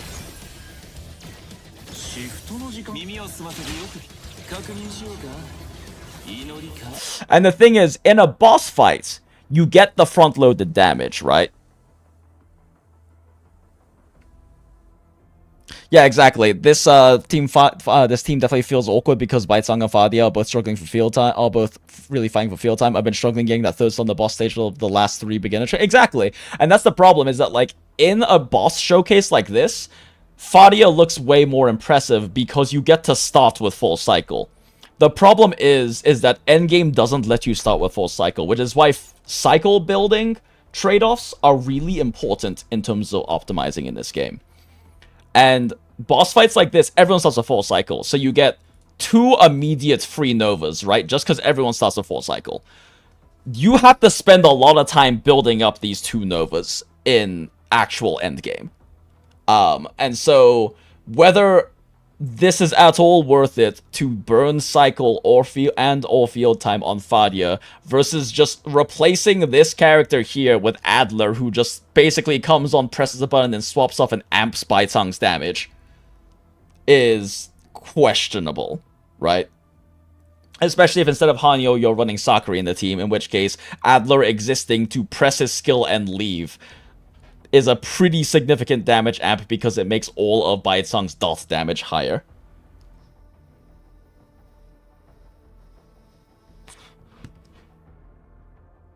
If that's the case, he feels wasting so much resource on Baitsang. Oh no, Baitsang Daffodil's really fucking strong. I'm not convinced that Fadia Nova is stronger than Baitsang Daffodil, especially when you're doing quick swap stuff with them, because Baitsang does a good amount of damage. It's just that he's not for this team.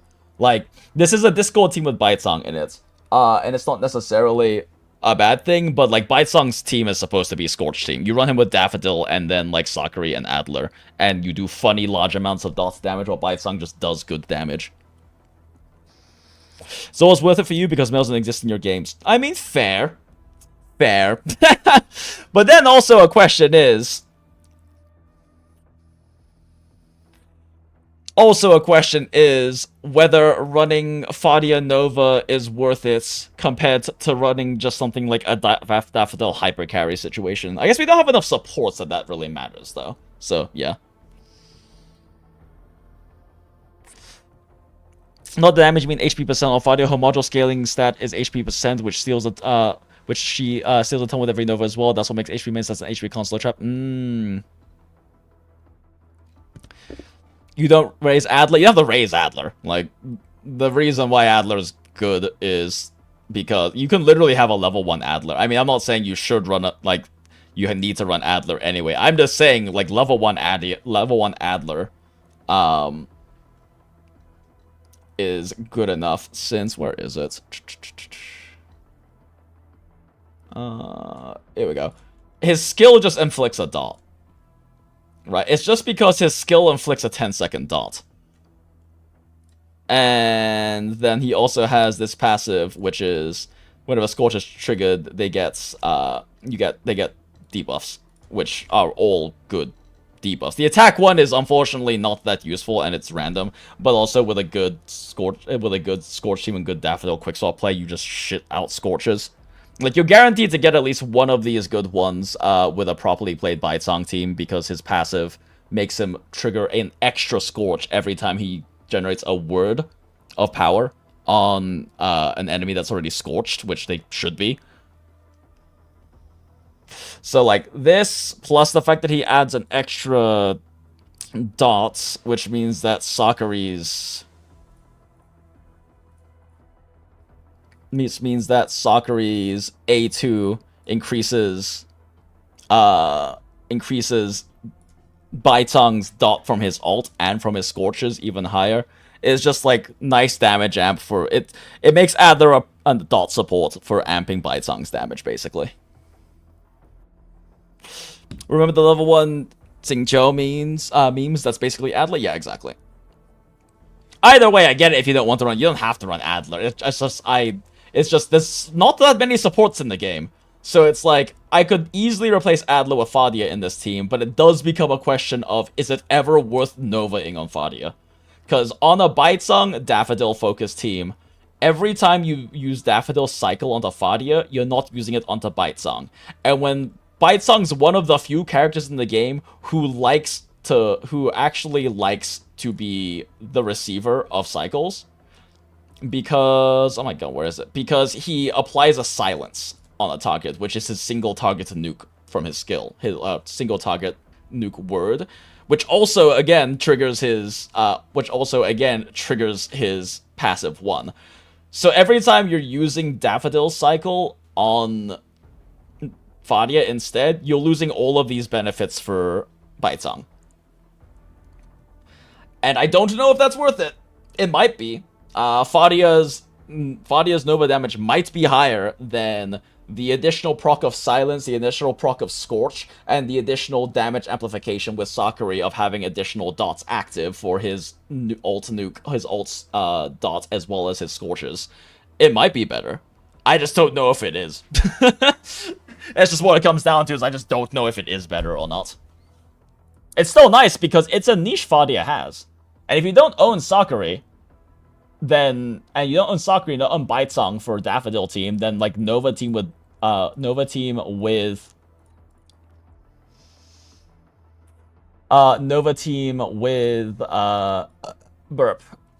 Fadia, it suddenly becomes more worth it, right? That is definitely a team archetype. I'm just saying that I don't think it's going to beat, like, I don't think it's going to beat the Bite-Song team.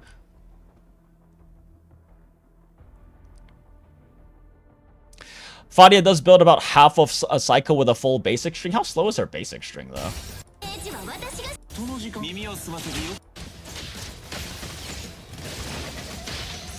Does she? That's way less than half.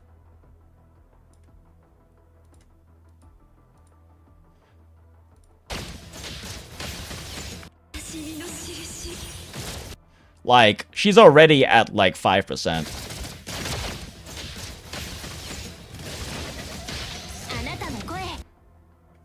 Yeah, that's like way less than half, dude. I think you need over 3 full basic cycles. Oh wait, we can just see right here. You can see right here. That's like at best a third. Yeah, that's way less than half, dude. You need like at least 3 basic cycles for that. Oh, regular basic string, not alt enhanced. Gotcha. Isn't alt enhanced where most of the damage is coming from, though? So you, like, would want to alt. Yeah, alt enhanced basic gen less cycle. Yeah, because the thing is, like, but don't you also get damage from, like, higher damage from her being an alt stance? I don't actually remember exactly what Fadia does. We have strayed far from the Roy and Frostlands. True.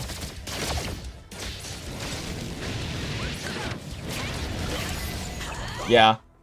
Like, you've already done multiple alt basic strings on her and don't even have like half of your cycle built back up. Obviously, this is an unoptimized run. I'm just kind of pointing out that the field time is significant.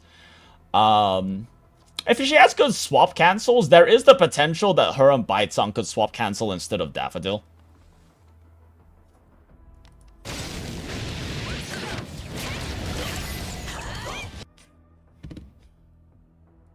But yeah, anyway, moving on from that, we have indeed gone quite far away from, oh shit, 47 minutes, let's do this. I almost forgot to do this week.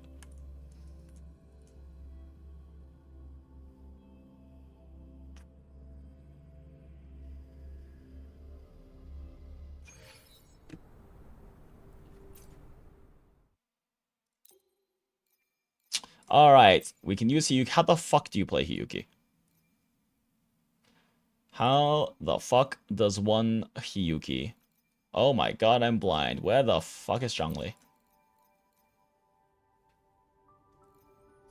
Where the fuck is Chisa? Why can I... There we go.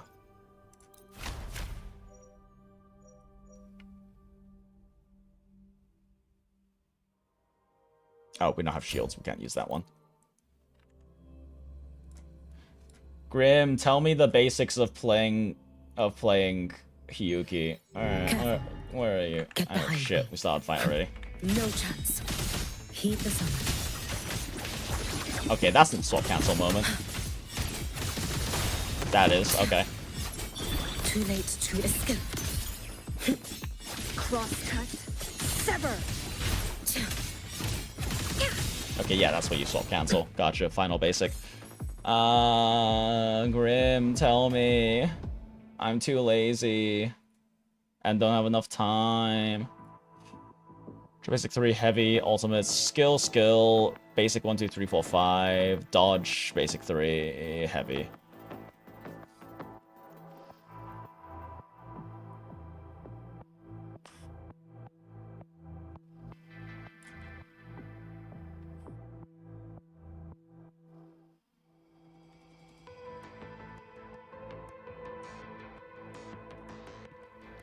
Okay, these are mostly here. So they're mostly mentioning them as, like, a supportive thing and not so much for quick swap.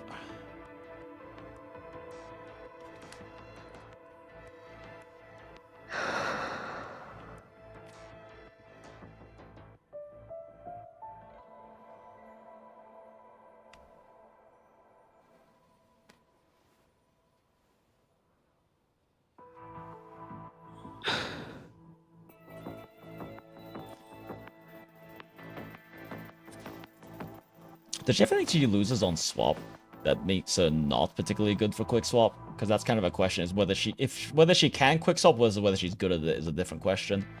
Since they mentioned since the Changli is mostly mentioned because of her outro buff.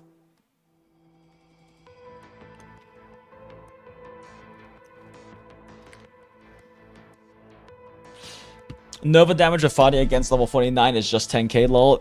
You mean like the actual Nova proc itself? Still not terrible when she's also getting 20k, and that, I'm assuming that's without her having any cycle intensity build as well. So you can also build cycle intensity.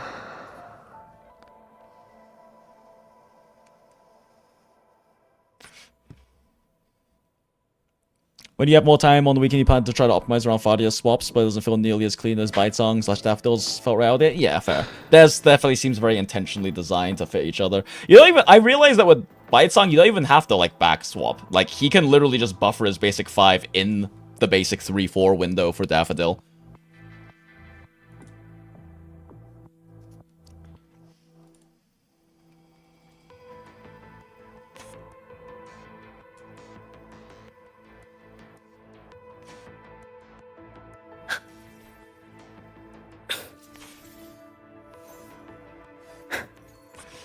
Yeah, she has pretty simple stuff. Hunt skill, the shape starts team impacting the whole 3 stacks, 1 per applicant of Epic Bane or Glacio shape from the team. Each second has the Glacio by damage, get 1 stack by itself, which means via Chisa, it's supposed to get 2 stacks. That's when the getting 2 stacks is particularly significant as it makes a big damage skyrocket. This is intended to make Chisa strong for the teams and enough. Okay, so she is like very reliant on Chisa right now.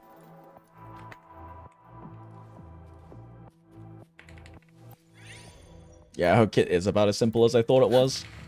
I have to check if she has any buffs to swap on outro, but I don't think so. Careful. Get behind me. A life as fleeting as the first snow. Worry not for me. Together we vanquish.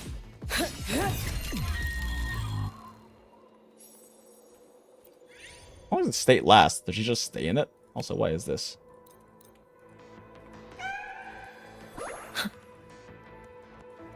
Drift with snowflakes.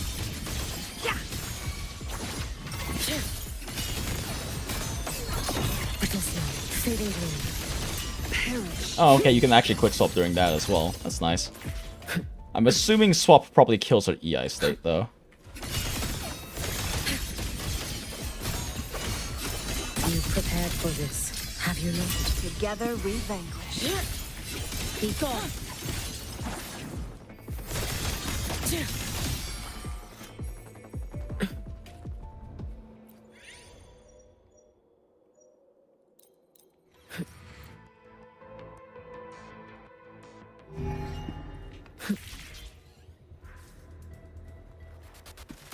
Dead center locked. You can trust me. Down you go. Lifeline plucked. Dissipate. This ends here. Break apart. Oh, everything's dead. Well, that was pointless.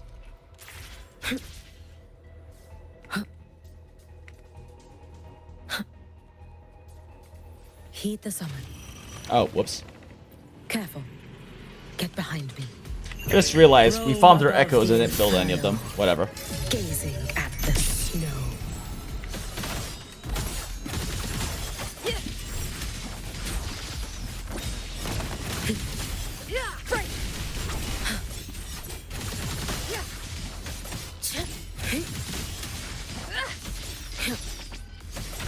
Heed the summon. You should have run. Let there be snow. Together we vanquish. Drift with snowflakes. Mind's eye. Be gone. Dissipate. Heed the summon. Yeah, she definitely has pretty decent quick swap windows. Together we vanquish.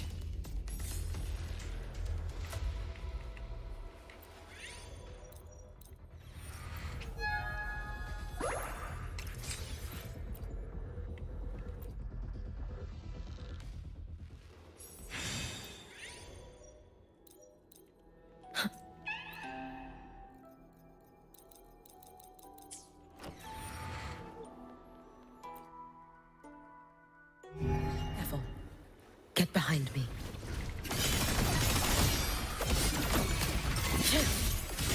Heed the summon. Brittle snow, fading green. Together we vanquish. You can trust me. May the Sakura incinerate. Her damage is so low right now, chat, because we don't have a build on her. Together we vanquish. Oh shit, I thought I was can't carry. Too late to escape. So unfortunately you can't swap during that animation though. Sever. Take your final dive into America. Together we vanquish. Oh, can she not? She might not be able to hold long enough for a swap back on her second skill. For the moment. Heed the sound.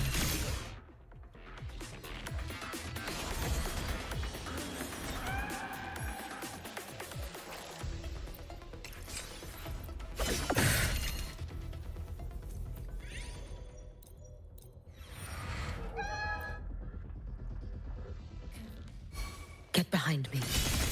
Together we vanquish. You can trust me. Fading blue. Yeah, you can't do a swap back for the second EI slash. Waning moon.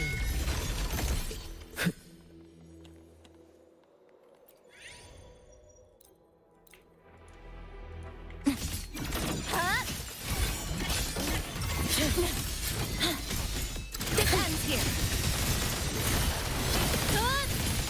Cutting through You the can numbers. trust me.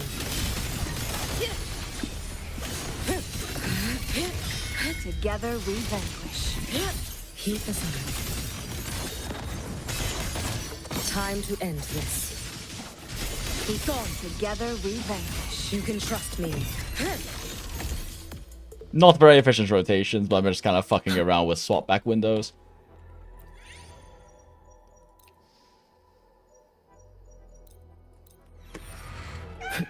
More ult damage you shouldn't have. Get behind me. Dissipate. Oh, so wait, basic 1, 2, 3.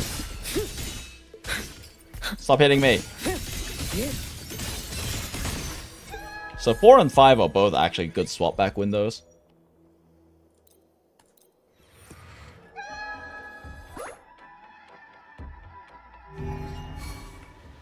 Together we vanquish. Down you go. Oh wait, you can actually swap back doing that.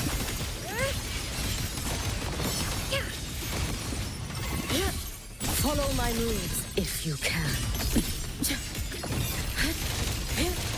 Together we vanquish. My blade yearns. Drift with snowflakes. Heat the sun. Oh my gosh, I have forgotten how to buffer that properly. Roam above the inferno, gazing at the snow. Together we vanquish. You can trust me. Take your final dive into Naraka. Together we vanquish. Brittle snow.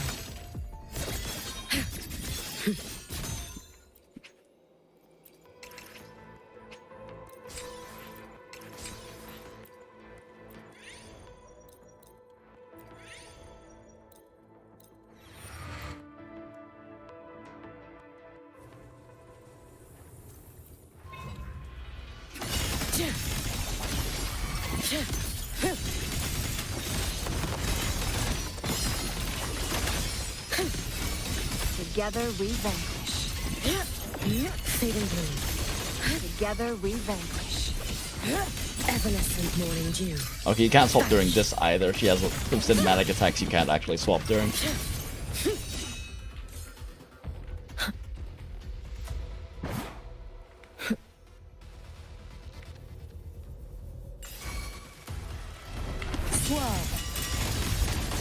Together we vanquish. Sever. Restless already? Worry not for me.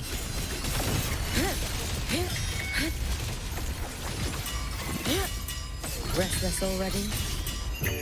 May Ding the ding ding Sakura ding ding ding ding ding ding. burn this self away. Together we vanquish. It's like she's building up Ultra really fast, but I'm also not doing optimal rotation, so I might just feel that way, but not actually be that fast.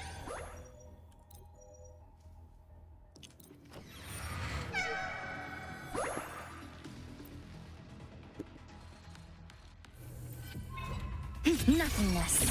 Deconstructed. Eye of Embattled. You can trust me. Dismantle.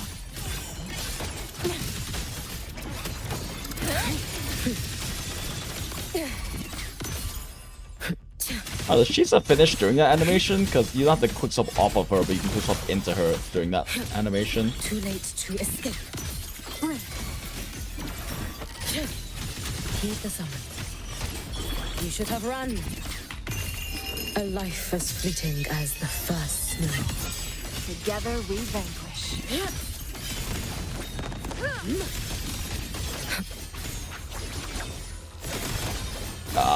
The aerial stuff is actually not that great for her. Together we vanquish. You can trust me. Evanescent morning dew. Vanish. My take 4. Together we vanquish.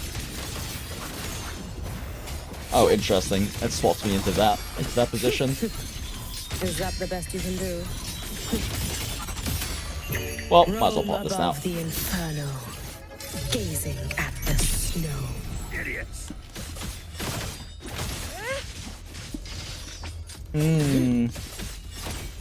Swap back window, but that's kind of tight. Too late to escape. Heed the summon.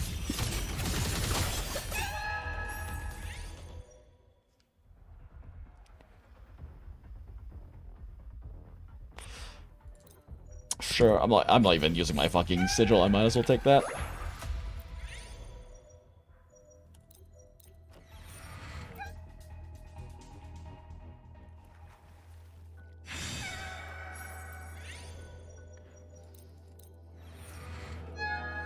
Balls of Fury flashback smile. I'll watch that movie in fucking like a decade.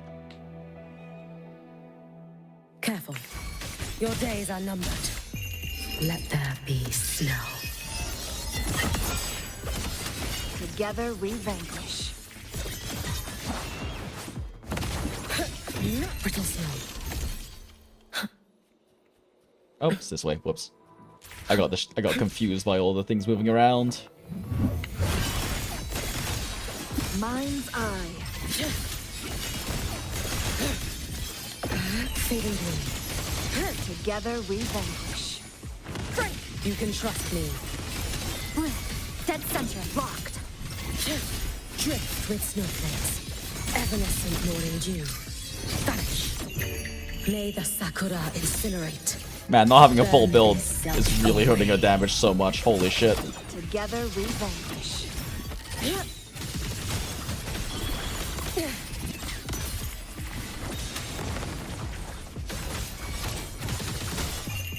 A life as fleeting as the first snow.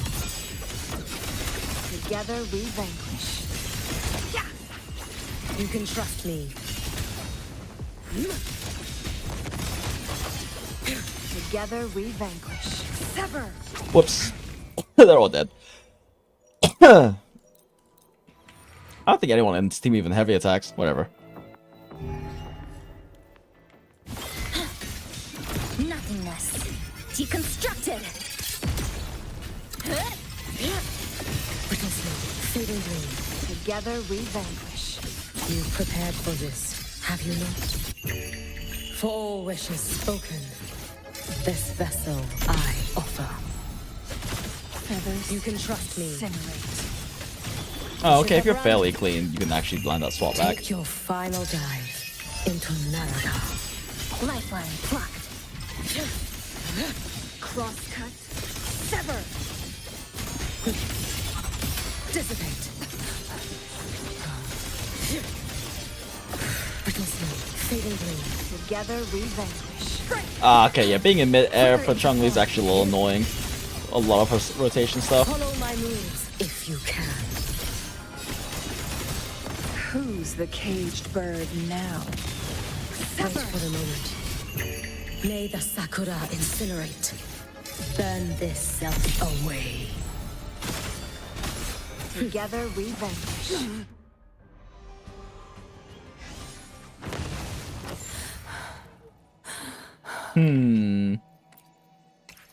Definitely have to fuck around a lot more with... Like, she has a lot of clear quick swap windows. How good it is to take advantage of them. And a lot of swap back windows, but how good it is to take advantage of them is still a question.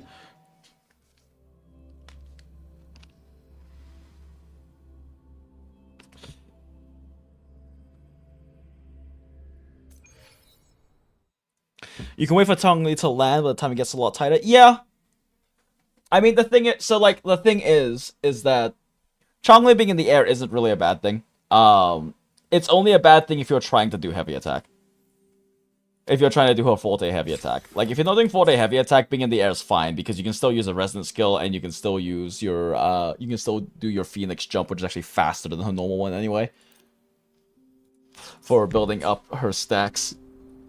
The issue is when Chun-Li needs the heavy attack, Hiyuki has to be on the ground, and a lot of the swap back windows put her in the air.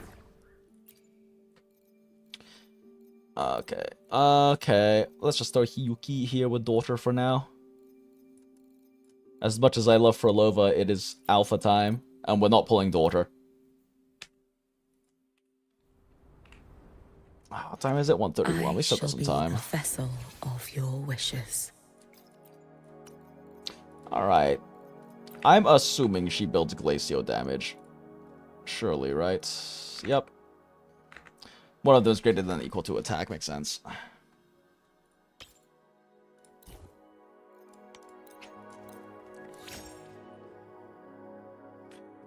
Not very good.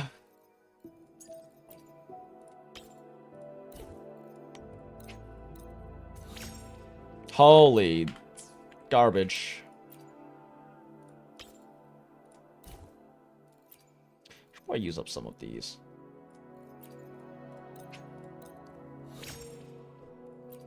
Double crits. Crit attack.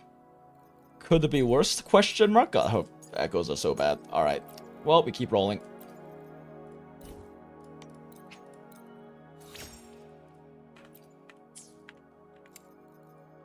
Should probably do the smart thing and start fishing. Oh wow, those anyway.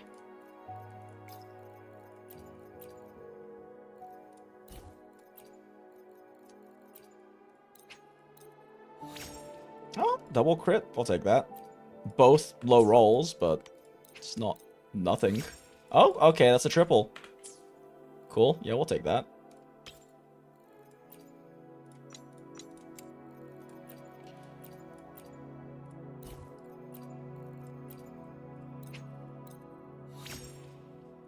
Crit attack ER. Not bad. Because I think she still needs some ER in her build anyway.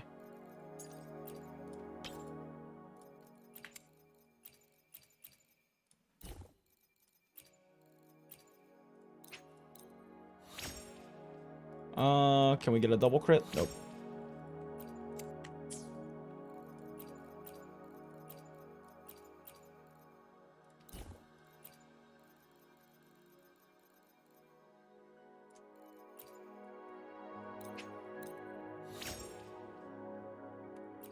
Well, alright then. Double crit? Not double crits. Sad. I don't think this is better than my current one, though, is it? Nope, definitely not. Sub-priority, crit, attack. Oh, really? Attack's better than live damage, actually? She must have a lot of damage for standard kit.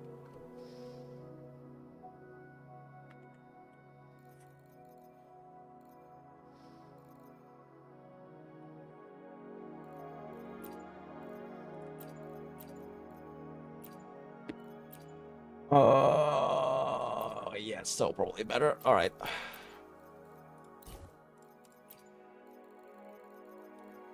I need to, like, get rid of some of these so I have less of this polluting up here. Well, that's worthless.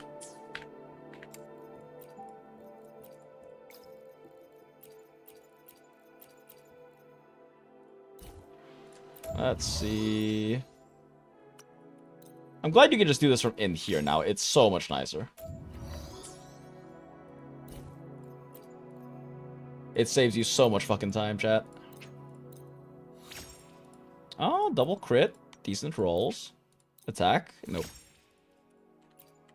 This is better than what we have currently. Yes. Very much so, yes.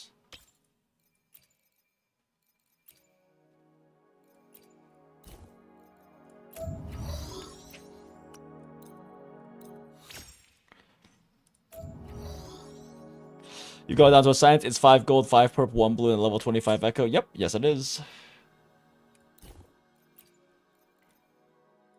I have farmed up so much echo experience for this patch, chat. Woo! ER? Nah, damn, it's only a 4-liner, but that's still a 4-liner. We will take a 4-liner. Thank you, Hiyuki. If only it was ER, I would have had my second ever 5-liner. Pity. The only 5-liner I have is for daughter. Because of, and like, I farmed so much for Lova gear, and but like a 5-liner on Frolova that's good isn't possible, because it's only possible if you get basic attack bonus, which isn't even good on her, because she can't use ER.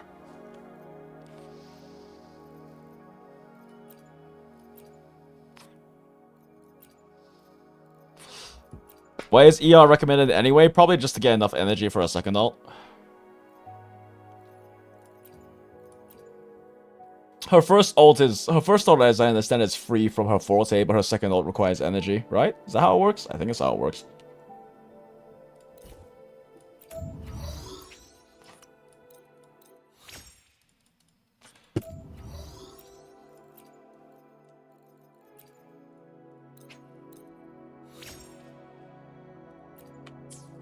Trash.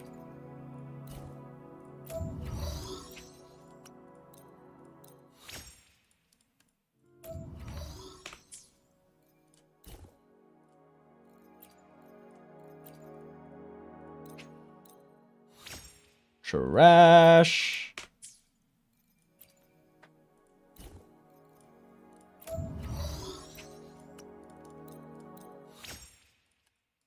If I can get her 3-liners for everything, I'll be satisfied for right now. I have a lot of materials to burn through. Okay, okay, 2-liner, 2-liner. Fuck you. It's still better than what I have right now, but not by a big margin.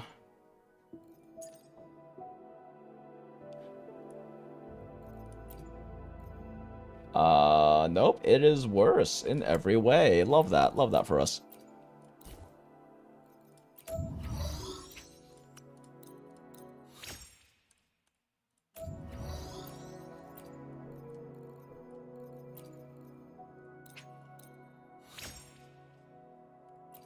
Three-liner? 3-liner! Cool. That's good enough right now.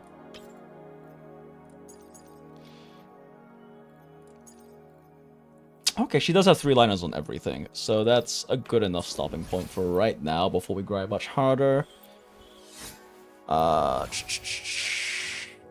Yeah, so she's at 60% crit rate, which is not bad, since she needs 65 to hit the 100%. 110% energy regen, which isn't enough apparently unless you quick swap, which will probably be quick swapping anyway.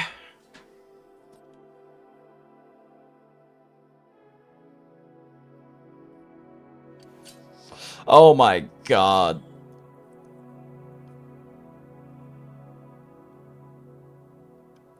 The wielder has to be an active resonator on the team for Glacio Chafe damage to be amplified.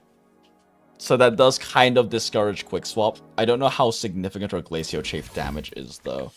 What does Grimm's Calcs say? Oh wait, shit, this isn't separated down by doesn't include dot separation.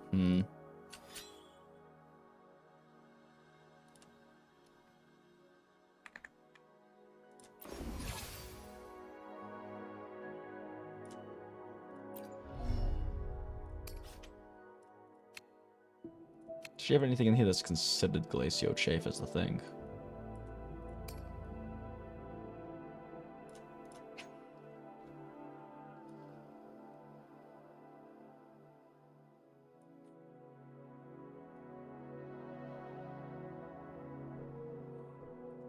The higher the stacks, the more damage done, the longer the frozen duration. Isn't the frozen only triggered when you hit max stacks? I guess if you can increase max stacks, then yeah, that makes sense.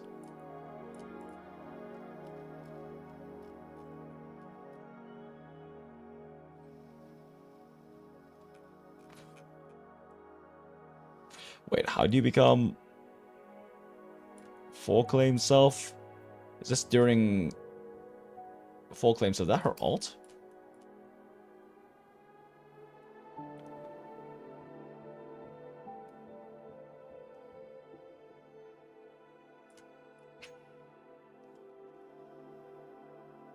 Okay, yeah, it's in her ult form. Gotcha. So she applies a lot of Glacio Chafe in her ult form. Since it's 3, 4, and 5 each apply Glacio Chafe. Hold normal attack to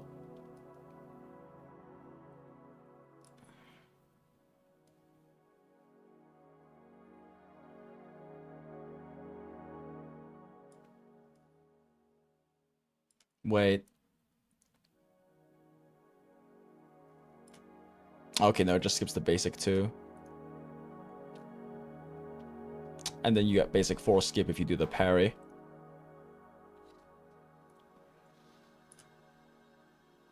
White Arbiter Frost is full, heavy attack is replaced. These all are Resonance Liberation and not Glacio Chafe damage, so it's not necessarily that significant to lose.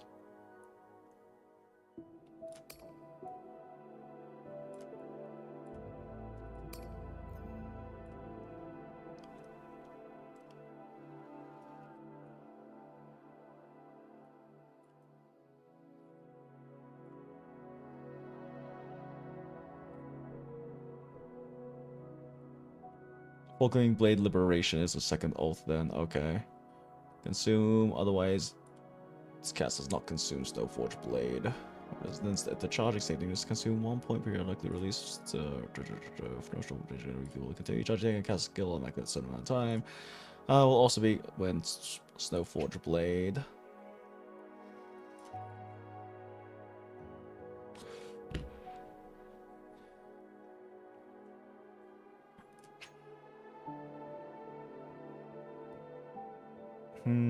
Okay. So the biggest deal for her to lose Glacio Chafe damage output from her weapon.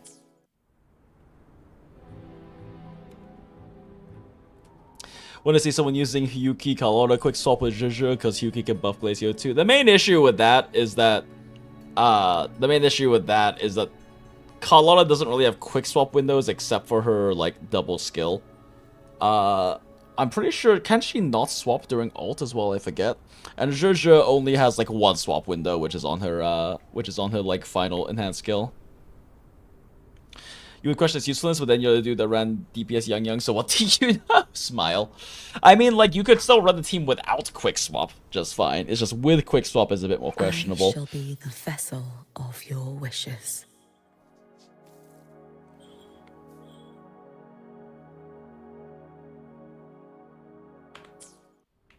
You don't ever need to charge it. As far as you know, it's always active once you're in awakened states. Get behind me. I shall be Shrug. I have not done much things or playtesting with Hiyuki. You know what? Let's go do a thing.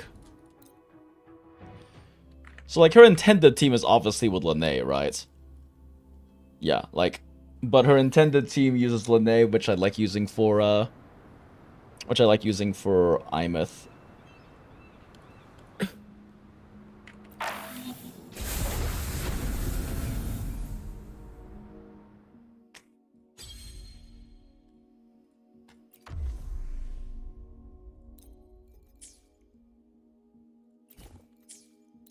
Let's see, Hiyuki, Changli.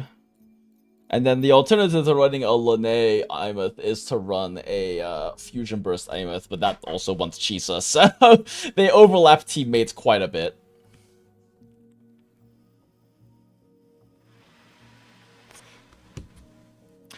You can quit Sword and Roll, it just will drop the skill percent buff, but if you run Booling instead, it should be fine. I don't think it's going to be fine, Acid. Where is she? If I remember correctly, that skill percent buff is like fucking gigantic. I admittedly haven't played Carlotta in a while though. I alone will decide whether it's for show or for battle.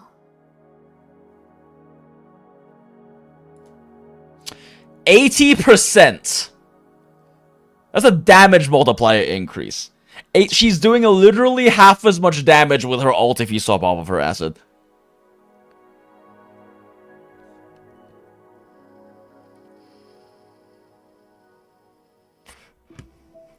Yeah, you're not doing that. You're not doing that, Acid.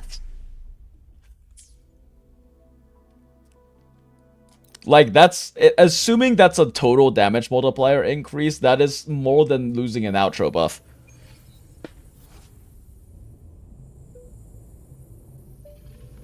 It doesn't drop, though? It does say. It specifically says it drops. What do you mean? Acid, I know you can't read, but we just pulled it up and looked at it.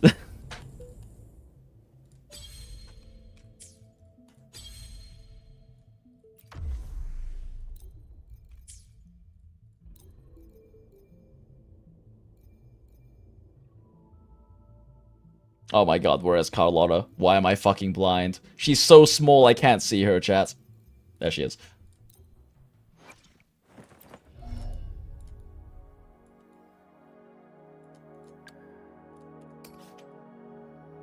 Enter final blow states. This effect ends when Carlotta is switched off the field. Right here, I literally circled this part a few times while we were looking at it earlier with my mouse. This effect ends when Carlotta is switched off the field.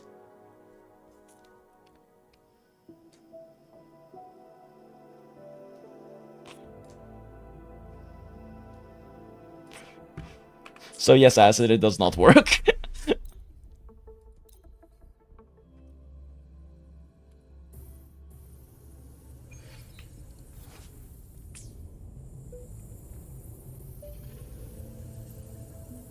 Okay, so how does that thing work?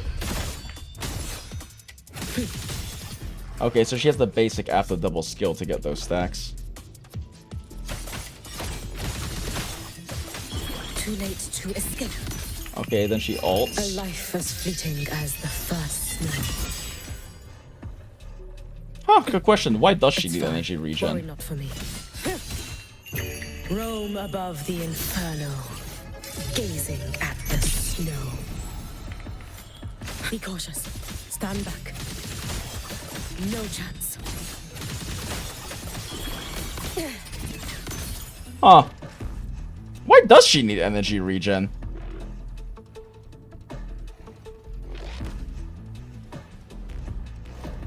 I cannot fall now. Let there be snow.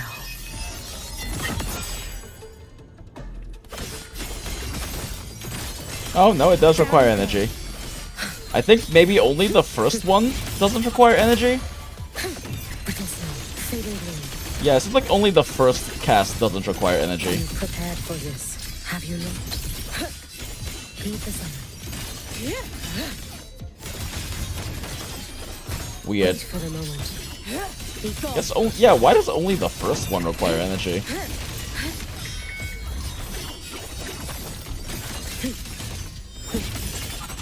Oh, wait, no, I'm fucking stupid. Of course it doesn't require energy. You start with full energy.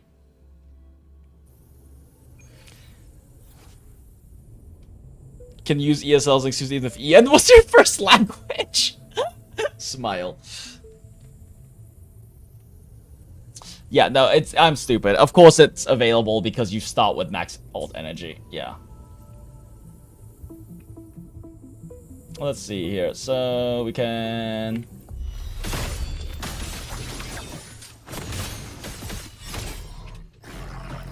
I don't know if this works.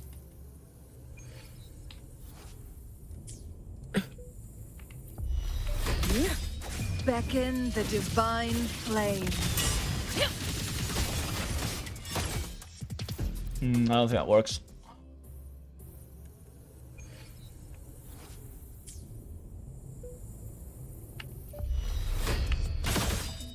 Crosscut.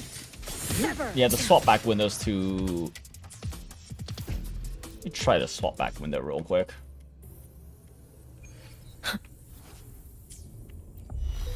No chance.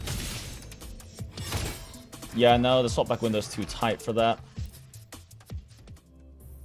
I'm not able to swap back in time to do the follow-up attack. Oh, wait, she... Oh, she does it automatically. Okay. I don't think I can do Changli ult's the problem. I'm pretty sure ult kills Hiyuki's off-field. Let's see. Who's the caged bird now? Never mind, she's there. Wait, why did I only get one stack? Am I supposed to get 2 stacks off that?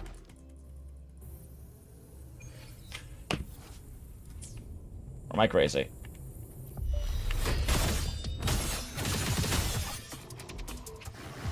Why did I only get 1 stack when I did the quick swap?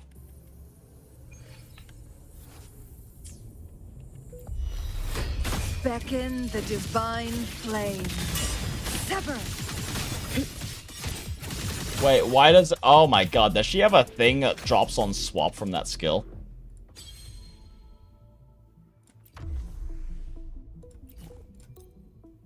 I shall be the vessel of your wishes. Fuck you! Switching to the Resident ends this effect. Why does Kuro hates quick swap?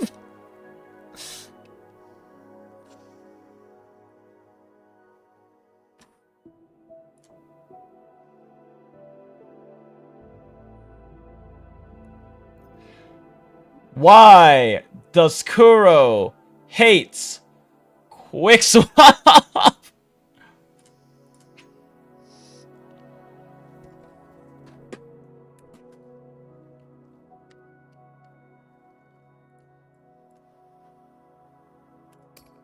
That's like such a quick swappable move, but they hate quick swap, chat.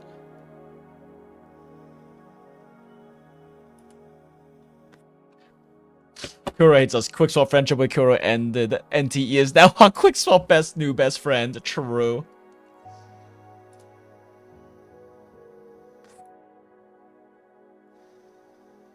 Like, her long-ass charge attack animations you can't quick swap out of, unlike with Frolova. The issue with Frolova is you generally can't quick swap out of it, because if she'll often have full Forte built, full outro built up, so you'll waste her outro buff, but...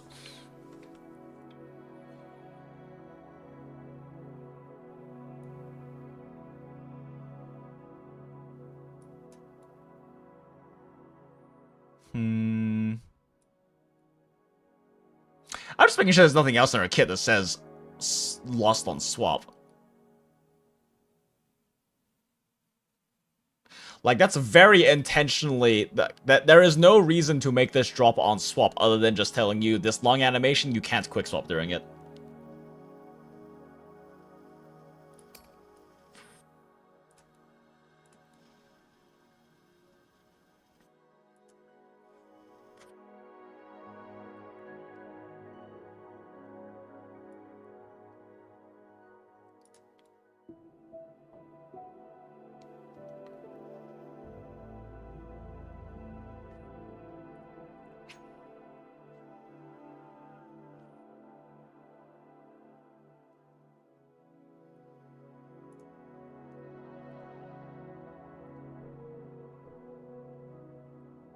Wait a second, one white out Bitter Frost.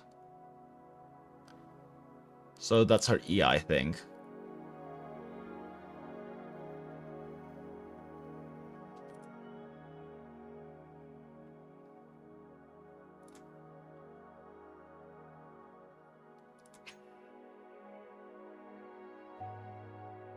Okay, yeah. She only gets 1 point of Snowforge Blade?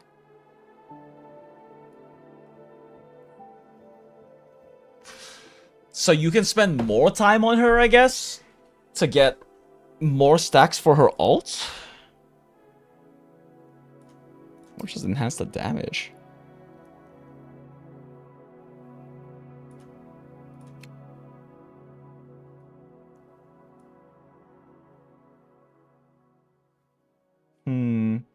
So 4 multiplier.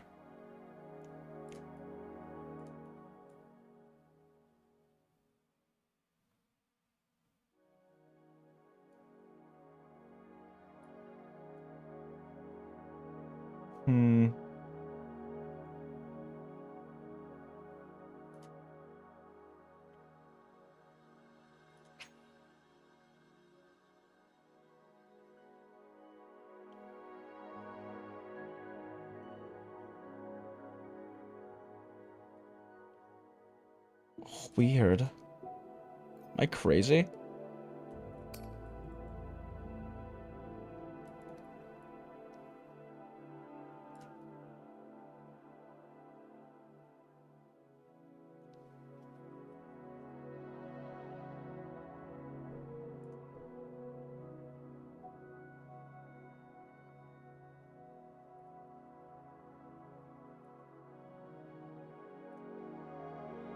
What did you miss? You cannot quick swap stuff. She has certain things that you can't quick swap. That specifically make her not quick swap.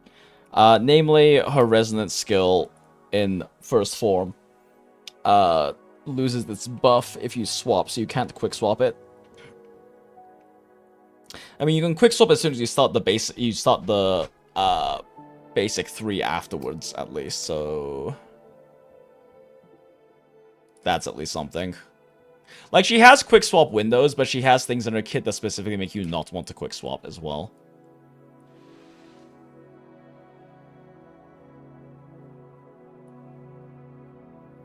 The Glacio bites.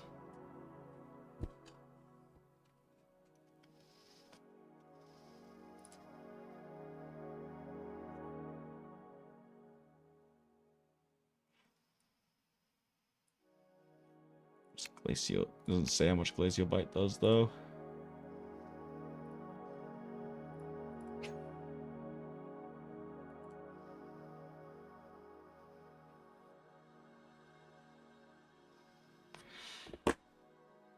Oh, wait a second. When she joins the team, so it's not on field, right?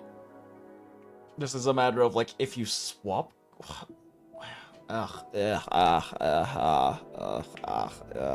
One sec.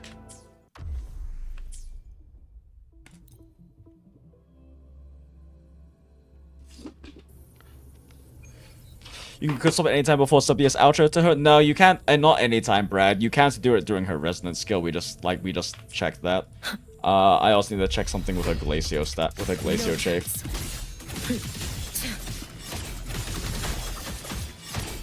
You should have run. Show me your fucking bar real quick. Oh my god, I need to see your health bar. Okay, I need to do a different stage.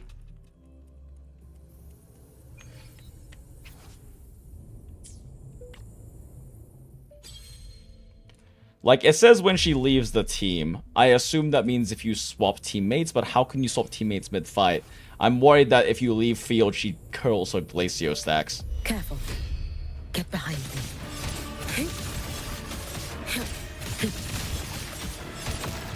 Futile. Too late to escape. No, Glacio stacks is still there. Okay. It really is when they leave team, which is so weird to say because you can't swap teammates during a fight. Worry not for me. But yeah, you can't swap during this attack, unfortunately, or she doesn't get 2 stacks from that. That's weird. Okay, well, whatever.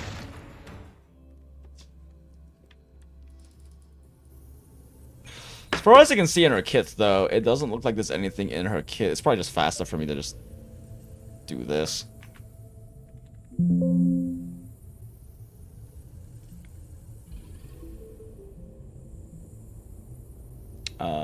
Where is it in her skill?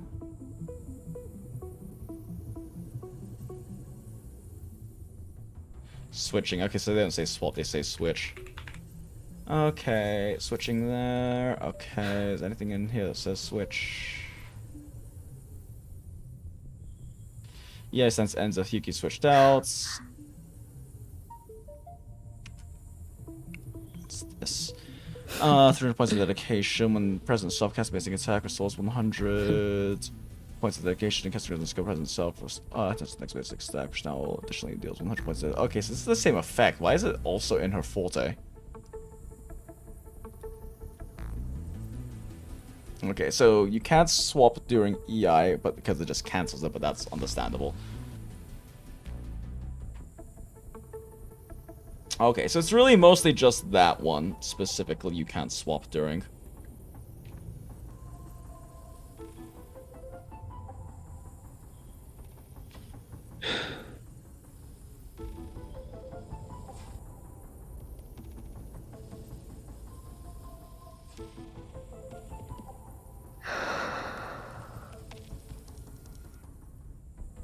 Heavy attack Frost Splinter is the enhanced charge attack.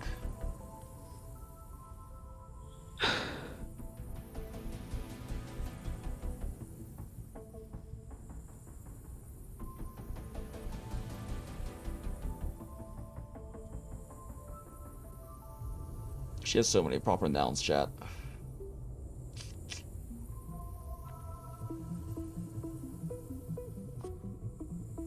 Okay, heavy attack, Frostwinter, full claim self.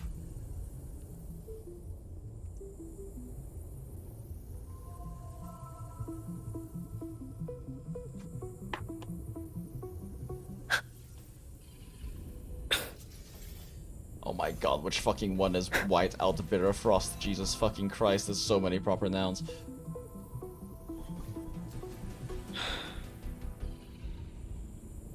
Okay, so it's her triple EI stack. After she EIs, she gets 3 stacks. 3 stacks, dealing glacier damage, consider liberation. Applies 1 stack of glacio. Oh, wait, no, sorry, wrong one. Okay, yeah, wait, no, bitter frost walking himself. We'll put a Snowforge Blades. So in theory, you can spend more time on Hiyuki to get more of these stacks, because you can only get 1 stack otherwise, right? Does she have like fucking Ascension passes that change that? So having been gets 1 stack of Snow Rust. Based on Snow Rust, but 1 stack. Glacier by damage is amplified 30%. God, she has more active. Okay, we have to look for active.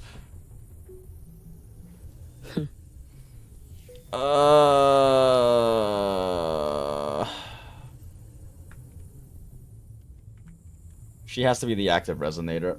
So all of these bonuses also drop during quick swaps.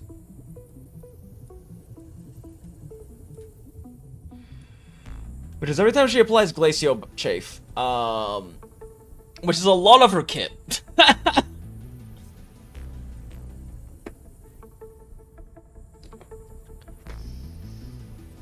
Yeah, you definitely can't swap her at any time without taking losses. Whether the losses are worth it, right? Like, whether the loss of Glacio Bite damage amplification here is worth it.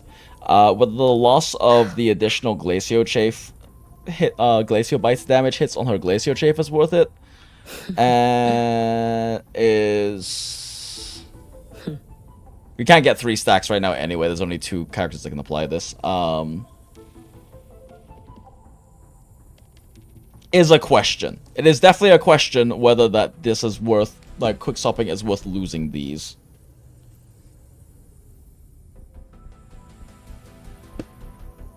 Like, let me see. What are even, like, quick swap windows? Get behind me. Like, I can't quick swap during this. You have the basic attack here, but you can't swap during that.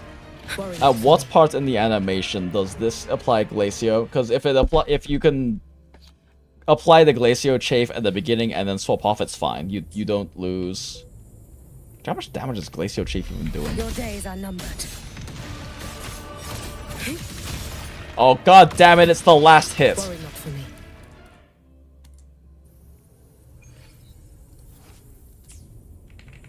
Careful. Get behind me. It's fine.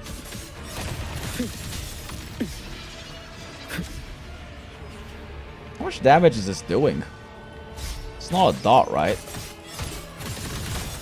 Worry not for me. I cannot fall now. Too late to escape. I don't know what number is the Glacio Chafe damage. Futile.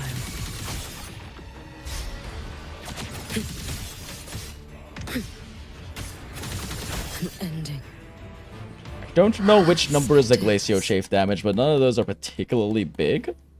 So I don't know how much of a problem it is. Also, Glacio Chafe isn't a dot. I thought it was a dot, which makes the swap more problematic.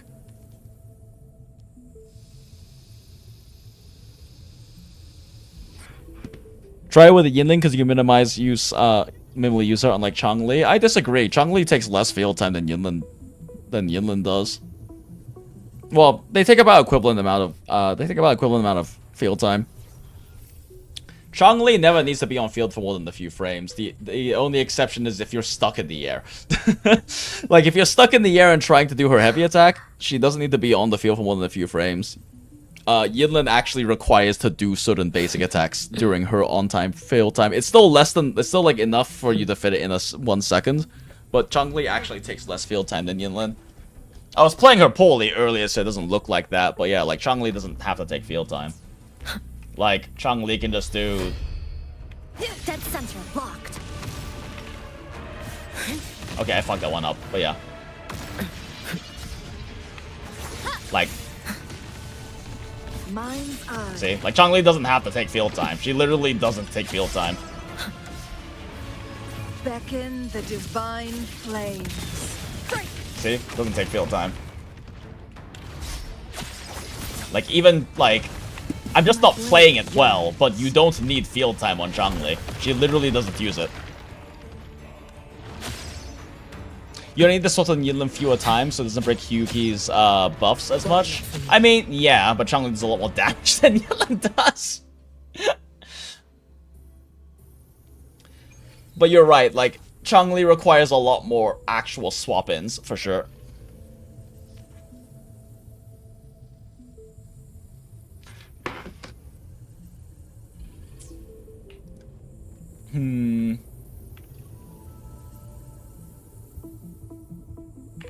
Careful, no chance. Feathers incinerate. Triumph through sacrifice. You should have run. Heed the sun. Take your final dive into Naraka. Worry not for me. Okay, this might be a bad boss to test rotations on. Motherfucker attacks so goddamn much.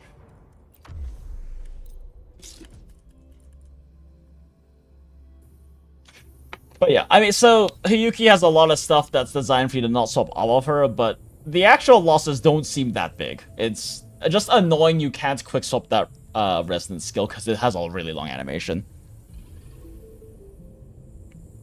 The question is, does Chong-Li getting Yinlin damage outweigh losing scuffing Hiyuki's rotations? Very likely, yes, because I don't think Hiyuki's rotations are actually getting that scuff. Like, this, now that we've actually looked at what it is, I don't know if the Glacial Bite damage is high enough to care. The real question is do we have enough Hiyuki swap windows for Chong-Li to actually do things because of how many times she has to swap?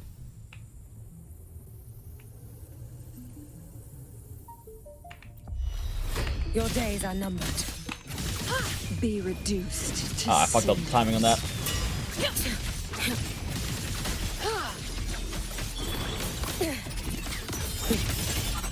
Heed the summon. Let there be snow.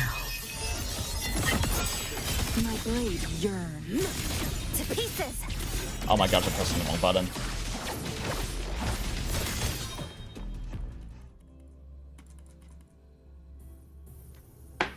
And if you're really crazy, you could theoretically do exclusively double swaps on Chong-Li and work in some Chisa basics in here, but I'm way too fucking tired to even try doing that right now. That's way too mechanically intensive.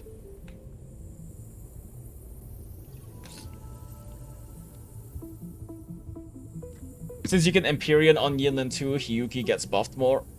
Admittedly only on bosses, but you know, that's fair, yeah. That is fair. Wait, Empyrean? Empyrean doesn't give you buffs. They're talking about Moonlit. Which also, I guess technically Chong-Li could also run, but...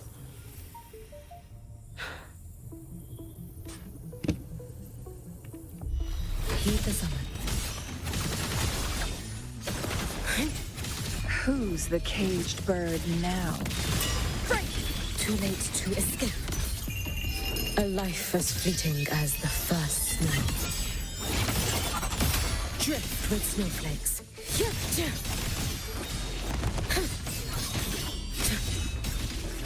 Oh, no, that's not it. It's like 1, 2, 3. Be gone. I'm doing it too slowly. Yeah. Okay. Yeah, you can Chong-Li swap on basic 3, or basic 4 and basic 5 of that attack. And then do her EI immediately afterwards, and then probably swap on her last EI slash. It's also just completely ignoring that Chisa exists. There's ways to work Chisa in this too as well, but I'm just gonna focus on this right now. Beckon the divine flames. Sever. Wait, does she not hold the stack in it? Wait, did they change Chong-Li? Hold up, I gotta check something. That's weird. Why didn't she hold her... Be reduced. Why didn't she hold her, Oh my god, they changed Chong-Li? They nerfed Chong-Li, chat! I can't do my tech anymore. It's not like in super impactful one, but so before Chun-Li would hold this so that the stack that lets her do a follow-up. Wait, actually, maybe it's still here?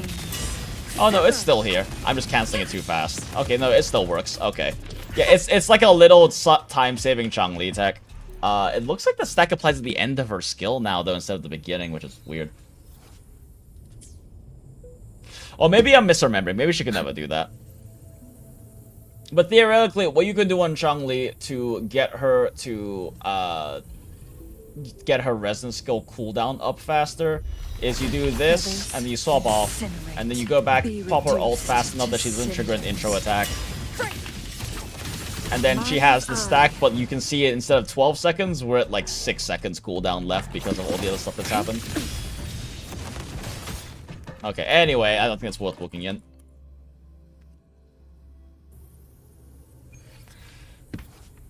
You can buffer hold during ult animation? You can. You buffer hold during ult animation, which is what lets you swap off Chun-Li like immediately after her ult's done.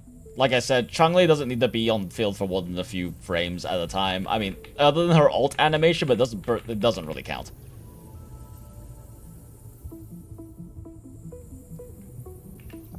Your days are numbered. I fucked that up. I didn't mean to burn that. Whatever, it's fine. And I think you can actually buffer Hiyuki's charge attack there during the swap.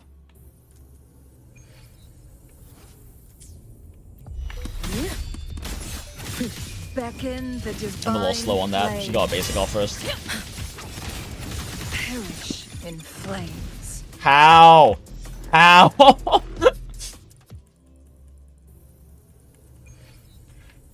Ah, shit, it's 2 o'clock. We spent so much time fucking around and reading kits I missed my other dailies again. Oh well. No chance. Be reduced to cinders.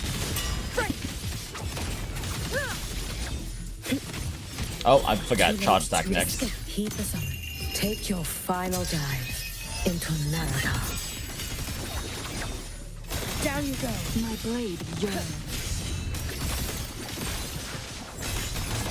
Rest now. Brittle snow, fading blue.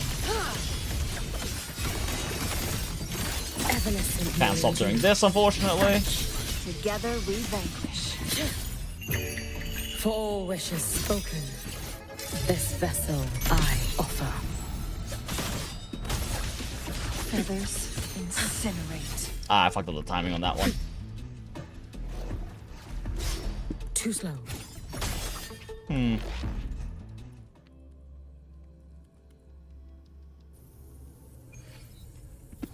I'm curious.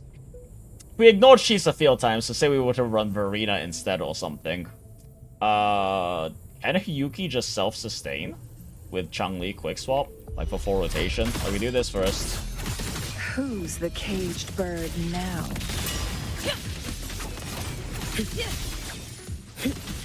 I keep forgetting the charge attack. Fucking hell. A life as fleeting as the first snow. Mind's eye. My blade yearns. Time to Oh wow, you can actually swap back that pretty nicely. Brittle snow, fading blue. You can trust me. Wait for the drift. Together we vanquish.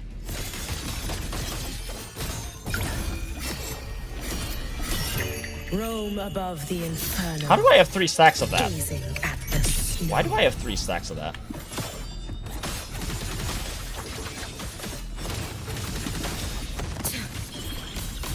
Heat the summer. Let there be snow. It doesn't generate enough energy. Oh, she doesn't have a cooldown up for her skill. That doesn't really work very well. Together we vanquish. Perish in flames. Down you go. Brittle snow, fading blue.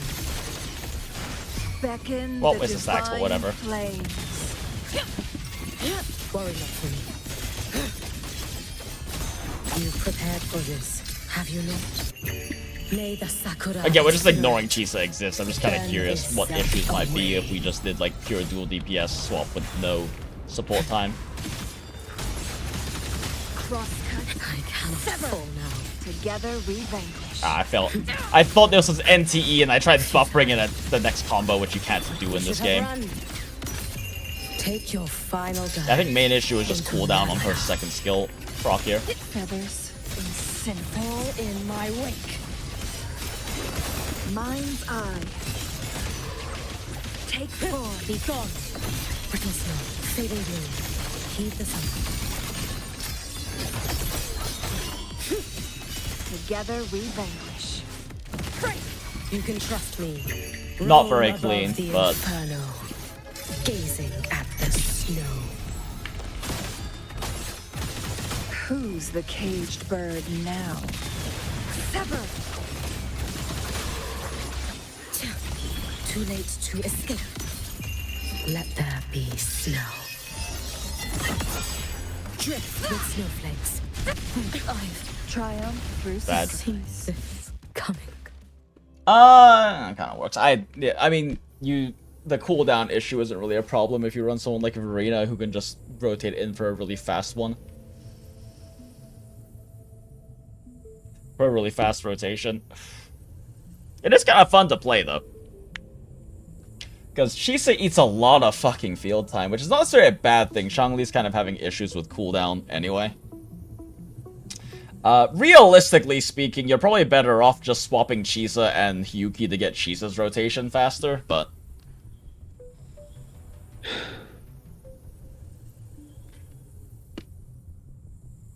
If you're ignoring Chisa, why not Yinglin Shangli so you can double liberation buff? Acid, did you forget how outros work? Like, did you forget how outros work and the reason why we run a universal support like Chisa or Shorekeeper or Verena or Monye? It's because the liberation outro buff drops on swap. How do you get 2 liberation buffs onto one character if you have to swap to the other character to get the buff up?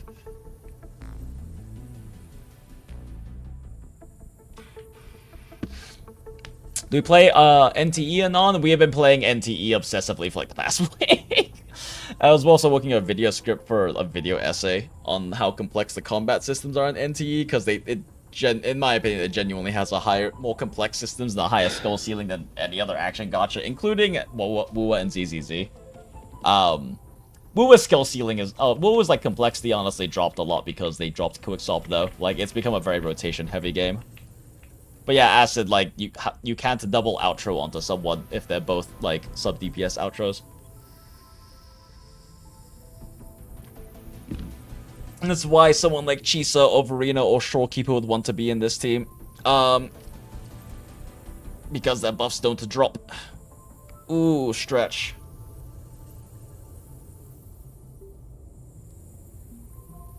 You can have more lib buffs instead. Yes, but... Why?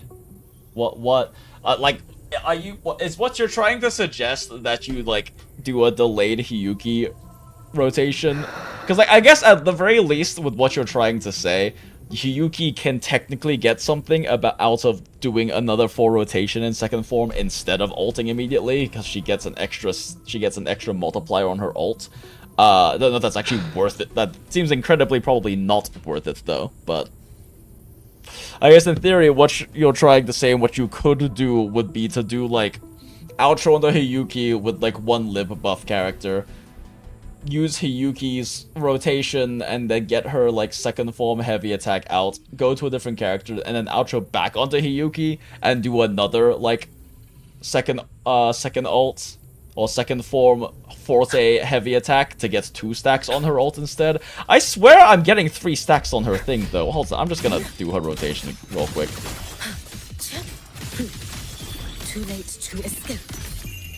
Like, I ate 3 stacks with her ults, but that doesn't make sense from the way her kit is explained. Be gone. Brittle snow, fading gloom. Okay. And then if I heavy attack... You've prepared for this, have you not? Okay, I have 2 stacks now? What are these fucking buffs? I can't click them! Can't click the buffs! Okay, let me just build up a second Down you go. Forte heavy. Dissipate.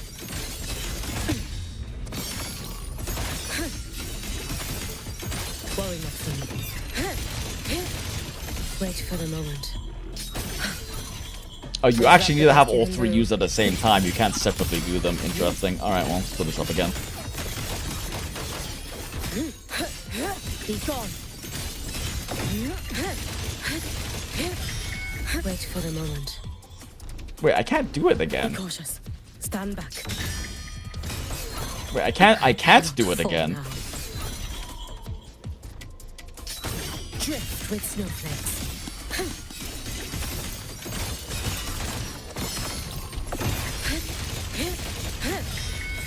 Yeah, she can't do her heavy attack again a second time. Weird.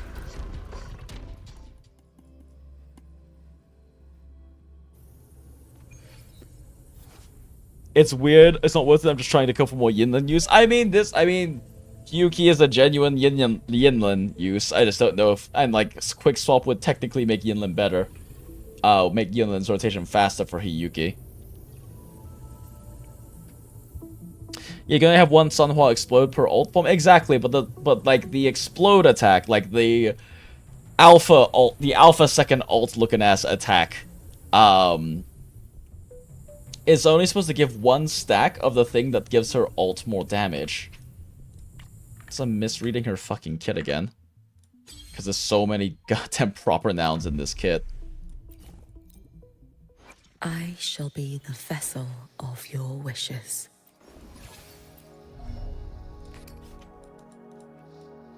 So this burns...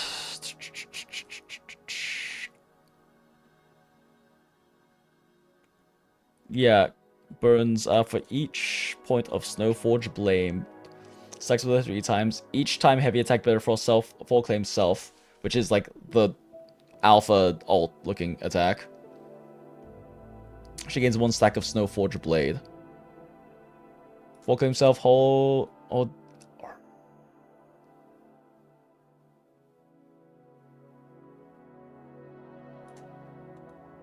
you continuously consume Snowforge Blade while holding...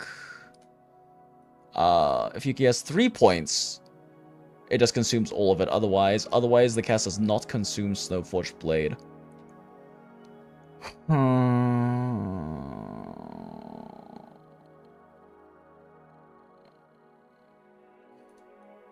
Hold to enter trying to consume 1 point periodically. Hold to release the cast. If no soul is consumed when it's released, so it can still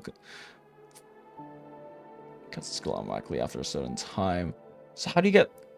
If you can't do her fucking charge attack again, how do you even get more stacks of this?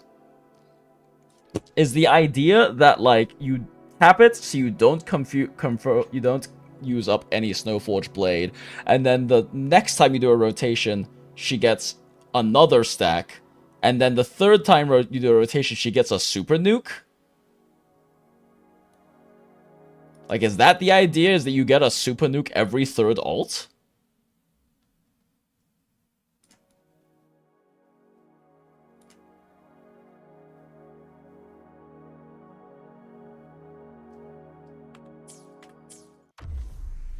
What's fucking going on with your kit, girl?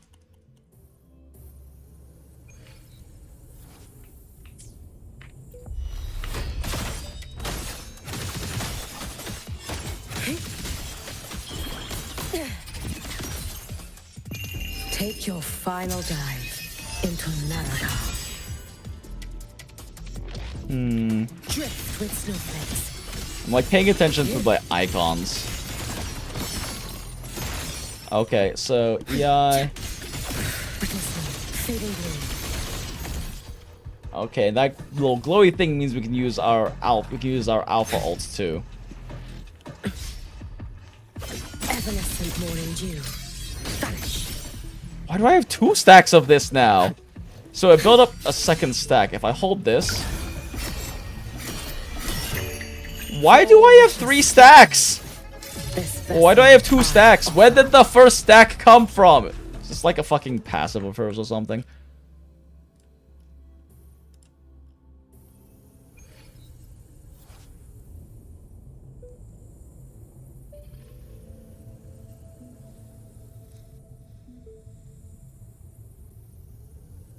Oh, yeah, it's an inherent skill too.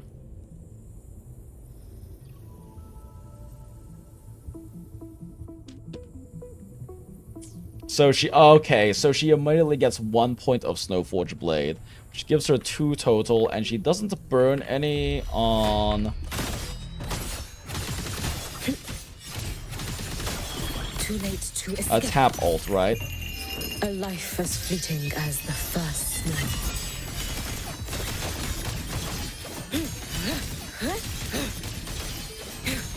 Brittle snow, fading green.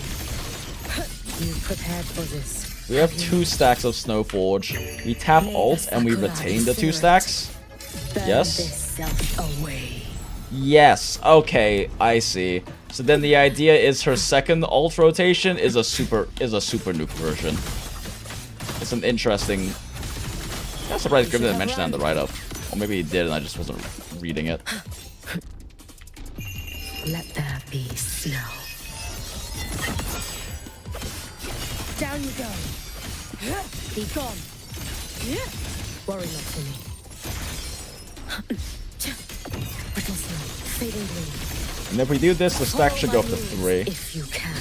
Okay, now we have 3. The question is, how strong is this super ult? Gotta build up enough energy. Together we who's the caged bird now? Sever. Oh my gosh. Yeah, without having team rotations, her her energy is not good. Very good. Roam above the inferno, gazing at the snow. And that burns all 3 stacks to increase damage multiplier. Okay. No chance. Okay, yeah, so basically her... This is only if she has fewer than 1 point. So basically her second ult every rotation is just giga enhanced.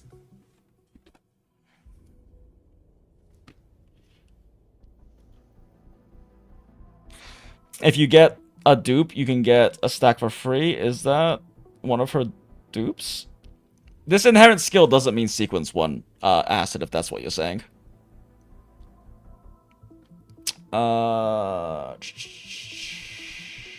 Oh, yeah, sequence 2 just gives you 3 stacks. That's funny.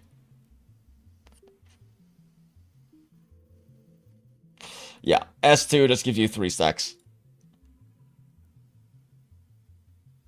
Which means you can actually just avoid doing her entire rotation and just swap to... just pop her second ult immediately if you want to. And get max stacks on it. Use combat state or recovers staying at cover for seconds. Oh, okay, she also just starts with all of her resources. That's funny. Her first rotation on S2 just has all of her resources available immediately.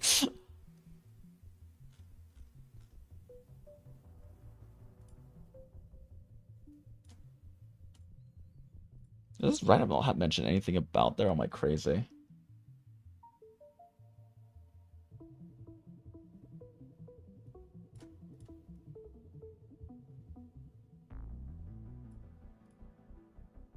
Bit of dedication, the intro basic 5. Just quick let's cast heavy attack plus stands for all extension can level up. Frost hot fire skills and basically had 2 skills, no 4 basic can do trick. This allows her to cast special basic EI after a dodge, which converts her 40 into 3 points of white out bitter frost. This allows her to cast a special heavy attack to then finally empower yet another ults. If I cast her second ultimate automatically. It casts automatically? 10 times the 20 stacks applied during your to cover more maximum puzzle stack. Hiyuki is interaction. Convert a glacier shape in glacial by some of the design spectral fires and heal the embers. Exactly, it's actually considered a proper negative status. And like Zani's, yeah, Xani's only gets significantly more damage by one of Hiyuki's, and it also stuns enemies for 2 seconds instead of freezing them. Scale the inherent passive finds that shakes Hiyuki's team building, passing like 3 times. Place or heavier check.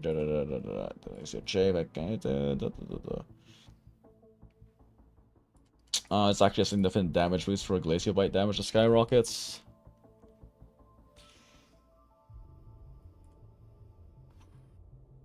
Okay, yeah, it doesn't actually mention the second super nuke.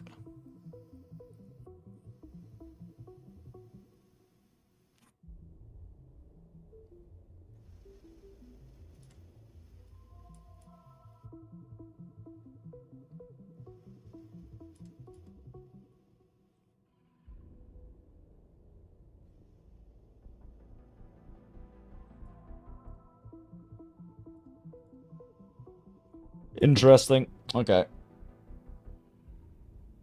Lineage is about huge trials of luck. His full potential. He's late residency and replacing coverable to best team by a lot. Overall, not most free to play. Friendly damage dealer with alternatives are lacking as well. But free to play option with fire. Second shows a notable yet scalable upgrade competitive premium. Yes, about 20% damage increase. Pausing game times, or at least grand vulnerable diminishes some of those issues, especially vulnerable. Yeah, they really did make her a PGR character.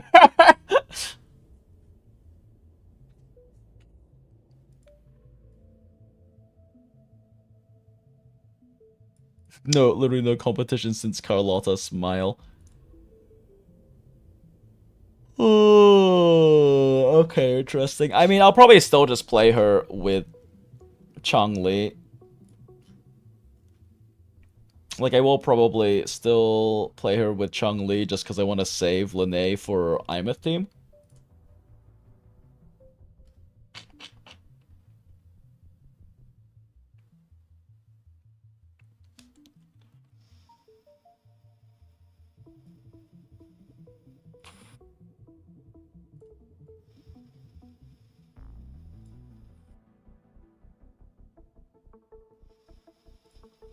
By having Baymax Ninja, I think it's like a stack for a ton of additional Glacial Bites damage.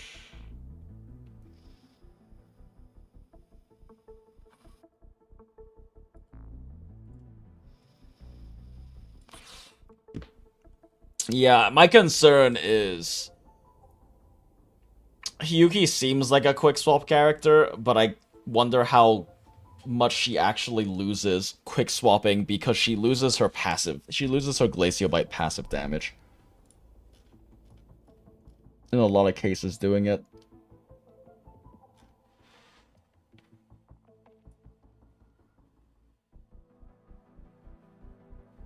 Because she basically loses this a lot of the time.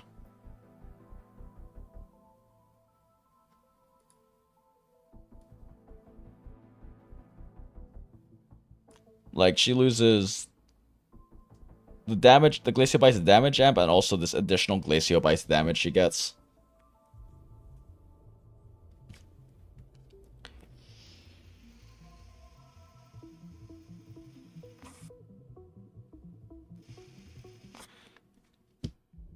S2 is basically SSS, SS3. I wouldn't say it's necessarily SS3, but yeah, something along those lines for PGR.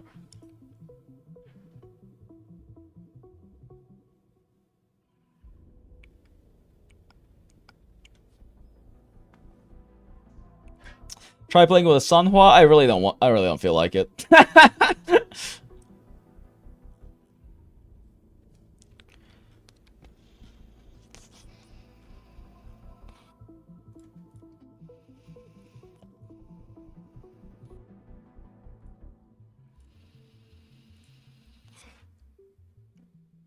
I'm a little disappointed that oh wait, never mind. Yeah, I'm a little disappointed that Grim doesn't mention the frost hot stacks. It's not like a huge thing, but it's still something to mention because it is written in her kit, and it does make her second ult significantly more powerful. A lot of quickswap Hiyuki vids you see are with sequences, so I don't know if it's a big drop at S. Yeah, I mean the thing is, like, it might not be that big of a drop. And the problem is with sequences too, you can't really gauge how powerful something is because you have sequences, right? I mean, the thing is, like, it's going to perform worse than Lene, for sure. That there is not really any world in which Chun-Li's sub DPS damage on Quickswap is going to beat Lene with her buffs, her damage, and also her liberation damage buff or outro. Like, it's definitely going to be worse than Lene. Like, the real question is how much worse, but...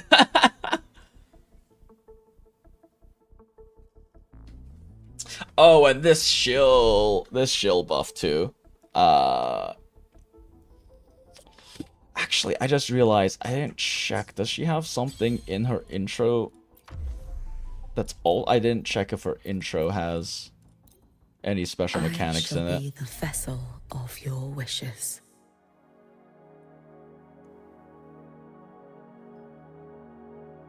Okay, no, it just tells you about the basic skip. Okay, cool, that's good at least. It's just basic skip. Oh, reset happened. We can go kill Teddy.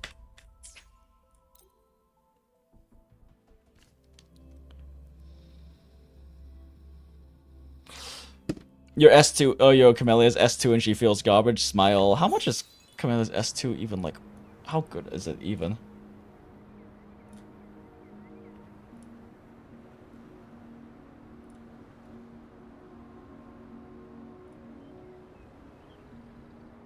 Well, 35% is not bad. What's your S2 even fucking do? Oh yeah, that's fucking huge. That's her main nuke.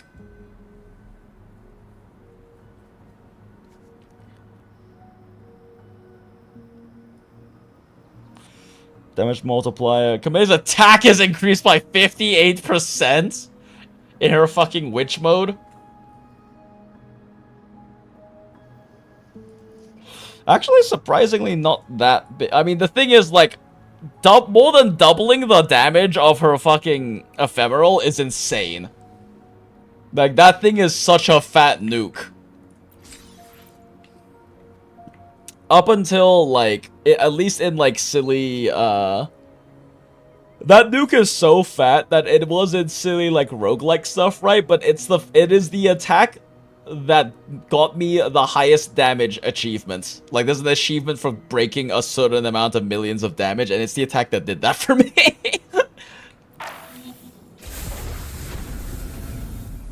Wait, what am I doing? I wanted to fight Teddy. You go fight Teddy.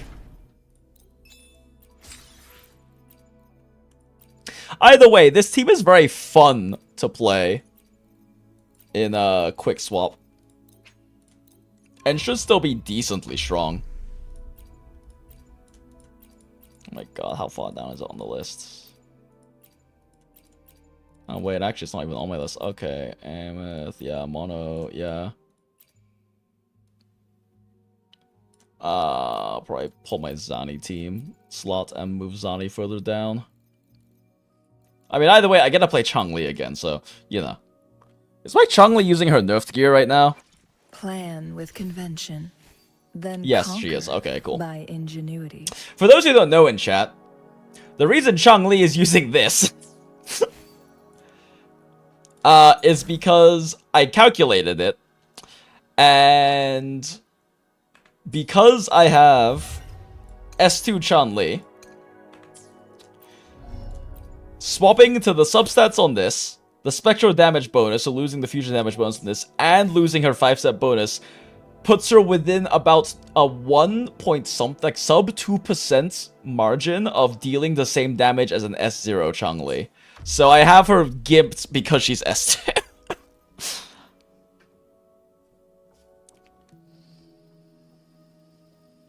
Your Cam Nuke still hits harder than a Booling Zhuzhu buff Colorado finale? Yeah, that makes sense. Is her kit annoying in this movement power creep? Yeah, understandable. She's probably still pretty decent in Whimpering Waste though, right? Probably. I don't know, I haven't played her in fucking god knows how long.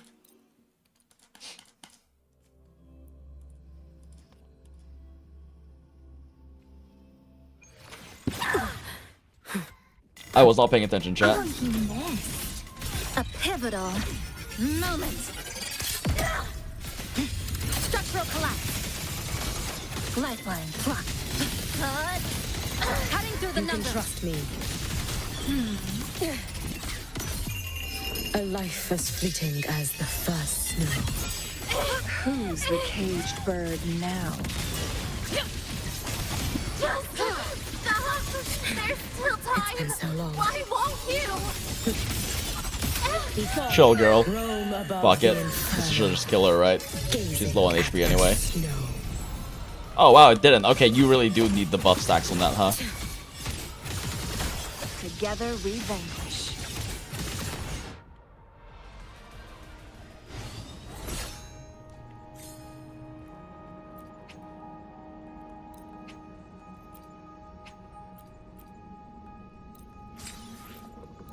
I have so many of those stashed up, chat. Holy shit.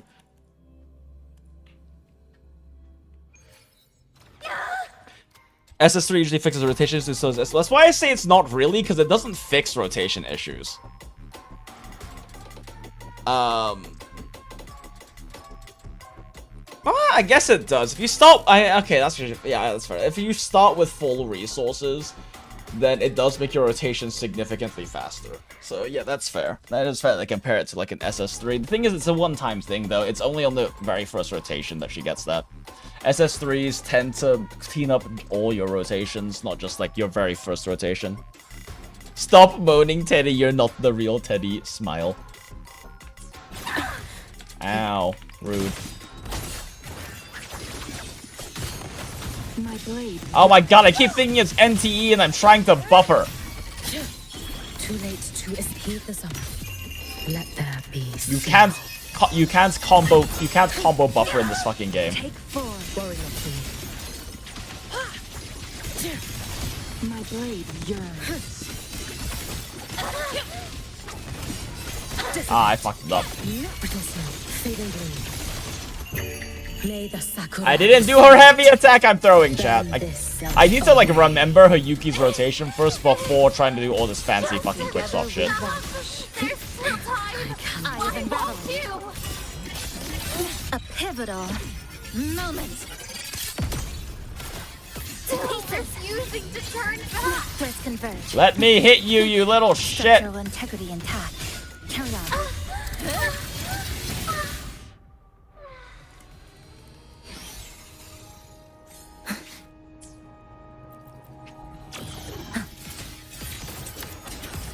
Realistically though, you can actually...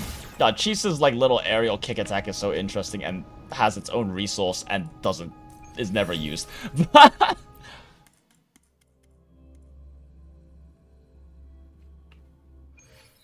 There's still time. Ow. Before the threads snap.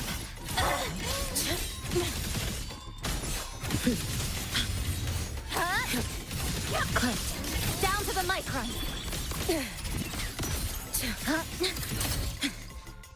This ends here. Let there be snow. Drift with snowflakes. That doesn't really work. Connection severed. You can trust me. Be gone. Brittle snow, fading gleam. There's still time. Feathers. Why won't you? Morning dew. Vanish. Ooh, the Chong-Li thighs zoom in though.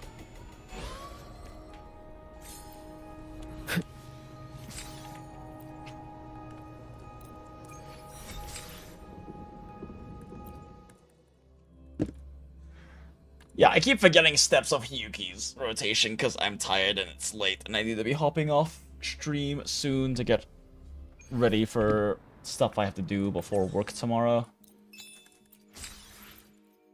I'm not like stressing too hard about finishing Hiyuki's story quest. I mostly just wanted to build Hiyuki. And this lets us more significantly build Hiyuki because her echoes are looking pretty fine at this point. They're okay. It's not that important. But like, I didn't level her basic, and that's where most of her fucking damage is, I'm sure.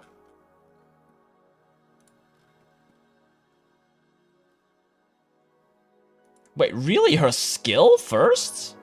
Interesting.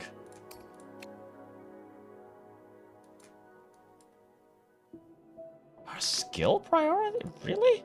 Oh, this is Camellia. No fucking... I'm like, what? That makes 0 sense. Why can't I remember how letters work? J, L, M, N, O, B, H, I, J, K. Okay. Jesus Christ. Yeah, Liberation Basic Attack, 4-day Circuit. Yep, that makes more sense. Guess I gotta use all of these fucking enemy mat selectors I got. Because I have so many of them.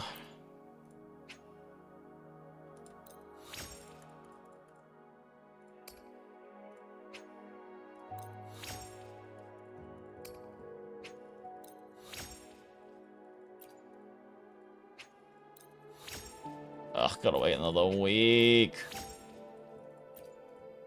But I want her to be fully built now, chat.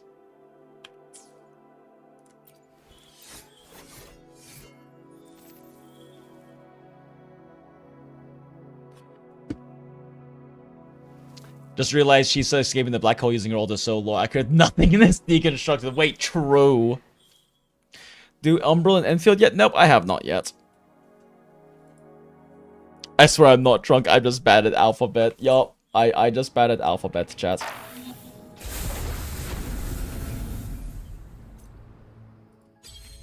Out of curiosity, let's just play her with her intended team. Actually, now I think what the fuck is I don't remember what Chisa's like non-swap rotation is.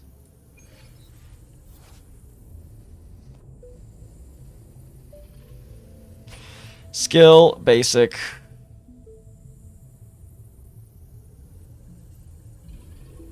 Which one is Rending Lunge? Oh my god, which one is Rending Lunge?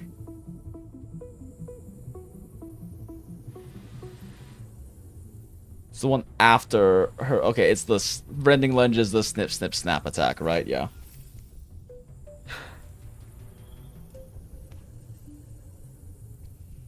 Why does she have to have fancy attack names for something that's literally just part of her basic string? Okay, ultimate, basic 2, basic Rending Lunge, basic Death Snip, full. Wait, no, Death Snip is the snip snip. Wait, what? Fuck, which one is it?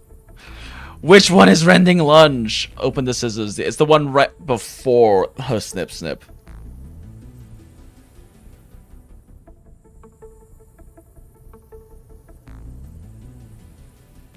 Oh my fucking god, why does she have...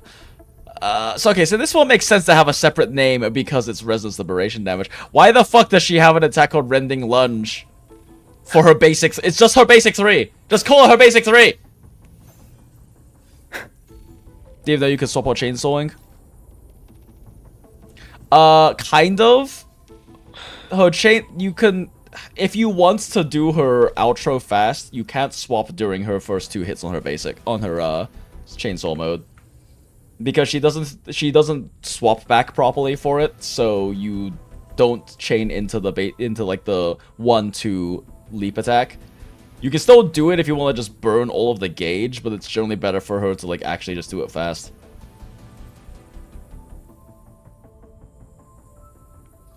Yeah, okay, so we snip once, basically.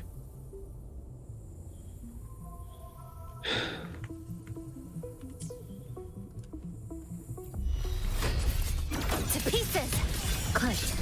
Yeah, so we don't snip. We do the one right before the snip. Okay, it's the leg swing.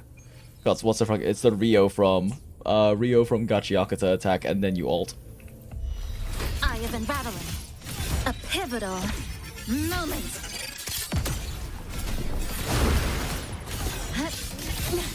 Structural collapse. Break apart. What do you mean that wasn't enough? Weird. Special delivery goes boom.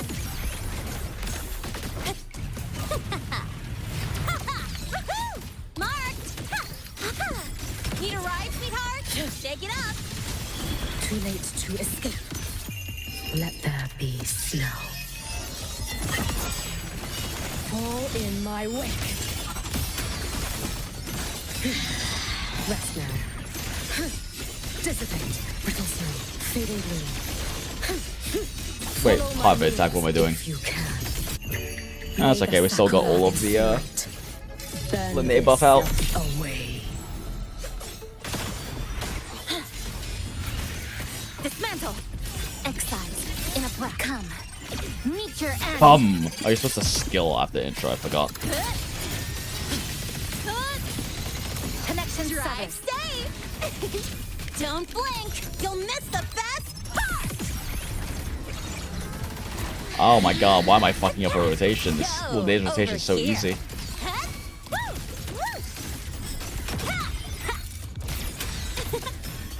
Shake it up. Her rotation is so much faster with intro, holy shit. Into America. Did you say into America? It's been so long. Be gone.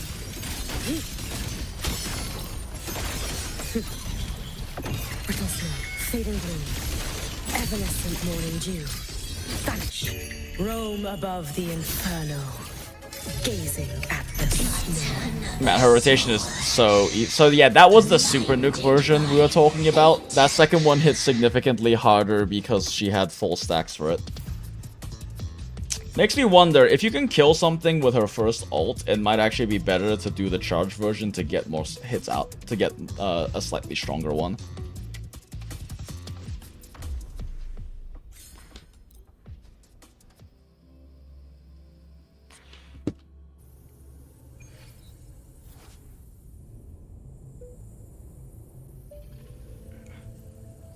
This rotation is weird because for this to you need to Tomb Break on Linnae instead of Hiyuki. Do you? I actually forgot how Linnae's Tomb Break thing works, but I think you're right. I have unraveling. Come, meet your end. Huh? Dismantle. Huh? Flicker into form. Huh? Connection severed. Oh my gosh, yeah, no, I'm canceling like one attack too early. Drive safe. Tie a bow and call that my signature. Shake it up. Huh? Zip. Huh? One more. Hey, where's the fire? That's all you've got. You can trust me. You should have run. Heal. A life as fleeting as the first snow.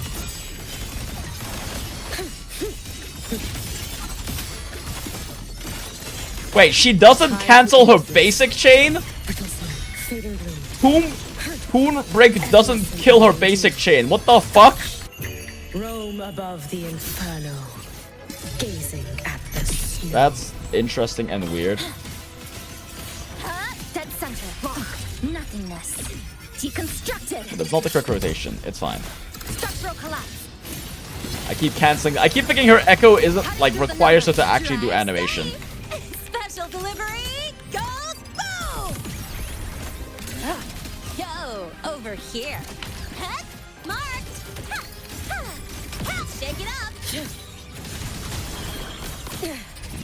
Heat the sun. Let there be snow.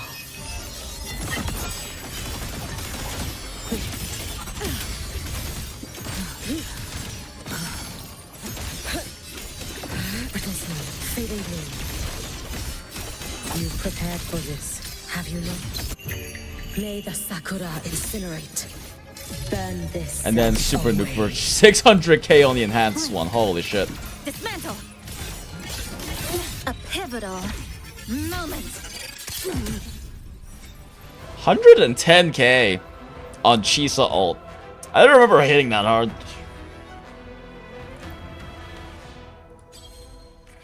I do not remember her hitting that hard. Yeah, so I mean, this is intended team, right? It's also intended team that is being shilled by endgame right now, though.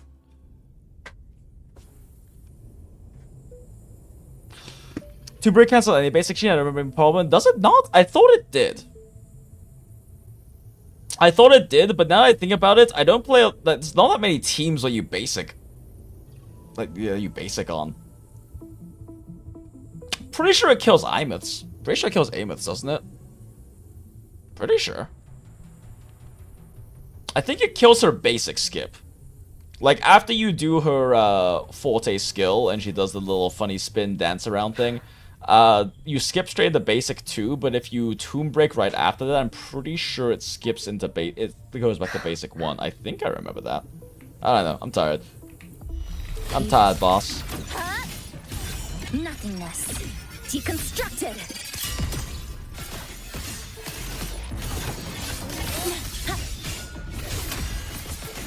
Structural collapse. Cutting through the numbers. Safe. Don't blink. You'll miss the best part. Shake it up. That's so spread out, chat. New look. You should have run. Heed the summon. Let there be snow. Drift with snowflakes. Be gone. Brittle snow, fading gloom. Follow my moves if you can. Roam above the inferno, gazing at the snow. Lifeline plucked to pieces. A pivotal moment. Flicker into form. Break apart. Yeah, I don't know if the hold version's worth doing there. And call that my signature. Check this. Shake it up. Marked. You can trust me. Too late to escape. Well, that was wasted. Take your final dive into America. Into America.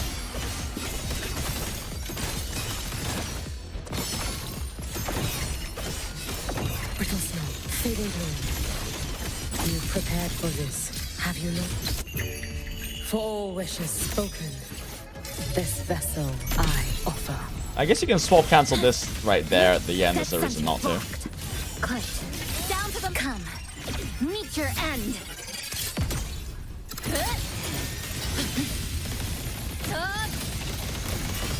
Connection 7. Definitely did not just cheese the fuck out of that parry. Special delivery goes boom. I call the shots. Shake it up. Zip. Woo. One more. Hey, where's the fire? Heed the sun. A life as fleeting as the first snow.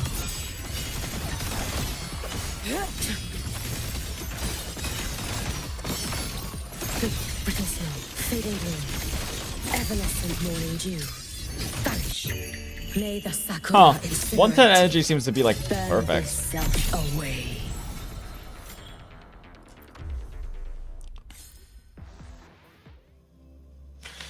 Yeah, her like premium team rotation is really easy. God, these fucking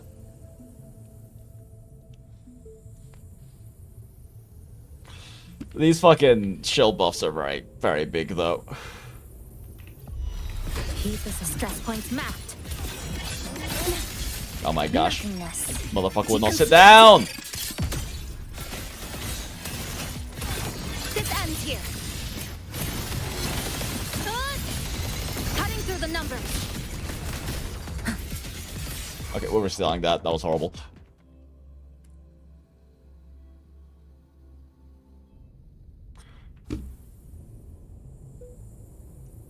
Can't wait for Lucilla.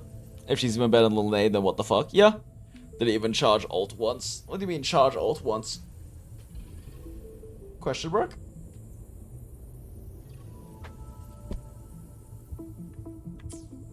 Am I tired and did something wrong? I is unraveling. Sit down, you bastard! Moment. Structural collapse. Connection severed. Oh my gosh, I had one basic miss. Special delivery goes boom. Shake it up. Did I forget to do her heavy attack one time or something? One more. Heed the summon. Let there be snow. Oh, you are supposed to tap ult on the second rotation. Yeah, I said you're supposed to tap ult on the second rotation. Stop moving! Oh my god, I keep doing extra basics for literally no reason. The reason why your second, the reason why your second ult is enhanced is because you have 3 stacks and it auto consumes at 3 stacks. Dead center locked. Come. If you have 3 stacks, tapping auto consumes. If you have less, the only way to consume them is to hold. Break apart. Drive safe. Don't blink. You'll miss the best part. That's all you've got. Marked. No look. You can trust me. You should have run. Take your final dive into Narada. Nope. You don't tap first and you hold second. It automatically burns, which is why the second ult's stronger. What the fuck did I just do? Wait for the moment. Worry not for me. Okay, well that's not the time for that parry. Brittle snow, fading green, waning moon. You've prepared for this, have you not? For all wishes spoken, this vessel I. You didn't crit earlier? Yeah, it's just the lack of crit. Eye of unraveling. Probably. I'm not sure what exactly it is you're thinking of, but yes, probably. It probably was that. This ends here.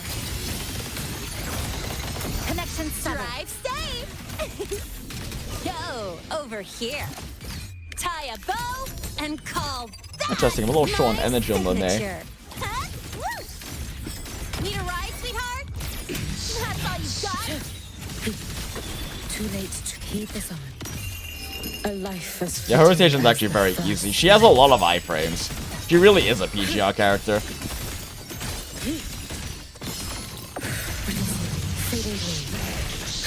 Follow my moves. Oh yeah, she's a little short on energy. We're all a little short on energy. Interesting.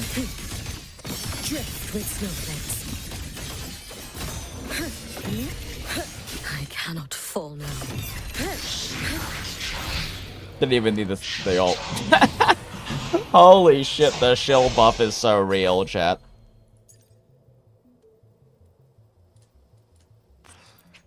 The shield buff is so very real. Yeah, let's try this with let's try this with Ameth. Why can't you use your presets here? Like, why can't you actually just use your presets here?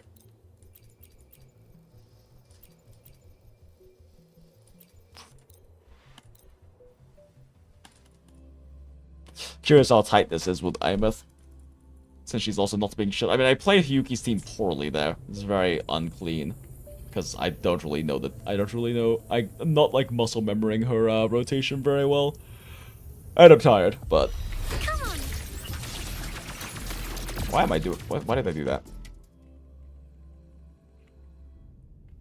Immediately forgets how to do Ameth rotation. Come on, little one. All targets in sight. Attack confirmed. Stars, hear my queries. Structural override initiated. Name your color. How does she not have Wait, how did she not have Max Concerto? What the fuck did I do? Huh? Huh? Like, Monier overbuilds Concerto. She makes too much for herself. Come on, little one. Attack formation. Hover modules ready. All units fire. Order executed. Authorizing maximum output. Oh, did I cancel her charge attack too quickly? I think I did. Structural override initiated. Don't blink. You'll miss the best part. Go over here. Heck, heck. One more. Hey, where's the fire? Whirling up. Starlight over the seas. Scorch through the void. Ha! The world is mine to guard. Objective logged. Oh, maybe it doesn't cancel her basic chain. Ignite the world. Yeah, it might be crazy. Body limit unlocked. The savior Rises. That not crit. Assuming master control. Processing complete. Initiating criticality. Did that miss? I can't tell if that missed. Structure override initiated. Tie a bow and Oh, call lol, her bike's still on that field. my signature. That's all you've got. Watch the corner. Zip. Marked. Woo. Ha. Whirling off. Shake it up. Blade cleaves the night. Peril purged in light. Heroes on. Lights up. Limelights checked. Evil repel. Fly high. Truth. Reach the cosmos. Cannon, cluster cannon ready. The savior rises. I'm missing part of Monye's buff here, just because she marked the last wave of enemies. Order executed. Stars, hear my queries. Drive safe. Special delivery. Go. Am I popping this too early? I actually don't know if it catches Monye's the end of Aimant's rotation if I do it that early. No look. The form of mech. End blow. System in Soul sing in harmony. Shit. My rotation got scuffed somehow. How did my rotation get scuffed? I don't know. Light shows the finale. Fire. Order confirmed. Come on. Stars. Well, Light up tomorrow. just as fast. Daughter is still a daughter ink, I guess.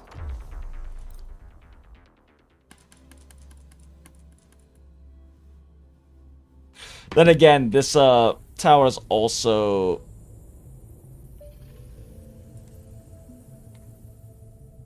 Wait, no, none of these are buffing daughter. But yeah, none of this buffs daughter, actually.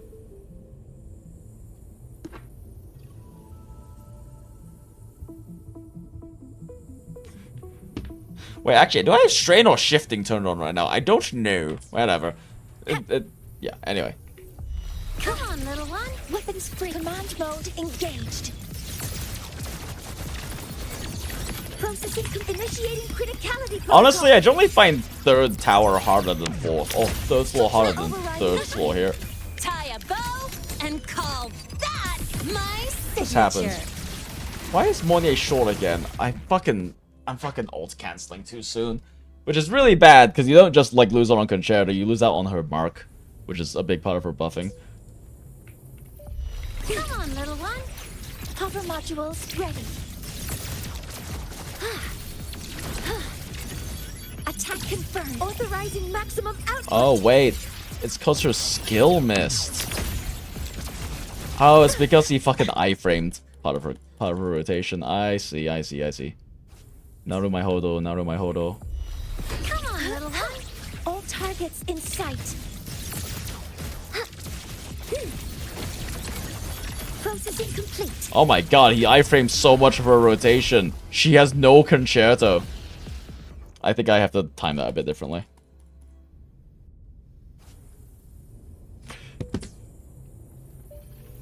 Come on, little. Command mode engaged. Attack confirmed. I need a few more basics. There we go. Criticality protocol. Structure Drive override safe. initiated. Special delivery. Go boom. Shake it up. Marked. One more. Hey, we're whirling up. Evil repelled. Blade cleaves the night. Peril purged in light. Solar flare. The world is mine to guard. Objective logged. Fly high. Truth. Reach the cosmos. Light wings activated. Stinia is fusion burst. Does Lupa get revived, or is Monye still gonna be more important? Oh, that's a good question, actually. Come on, little one. Assuming master Also, what do you mean Lupa gets revived? Lupa's still a meta unit. Order execute. Authorizing maximum output. Because Mono Fusion doesn't work without Lupa. You just run Lupa and Monye together. Don't blink. You'll miss the best part. Go over here. Hut, hut, woo. Need a ride, whirling up. Oh, interesting. Why am I short on energy? What missed? Scorch through the void. Aim system. Oh shit, you're not invulnerable during that? I thought you were invulnerable during that attack. Damn, okay, well I learned something new. Come on! Stars, light up tomorrow. Body limit unlocked. The savior rises. Man, WUWA really is just a rotation game now. Assuming master control. All units fire. Attack confirmed. Stars, hear my queries. Structure Drive override safe. initiated. Special delivery goes boom! Check this out.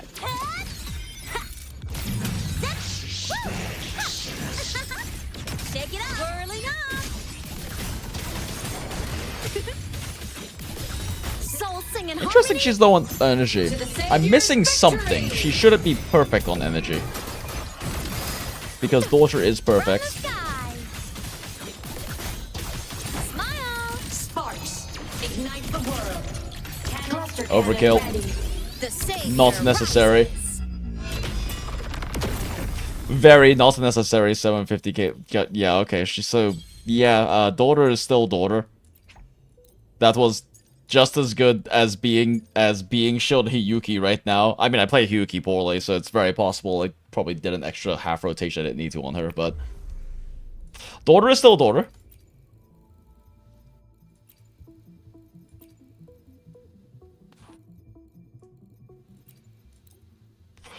How is Toxic Ex-Girlfriend?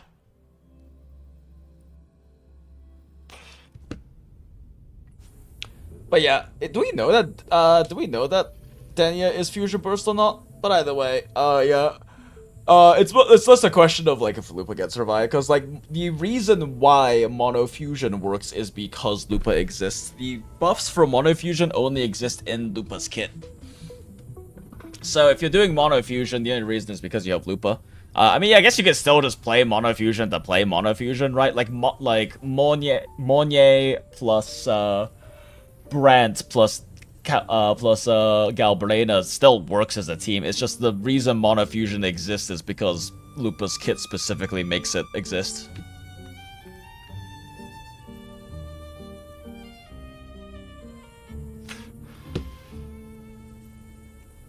On top of that, if Denya ends up being like a Fusion Burst DPS, for example, then that just means that you replace Monye. You replace Monye with Chisa in that team because she's the dot support character. So like, I guess actually it depends. If you're running Mono Fusion, then you still run Monye, but you would probably be able to run someone like Lupa or just a different sub DPS with her and Monye. And if you want to save Monye, you can just run Brandt.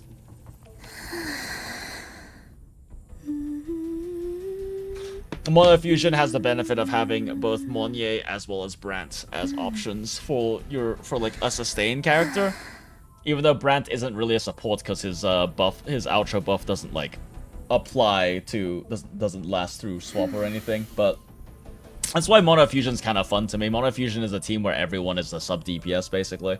Monye works really well in that team. She makes Lupa and Galbrina do a lot more damage, but like Mono Fusion is fun because most of the fusion characters and the ones you can run in there tend to all do good damage.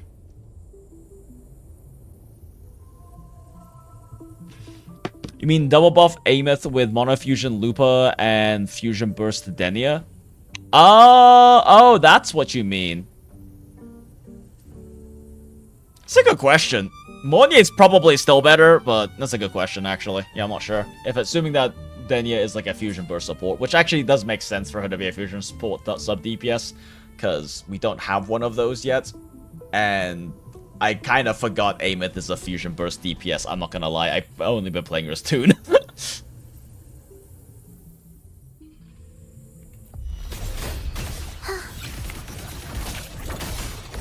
Symphony of life. Cadence, halt. Witness, blossoms in wilt. Sink into the endless deep. Oh shit, I think I just fucked up. I might be a little scuffed in this rotation. Oh, this What will be sleeps fun. within bamboo? Mandate calls. Judgment falls. Winds howling. Just better kill him. Oh my god, fine, I'll burn the fucking thing. Thus, meaningless rumble, symphony of life.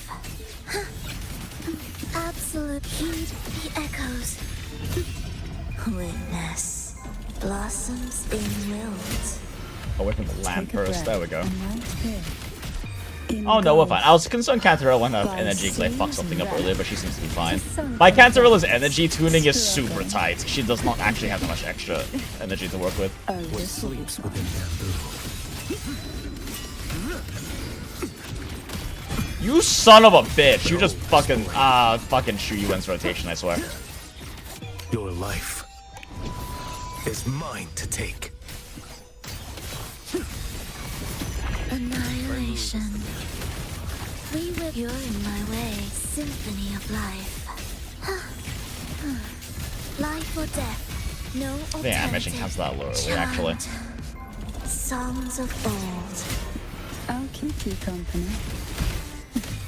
Sleep. I mentioned cancel that poorly.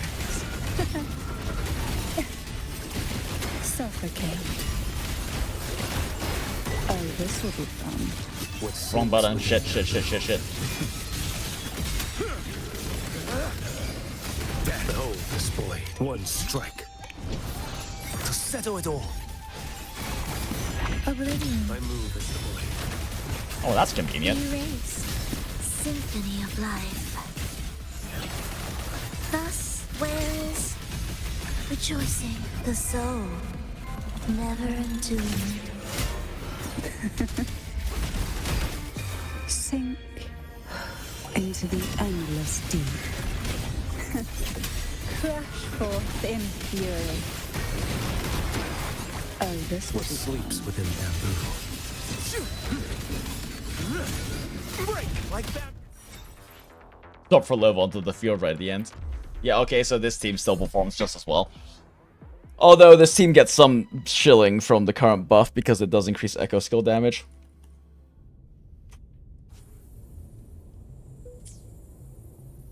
Frolova, still Frolova-ing.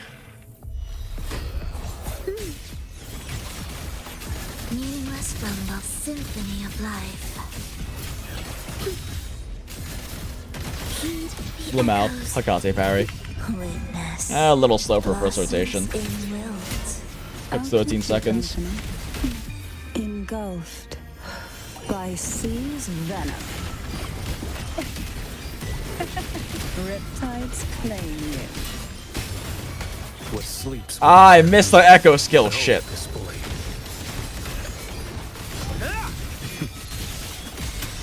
Okay, I have fucked up this rotation so badly. I accidentally animation cancelled his last hit on his forte attack too early, so he's missing out on Concerto, and I also fucked up Cantarella's Echo Cast. Which isn't like a huge deal if it was like a different team, because you don't, it does, the fucking Heron buff on QIUYUAN doesn't make that much of a difference, but losing an extra Hakate enhanced attack is pretty significant.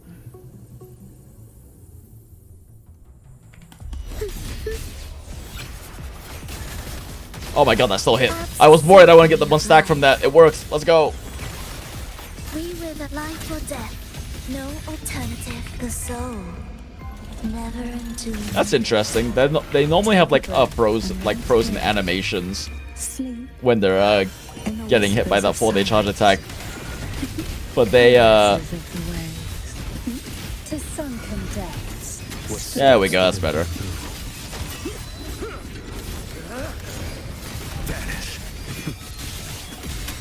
Mandate calls. Oh shit, I used a skill early. Ensemble. Thus erase. Symphony of life. Where is rejoicing? Chant. I have gotten Frolova's animation cancels down to very clean at this point. Try not to blink. Sink into the endless deep. Struggle. Oh, this What sleeps within bamboo? Break like bamboo. Oh my god, it's short on energy. I knew it! I knew using your skill earlier. This team's energy is way too finely tuned. Oblivion. We wither together, symphony of life. I had to delay that a little bit, make sure it landed. Death, no alternative. The soul, never entombed. I'll keep you company. Silence. Engulfed. Yeah, my energy's a little off. I should be able to ult before that. Crush forth in fury. What sleeps within bamboo? Behold this blade. Ah, he got knocked out of it. Shit, don't hit me, don't hit me, don't hit me. Nothing that won't heal. Oh my god, his energy's so scuffed. Shit. One strike to settle it all. The issues are compounding, chat. Annihilation. Thus, you fall symphony of life. Oh, fuck. No! My QIUYUAN buff just ran out! Fuck. Witness blossoms in wilt. Take a breath and right here. Of course, now you get fucking knocked over. In the whispers of silence. Suffocate. Oh, this What will be sleeps fun. within bamboo? Break like bamboo. Okay, I'm fucking this up too much. Judgment falls. Oblivion. We wither together, symphony of life. Fuck. Oh my god, the damage commitments for this is so long. I feel nothing. Okay, well. RIP.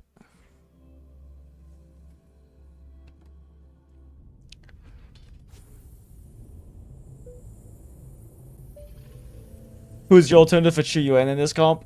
You tried Red Shia, but the boss's HP just laughed at you a lot now. But using either Chisa or Buling, but horrible. Yeah, both of those, neither of those are gonna work very well.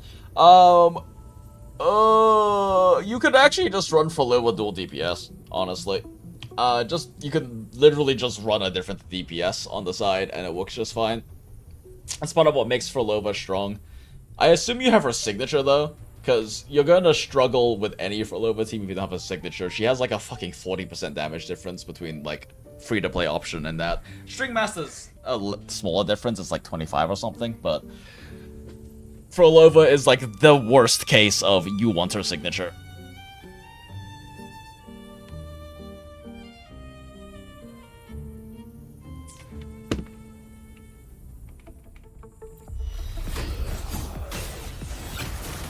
Absolute symphony of life.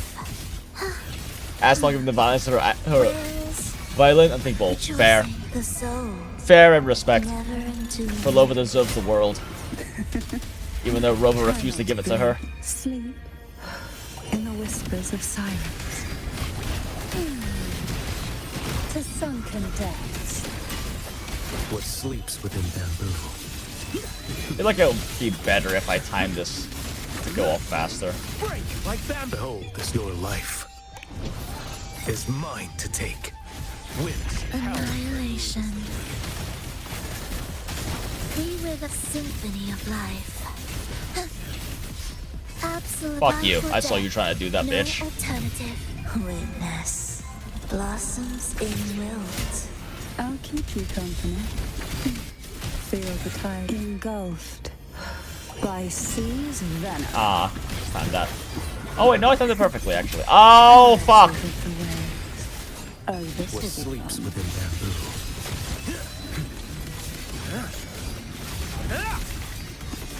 Why is this image so short still? What am I fucking up? What What did I miss? Oh, I fucking canceled my Catarella attack.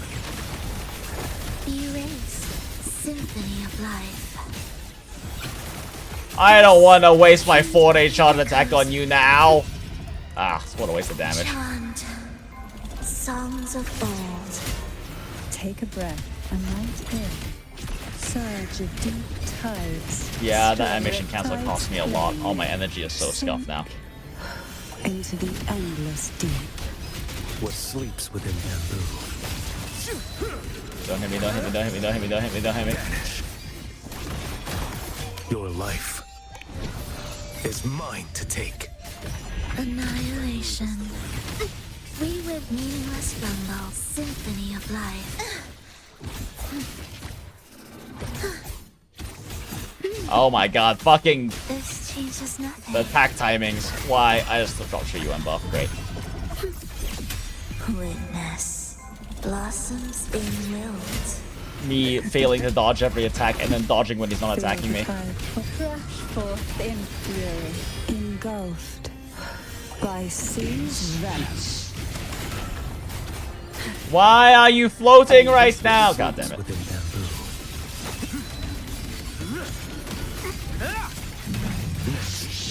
Mandate calls. Judgment falls. Ensemble. You're in my way. Symphony of life. Life or death. No alternative. The soul. Never entombed. Yeah, this is actually a bit of a struggle. I'll keep you company. I mean, I'm playing poorly, but still. Surge of deep tides. Wait, are one of these guys resistant to Havoc? Sleep in the whispers of silence. Oh, this What will sleeps within bamboo? Vanish. One strike. To settle it all. You guys are Havoc resistant, right? We with a. Why am I struggling so much more on this half? Heed the echoes. Why is it only doing 100? Is Foreign Sovereign resistant to Havoc? Oh, he is. Oh. Oh, okay, yeah, that's not happening then. Okay, never mind. I was like, why is Frolova doing no damage during a rotation?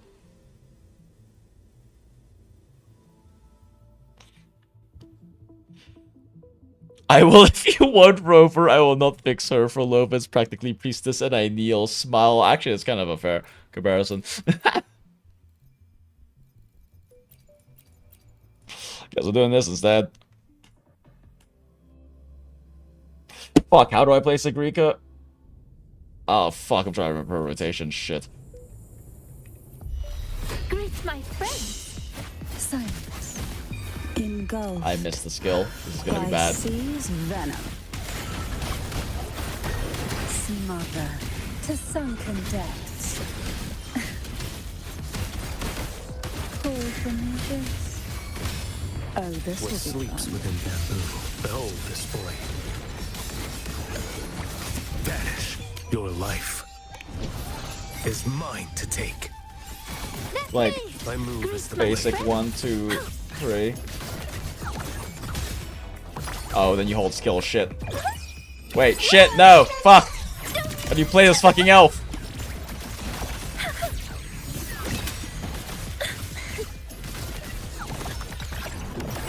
Can I keep going like this? What did I do wrong?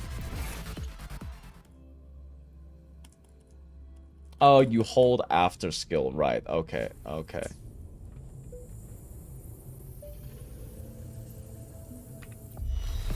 Greet my friends. Sink into the endless deep. Okay? Suffocate. Oh, this What will be sleeps within bamboo? Mandate calls. Judgment falls. Winds howl. My move is the blade. Greet my friends. This is it. Alright, yeah, you do. Shot attack afterwards. Right, okay.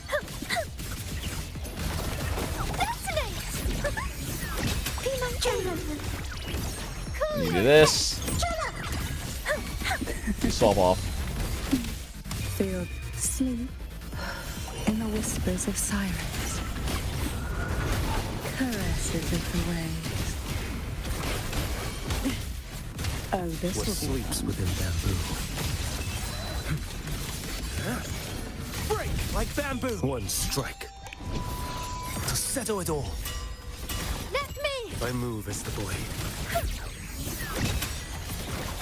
Yeah, that definitely reset our basic chain there. Huh? Huh? Oh! True name, illuminate! Greet my I do a full friend. extra basic chain there. That sucks. Holy shit! I didn't think that would kill me.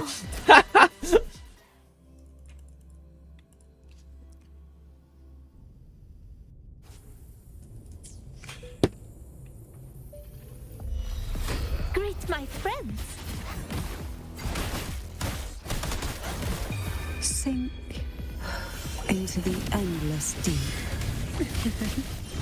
Surrender to Riptide's claim you.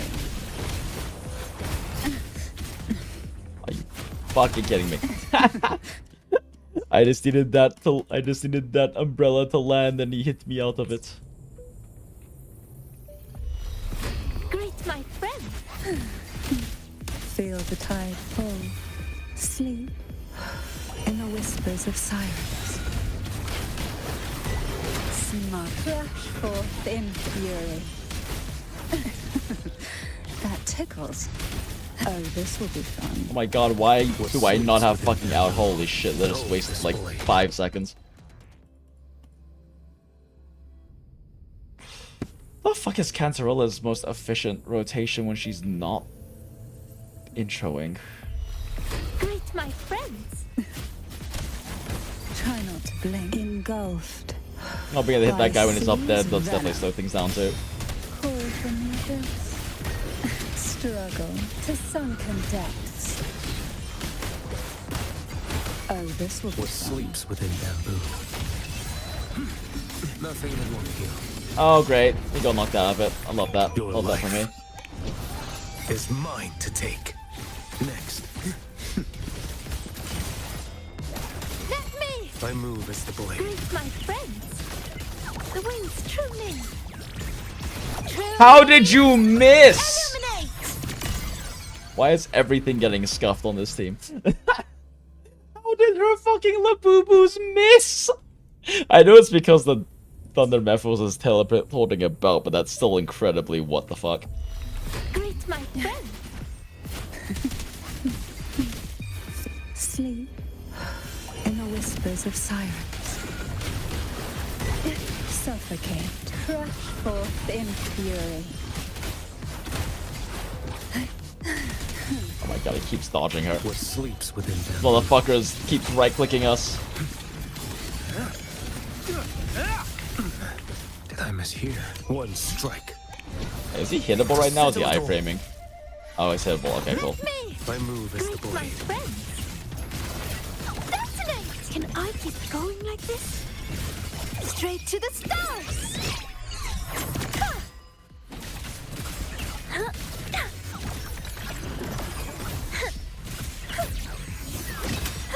Wait, what? I didn't get the fucking shot. Are you kidding me?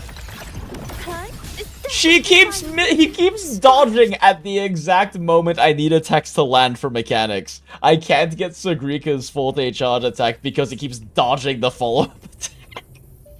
What is this timing? And I can't even control the timing of that attack either. It's just pure animation lock. Greet my friends. Engulfed by sea's venom. That tickles. Oh my god, he's iframing everything! Oh, this will be fun. What sleeps within bamboo? Why was this not a problem with Frolova? Mandate calls. Judgment falls. Winds, hell, my move is the Greet my blade. friends. This doesn't define me. Slide! Damn. I wanted to dodge there, but I couldn't because I would drop her mechanic. Holy fuck, the animation lock in this team is real. There's so much animation lock in this team.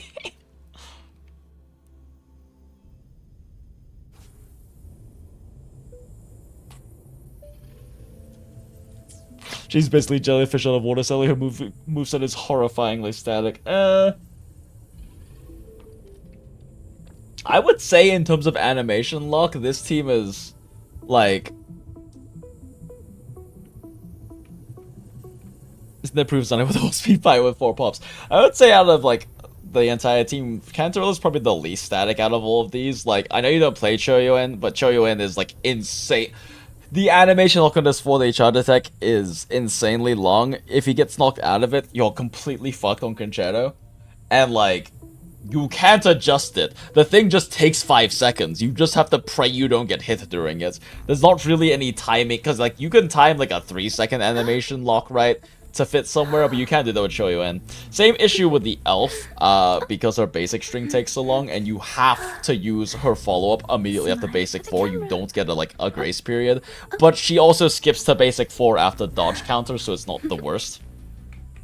QIUYUAN is just nope, fuck you. They hit you during this time, fuck you. So you reset. Engulfed by seas. He can move a bit. Nope, can't move a bit. He just. The thing is, he moves so much during it, you generally don't have a problem.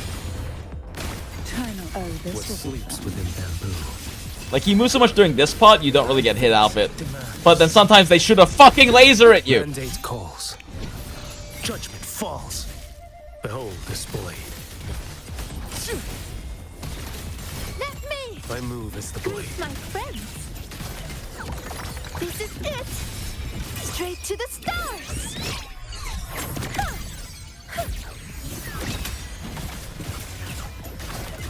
Know what explosion means? Cool your head! Shut up! I'll keep you company. Sink into the endless deep. Crush forth in fury. Oh, What this will be sleeps fun. within bamboo? Vanish. Your life. We lost so much time on the first QIUYUAN mine to rotation. take. Winds, hell. Let me! My move is Grease the my blade. friends! Be my aid! True name? Illuminate! This is Jonathan. You're gonna How the fuck are you that high in the air, you son of a bitch? Sleep in the whispers of sirens. Riptides claim you. Oh, this will What be sleeps within bamboo? Behold this blade.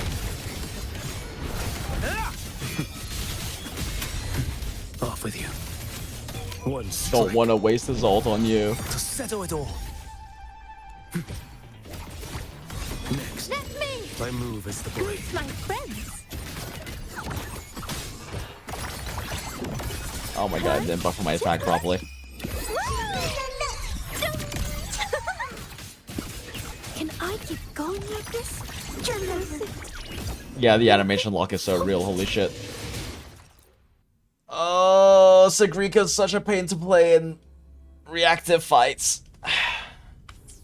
I'm too tired for this. I don't feel like playing this team. This probably wasn't for low for some reason. It's mostly performing worse because things keep getting scuffed. It's the whole I'm getting hit by these 2 high attack tempo enemies a lot, and like Hiyuki and Ameth team have so many fucking iframes that it wasn't really a problem, but this team is like very animation locked. Sagrika's not that bad because you can just dodge counter and she still skips to the parts of her combo she needs. I'm just too fucking tired and there's too many special effects for me to see them attacking the dodge counter. But QIUYUAN is just pray you don't get fucking hit. The thing is, QIUYUAN with Sagrika actually gets stagnation, which helps, except for Cantarella burns the stagnation because she only gets 2 stacks of stagnation, so before QIUYUAN even gets to do anything. Try Carlotta. I don't want to play Carlotta, Acid. Stop asking for Carlotta. I'm just playing Monofusion.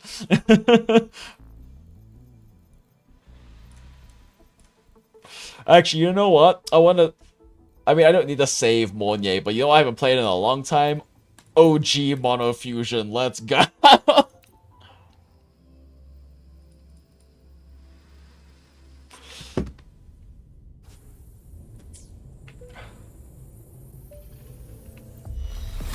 Behave now. Triumph at the spear tip! Flee, Phil!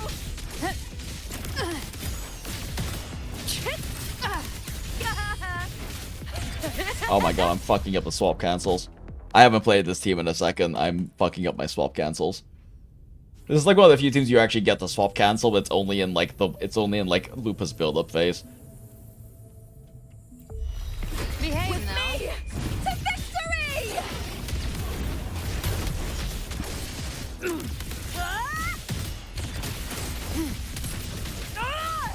Oh fuck, you press E, not charge attack.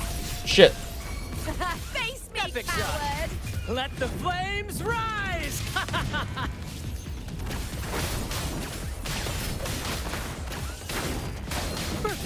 Stop teleporting around, you piece of shit. Same actor, different Behave role. now. The flames roar. I'll show you.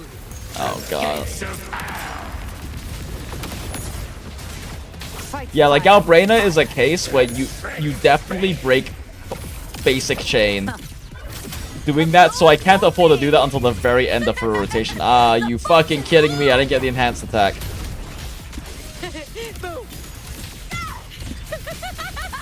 Together, with me. At the helm. Climax of the show.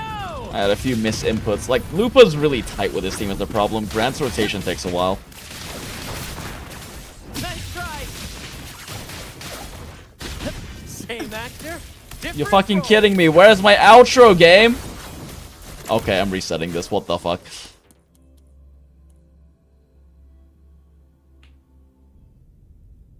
Fucking Brant missed something. I don't know what. Behave me to victory!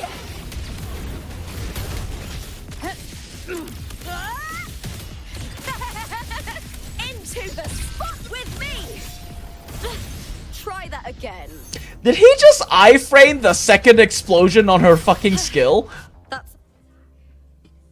Why does this boss have so many iframes, chat? Behave now. Triumph at the spear tip! Die, evil!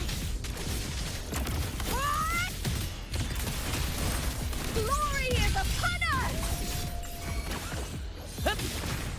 I didn't use fucking Lupa's echo, whatever. Nice teamwork!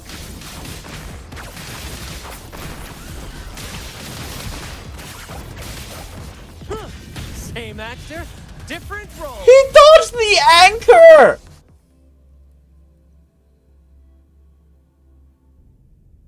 I hate this boss, chat. How did he dodge Brant's anchor? Behave now. The fight is on!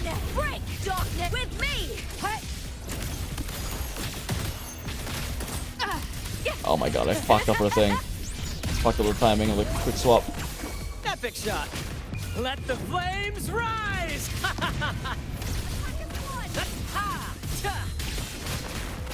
Yeah, the iframes break Brant's targeting and combo. Wait, what? Same actor. Oh my god, he almost dodged it again. Three baby flames. Try my Wait, how did that not parry? Enter Hell's gates. Scorched to ash. Painted hellfire. Devour them all. Kiss me. Oh my god, we're missing Lupa's timing. With me to victory. Flee, Phil.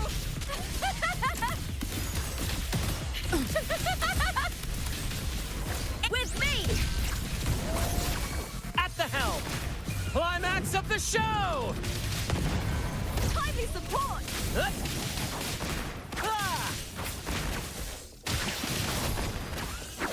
Oh my gosh, he's teleporting around too much, chat. Same actor, can't escape me. different role.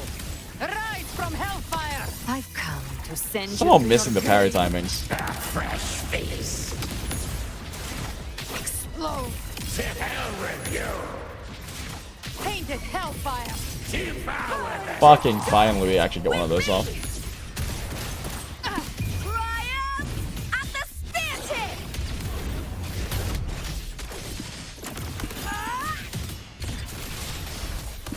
Behave now. Glory is upon us! In the limelight! Nice teamwork! Here. Same actor, different role. The flames roar. The hunt ends here. Time to go. Explode. To hell with you. Fight fire with fire. Let's break free. I smell fear. The fight is on!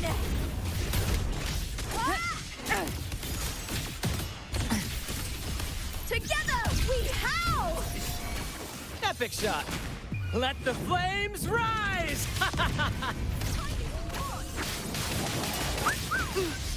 No little mishap.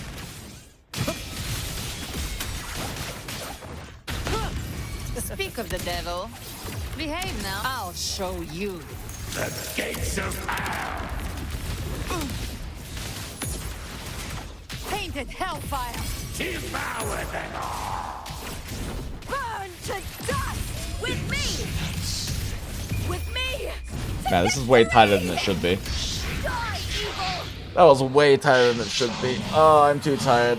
I'm making a lot of mistakes.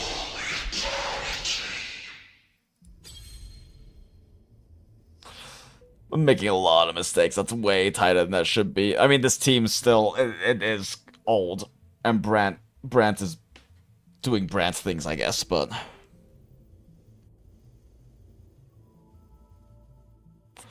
Back to react to some quick swaps. I mean, yeah, it's got like minimal quick swaps in the team. You can like you could probably see how Galbraina could use her Forte skill almost immediately or immediately at the start of her part of the rotation. That's only because we're doing the Lupa quick swaps. Normally she needs 2 full basic strings to pull that to be able to use her skill when she comes in.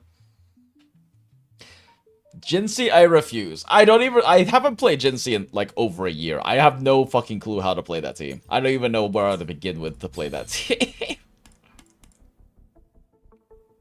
Like, genuinely don't remember how to play that team.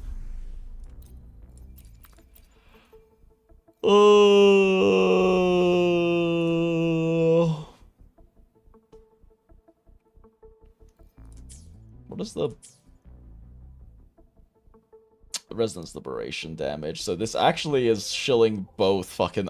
Why is this shilling Amith and shilling fucking Hiyuki?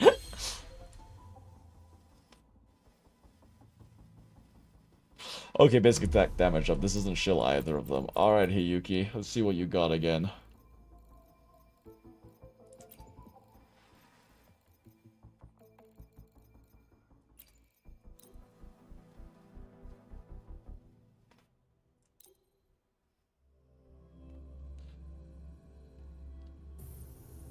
OG Quickswap Chung Liao. I think I'm too tired to play Chung Liao.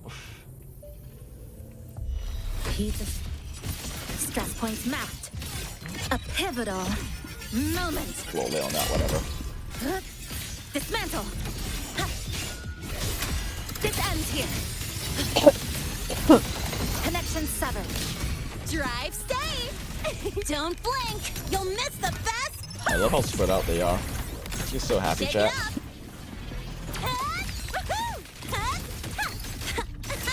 Hey, where's the fire? You should have run. Heed the summon. A life as fleeting as the first snow. Ah, fuck this. Attacks missed. That'll be short on energy. Or Forte. Whatever. Oh, fuck. That motored them so fast I wasted 2 of the stacks. Whatever. Ah, still called the buff. Wishes spoken. This vessel I offer. Lifeline plucked to pieces. Nothingness. I don't know if that landed. Did I get 40? I did. I can jump too! Oh shit, you knocked her out of it. I should have quick swapped. And call I should have soft cancelled that. signature. Shake it up. I cancelled her fucking... I am too tired. I am playing this so badly. Oh my god, Lydia's getting her shit kicked in. Veil here. Oh, she's alive. Marked! One more! Need a ride, sweetheart? Too late to escape. Heed the summon. Let there be snow. Down you go.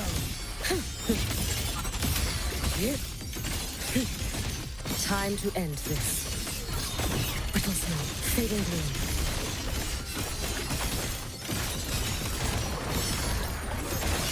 My energy is so scuffed right now, chat. I missed so many things. Incinerate. Burn this self away. 77k on her super It's move? fine. Worry not for Wait, me. why did— oh, I forgot the heavy attack! God damn it. Too tired, forgetting how to do Hiyuki rotation. Good. Down to the come. Meet your end. Structural collapse. Yep, definitely cancels basic chains. Cutting through the numbers. Drive safe. Special delivery goes boom. Might be timing this later. Check this out. Oh, they grouped. Yes! You fools! Shake it up. You can trust me. Take your final dive into Naraka. Oh shit, I thought I dodged. I thought I pressed dodge. Brittle snow, fading blue. No! I tried to dodge and instead of dodge countering, I did a fucking EI slash. Dissipate. Waning moon. Be cautious. Stand back. You just grabbed me during an EI slash? As it is. The EI slash failed the parry and he grabbed her mid EI slash. That's actually really funny.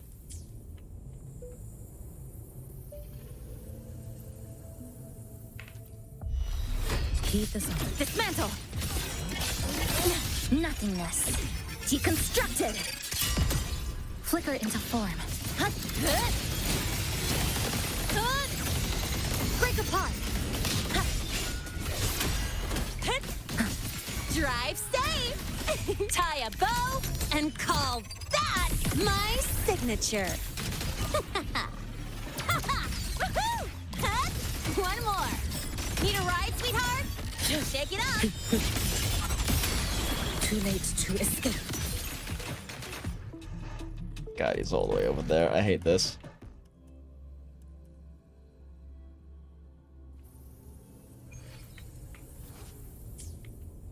They keep spreading out so badly. Good. Down to a pivotal moment. Flicker into form. This ends here. Cutting through the numbers. Drive safe. Shake it up. Yo, over here. Special delivery goes boom. Zip. Woo. Woo. Ha. I call the shots. You should have run. Heed the summon. No chance. Take your final Probably not dive worth using skill there. into Naraka.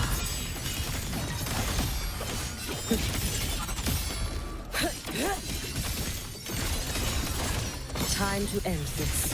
Brittle snow, fading blue. May the I failed a heavy attack again. Oh my god, I can't remember her rotation. That did no damage.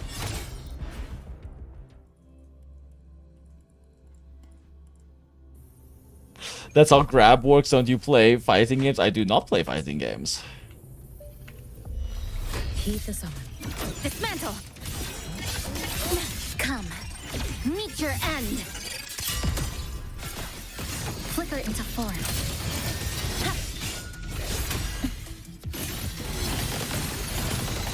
Why are you spreading out?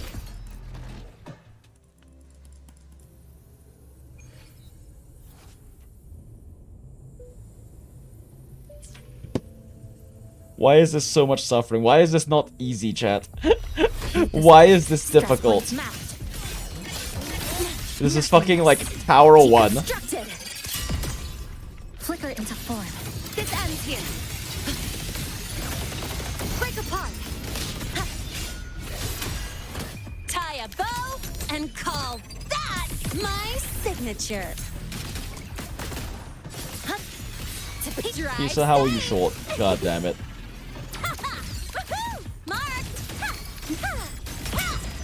You can trust me.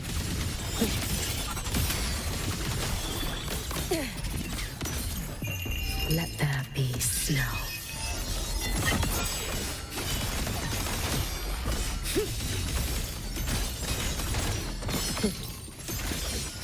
Dissipate. Brittle snow. Fading blue. Follow my moves if you can. Roam above the inferno. I don't think I caught the buff, did I? Gazing at the snow. 27k? Excuse me? A pivotal moment.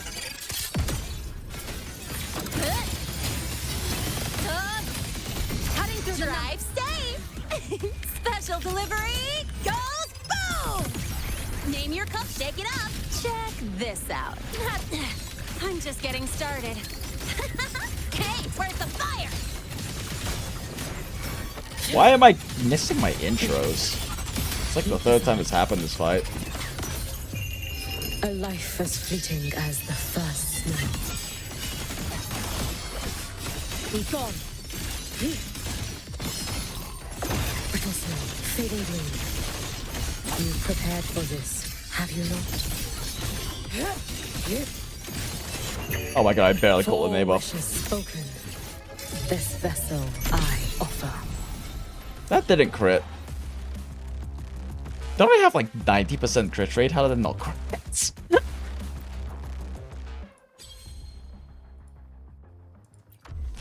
Well, that was physically painful.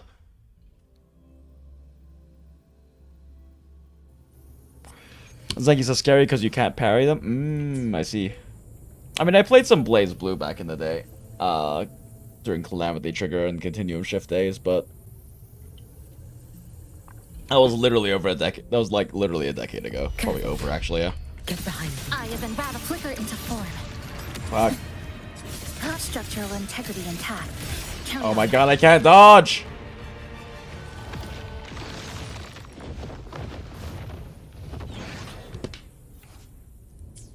I'm skill issuing so hard, chat. To pieces. How am I still missing these dodges? Holy shit. Flicker it come. Meet your end.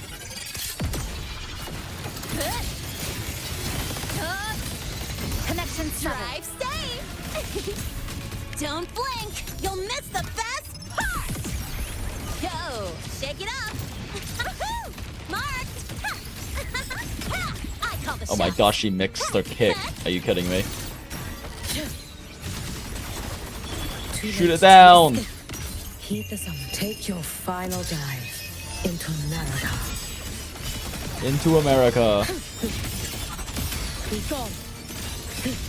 Oh my god, it's still... Those things still shoot out even if you stagger them. Even though... Vanish. May the Sakura incinerate. Burn this self away. That's not even doing 120k. Flicker into form. A pivotal moment. Did Linnea's buff drop?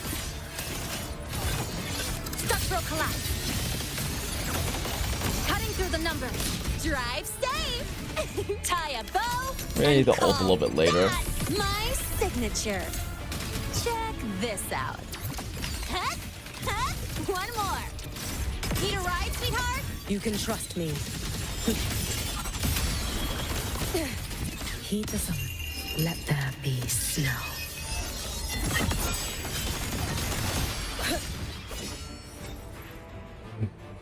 What even just killed it? I don't know. You're skipping in these two like a backup singer. A lot more Lamau. Yeah, no idea who is, I haven't been paying attention to the UK. Uphold, like, I uphold Star Anise, and then left and haven't touched it since.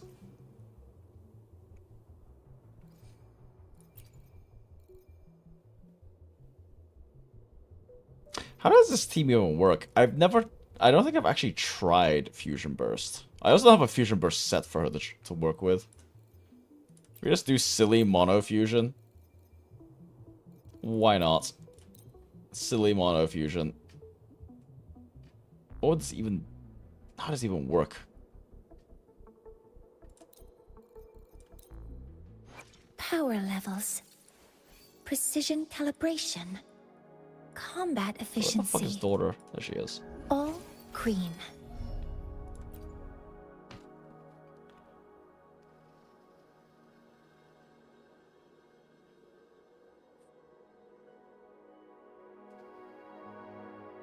They don't have a fusion.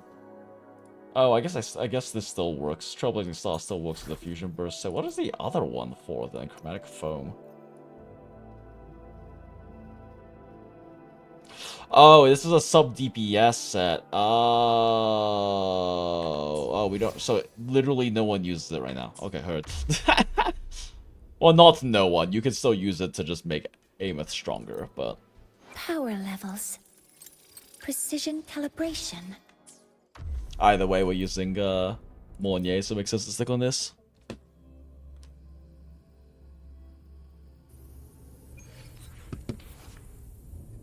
You're the weird one who don't like Opis? I'm not that into Opis either, but... Come on, little one. Hopper modules ready.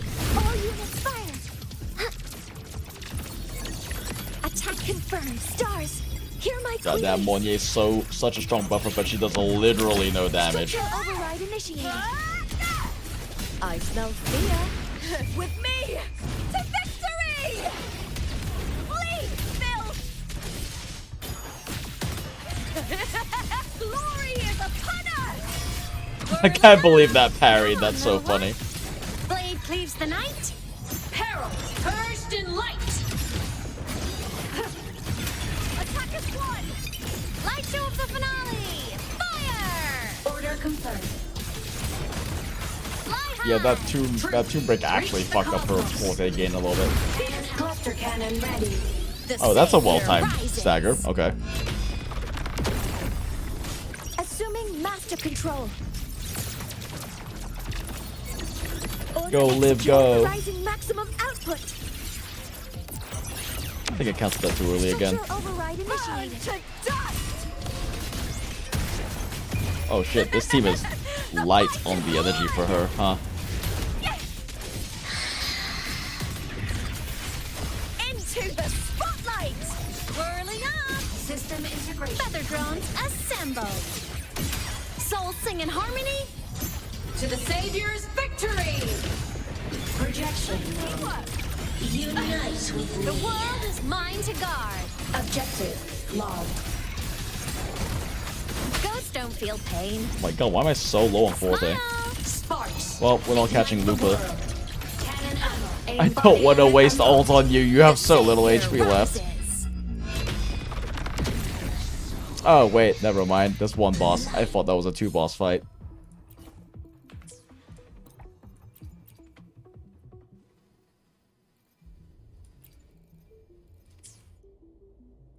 Who's the boss in this fight?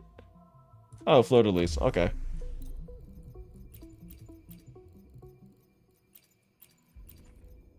We do the funny team.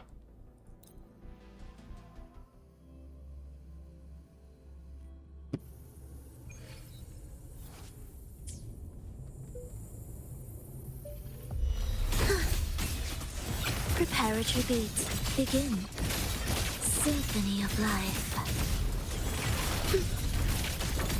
Life or death, no alternative. Chant songs of old. We do the funny double QIUYUAN intro team. Behold, your life is mine to take. Let me I move as the blade. greet my friends. Found you.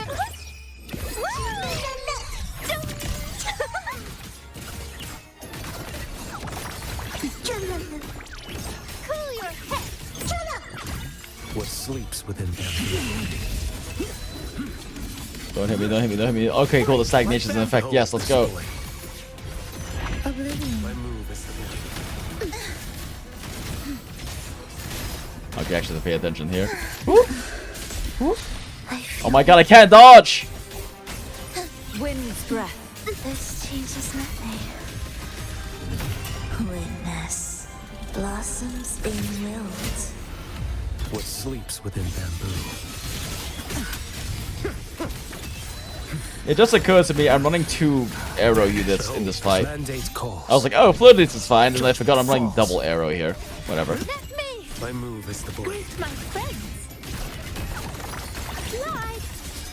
True name. Illuminate.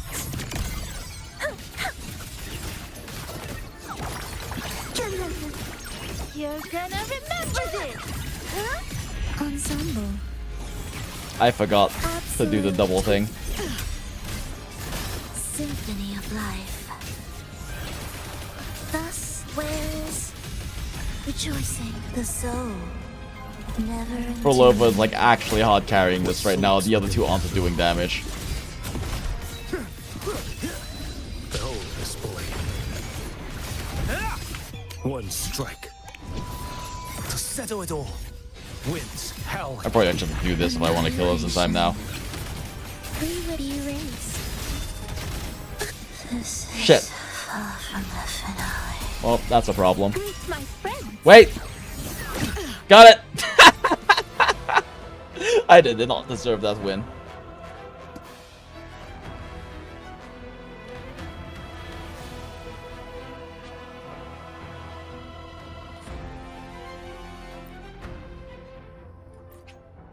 Well, that was very silly.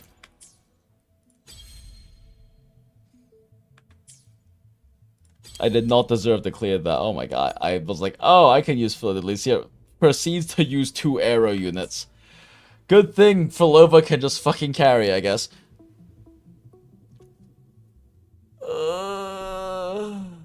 Sugika does so much damage, she's like, I'm afraid she was hitting Fleur-de-Lis, though. She wasn't actually doing that much damage. Because she's arrow resistant. But yeah, she can do significantly more damage if she's not being, you know, dodged constantly, because she's actually hitting things. It's even in the shop. Why can I not use that function?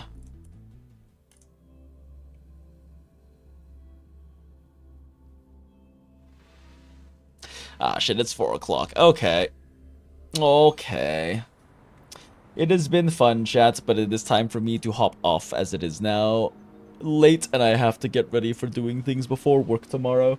So have a great night, everyone. I assume everyone who's in here still is probably in the Discord server, but just in case, if you had a good time tonight and you want to hang out with a bunch of other gacha degenerates, the Discord server, the Goondola To Gacha Hell, is linked in the description of this livestream or VOD if you're watching all the way to the end for some reason, you weirdo. We love Hags here, as well as our beautiful daughter in pixel form. And don't forget to live your most authentic life. Look respectfully and goon from the heart. Okay, bye.